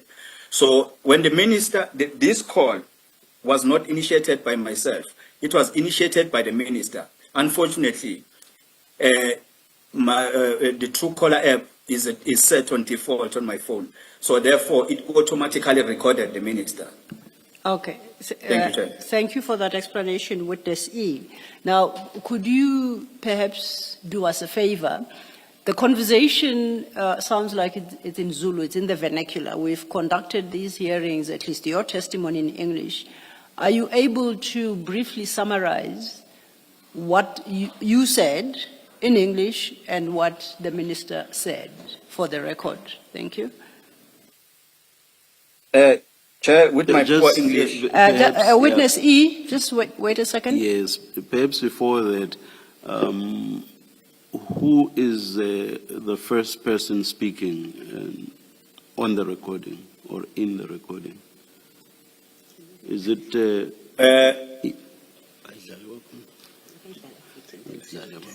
Just perhaps please replay. I will replay it, Chair. Yes. Witness E, please, we are going to replay the clip. Please listen to it and then take some questions from the commissioners. Thank you.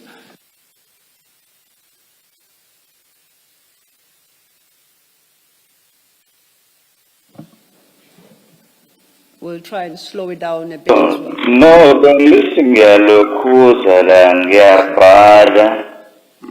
Yes.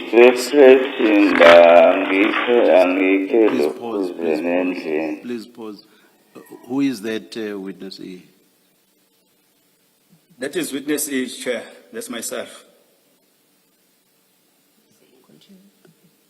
And what are you saying there? Perhaps continue to. I am saying. No. Continue to the end of what Witness E is saying, and then Witness E should please tell us what he's saying. We shall do so. We're going to try, and we will run the part that Witness E says he's the speaker.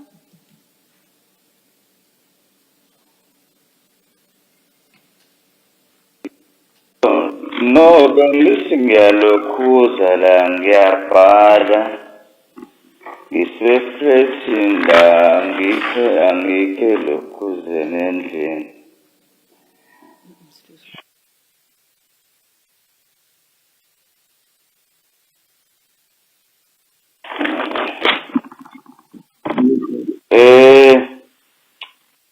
Ngibhale izinto eziwu 1, 2, 3, 4. Perhaps before the mention of Ngibale is before that, please translate what you said up to this point, Witness E.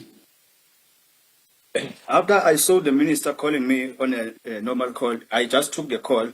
I did not say hello because we've been engaging the whole day discussing the statement. So I just took the call and I pretended to be writing a statement. In fact, I was lying to the minister saying I'm No, just tell us, sorry, Witness E, please tell us what you are saying. Don't give us any background, just tell us what you are saying. I said I was trying to write. I was trying to write a statement.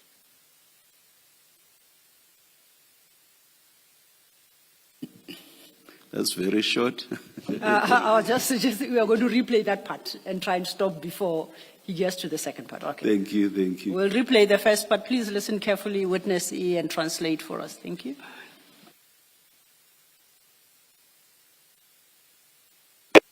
No, bengithi ngiyalokhuza la ngiyabhala.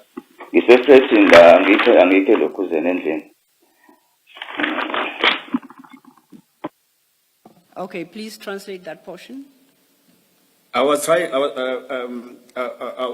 was trying to write a statement, but I'm not in the house. I'm at the flat.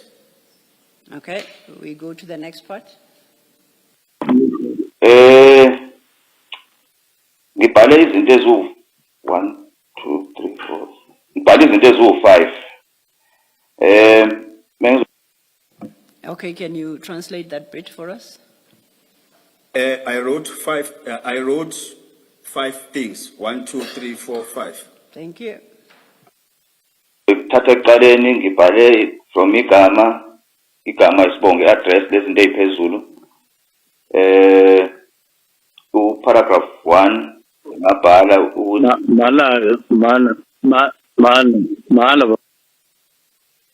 Okay, before the other voice comes in, can you translate the last bit? I started writing my name, surname, and I started writing the preamble of the statement. Okay. Then I think now we get to the part where the other voice comes in. Hello? Hello? Yes. Ubhalile uqedile manje noma kwaqeda? Angakaqedi ngithi bengifuna Now, can you translate what is said by the other voice? The other person is the minister. Witness Iwe. Please identify the other voice and then translate. Thank you, Chair. The other person who's responding is Minister Tunu. He says, mana. It means wait. Have you finished writing? He says, mana. Usubhalile uqedile. Wait. Have you finished writing? Okay, we're going to play the next portion.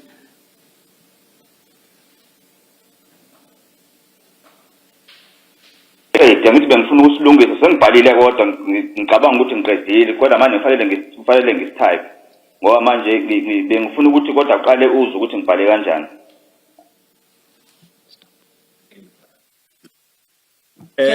Witness, can you identify firstly who's talking and then you translate for us? Thank you. The second person who responded is myself. I said, I think I finished writing or drafting the statement, but I think I'm not yet done. I just wanted to confirm it with you so that you can see, so that you know what has been written or what I've written in the statement. Okay, thank you. We proceed. Ukuthi ngibhale kanjani.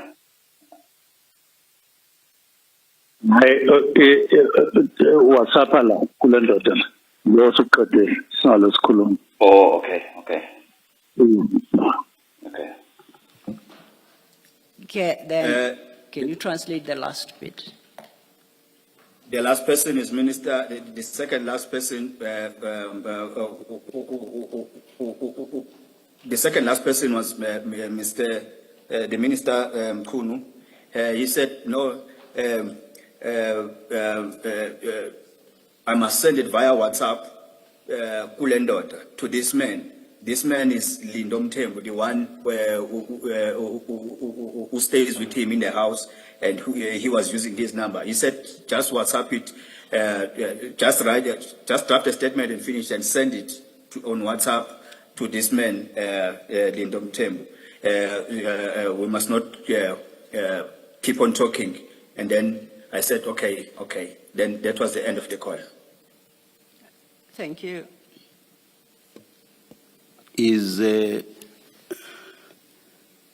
Does this recording contain the content of the entire call, Witness E? It contains the entire call. In fact, it didn't want to even participate in the call, but it contains the entire call. I'm asking because the way it starts is rather strange if that's the entire call. If I'm not mistaken, but we can replay it if you say I'm mistaken. It starts with you speaking and you say, no, angithi ngiyabhala.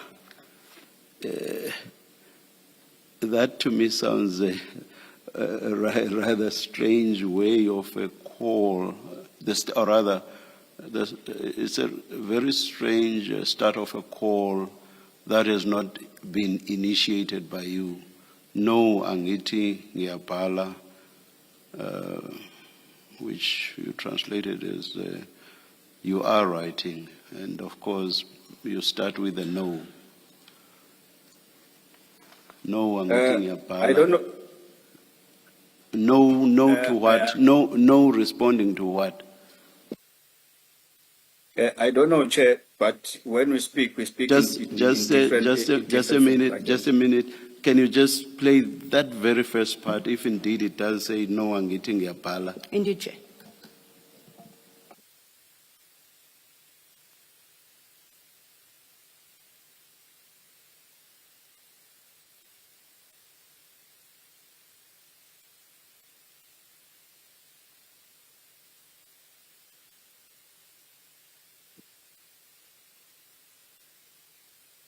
No, bengithi ngiyalokhuza la ngiyabhala. Ngisefreshini la angikho lokhuzeni endlini. It sounds to me, yeah, you say exactly that. The only thing I did not include is the bit that says ngiyalokhuza. No angithi ngiyabhala ngiyalokhuza. It sounds as if you are responding to something. No angithi ngiyalokhuza ngiyabhala. What were you responding? Sorry, witnessee. What were you responding to, witnessee? I think, Chair, I was answering the call. I think I said sure. I think I said sure, not no. Sure, or sure instead of no. Yeah, I think I said sure because the call was coming from Lindom. We'll try again, it was not coming from a minister. If it was coming from a minister, I was not going to say sure. I was going to answer it in a decent manner. But since it was coming from this Lindom temple, I said sure. Bengithi ngiyabhala la. Bengithi ngiyalokhuza. The reason why I was saying bengithi ngiyalokhuza is because I was lying. There's nothing I was drafting. So I said sure. I don't think I said no. I think I said sure. But that is the recording I found in my Truecaller. So there's nothing more I can say about it. Maybe it's a miss here on my part then, but let's just play it one last time. Yes, Chair. No, bengithi ngiyalokhuza la ngiyabhala. Ngisefreshini la angikho lokhuzeni endlini.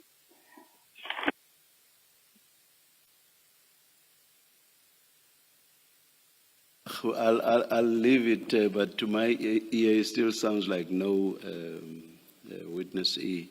And as I said, if indeed it is a no, it sounds to me as if you were responding to something. You couldn't just say, you're picking up a call and you just say, no, angithi ngiyabhala ngiyalokhuza. It sounds as if you are responding to something. If indeed in the end, we say, or rather, we take the view that it's a no, would you accept that you would have been responding to something? And that ordinarily that's not how you would have spoken upon picking up the call? Chair, I cannot confirm that. That recording is what I found. I'm not as I said, I'm not the one who recorded the recording. The phone, the app itself is the one that recorded the phone. So I've got no answer on that question. Thank you, Chair. Thank you, witness. Yeah, I think you had confirmed that that is the totality of the conversation as we heard. Is that correct?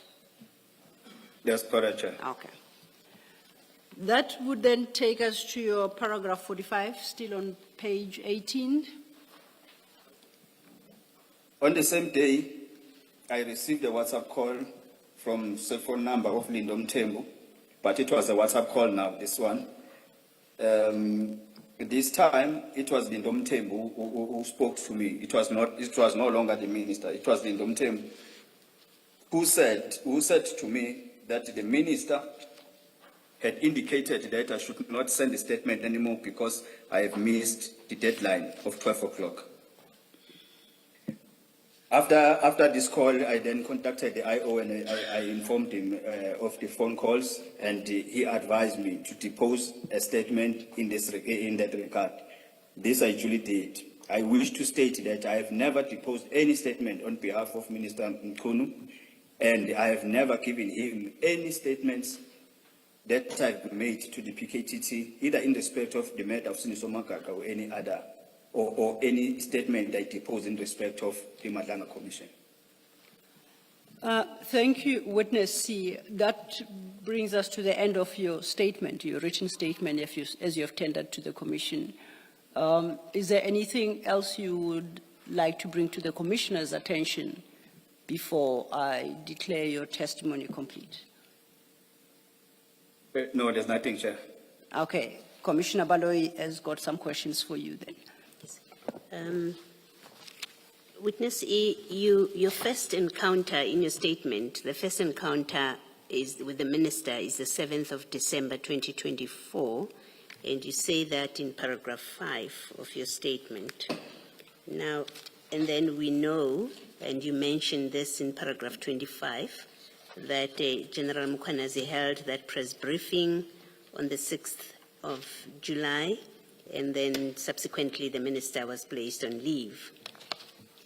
Now, between the December 2024 engagement with the minister up to the date of his suspension, you, as I understand you, you had given him the names of your superiors, the officers that you say you had informed about the plot to assassinate Mr. Magaga. Am I correct? That's correct, Chair. Yes. And and these officers, are they, I know in your statement somewhere you say the one superior resigned when an investigation was instituted. Am I correct? In that recollection of your evidence? Yes. The other officers, do you know if they're still within the employ of the SEPs? All I know, Chair, is that two have resigned, but it's not that they've resigned. They took early pension. Yes. They were qualifying for early pension, 2 colonels. It's a lieutenant colonel and a colonel. All I don't know, I think the brigadier is still working at crime intelligence. The captain is still in crime intelligence. I don't know the rest. But yes, I think two have taken early pension, but 2 are still serving. And the 2 that took early pension and the 2 that are still serving, do you know if any steps were taken against them, be it an investigation, a complaint to the which is investigated by IPID? Do you know if there's any action that was taken? In 2021, I reported the matter to the Office of Inspector General in May 2021. Yes. And at the same time, I also reported the matter of Magaga to the JCI of the previous administration. I know that investigations were done and the reports were made, but I don't know. Okay, I know that the reports were made. The investigation was concluded. But when it comes to the steps taken, whether departmentally or criminally, I don't know, Chair. I cannot confirm that, but I think the senior management will confirm about those steps if there are any steps taken. But in my knowledge, I don't know any. Yes. And coming really to my question, do you know if the minister did anything about this information that you gave him? That he took any steps to get them investigated, to report to the Inspector General or to the JCI? Do you know if he took any steps at all after you gave him all this information? When I gave them that information, it's like the minister already had information when I gave him that information after the call of the 7th.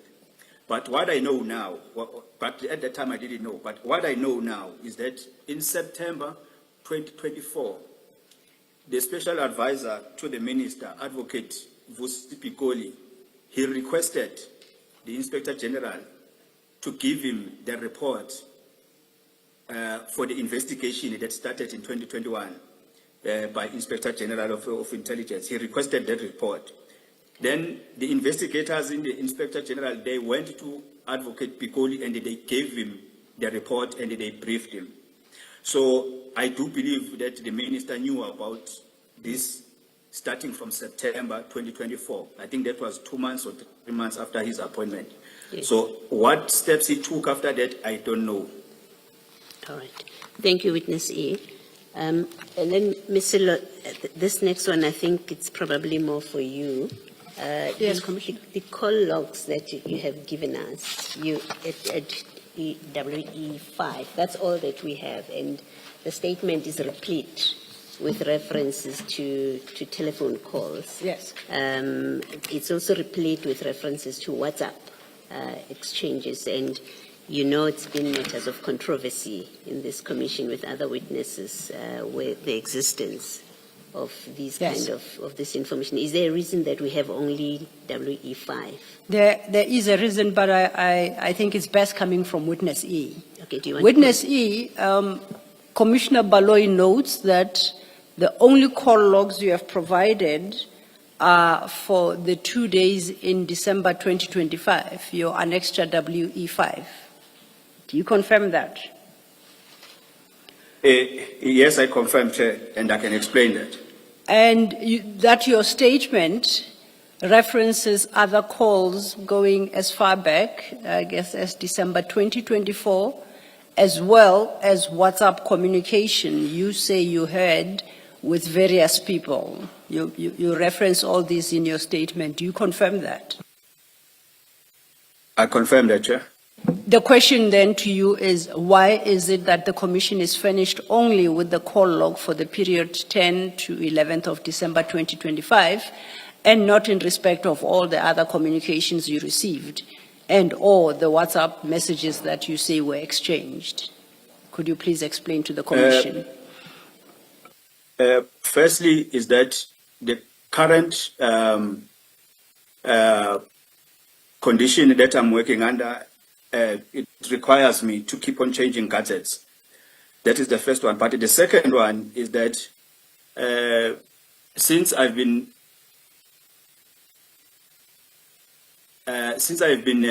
working undercover for 14 years, it's a habit that I don't keep information long in my phone. I make sure that I remove it. But on this one, even this one, I was going to remove it. I can assure you that even now I still have it. It's the IO that told me after the first call, in December, that look, because you've got a habit of removing things in your phone. So look, if that call that we have received from a minister, don't delete it. So that's how I kept that call log. Otherwise, even that call log, in fact, I was going to delete it same day. I don't keep things in my phone because I used to operate undercover, live with criminals in such a way that they suspect that there's a riot amongst us. They would say, bring your phone. And then they find their photos in my phone. They will find messages, sending them to my commanders, find call logs, and then I can be assassinated immediately. So it's a habit. It's it's a life that I've been living, because to work undercover, it's not that easy that you can just keep everything in your phone. But once you get evidence, you send it somewhere. After sending it somewhere, you can remove it from your phone. Thank you, Witness E. Thank you, Mr.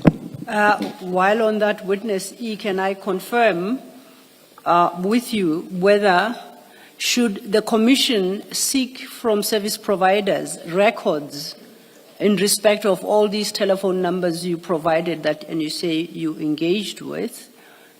Do you confirm that those records will confirm what you have set out in your statement? They will get everything 100%, Chair. Thank you. Witness E. Commissioner Kumalo. Yes, Witness E, just 2 follow-up questions. If you go to page 10 of your statement.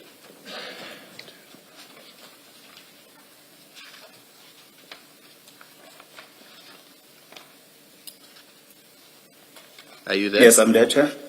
If you Yes, look I'm there, at, Chair. if you look at paragraph 28, this statement that you are presenting to the Commission is dated January 2026. How were you able to recall that that phone call was received at 2200 hours? I mean, if you don't have a record of these telephone calls, how were you able to recall that it was from that 076 number and it was at 2200 hours? I took note, Chair. I have a notebook. Then I took note. I started, in fact, after the press briefing, I started because I'm a person, the IO advised me that because we are a person who always remove things from your gadgets, each and everything that you think it might be helpful in future, just take notes. So I took note of that. That is why I can remember. And the service provider can prove that call, that indeed it is there. Okay, so you have something akin to a diary or a notebook? Yes, I do. I've got a lot. Okay, and then my last question is, after the 12 December or 11 December 2025, we are now, I think it's the 26th of January 2026. Have you received any further calls from Lindo or the Minister? No, Chair. That was that call that I received from Lindo Tembu at 3 o'clock on the 11th of December 2025. That was the last call from Lindo. That was the last call from the Minister. I've never received any message, any call, any communication from the Minister up to date. All right, thank you. Thank you, Chair. That will be the testimony of Witness E. Thank you very much, Witness E. Shall we be ready at 9:30 tomorrow? We're scheduled to proceed tomorrow at 9:30 with the next witness. Thank you, Chair. Let's adjourn and resume at that time then. Thank you, Chair.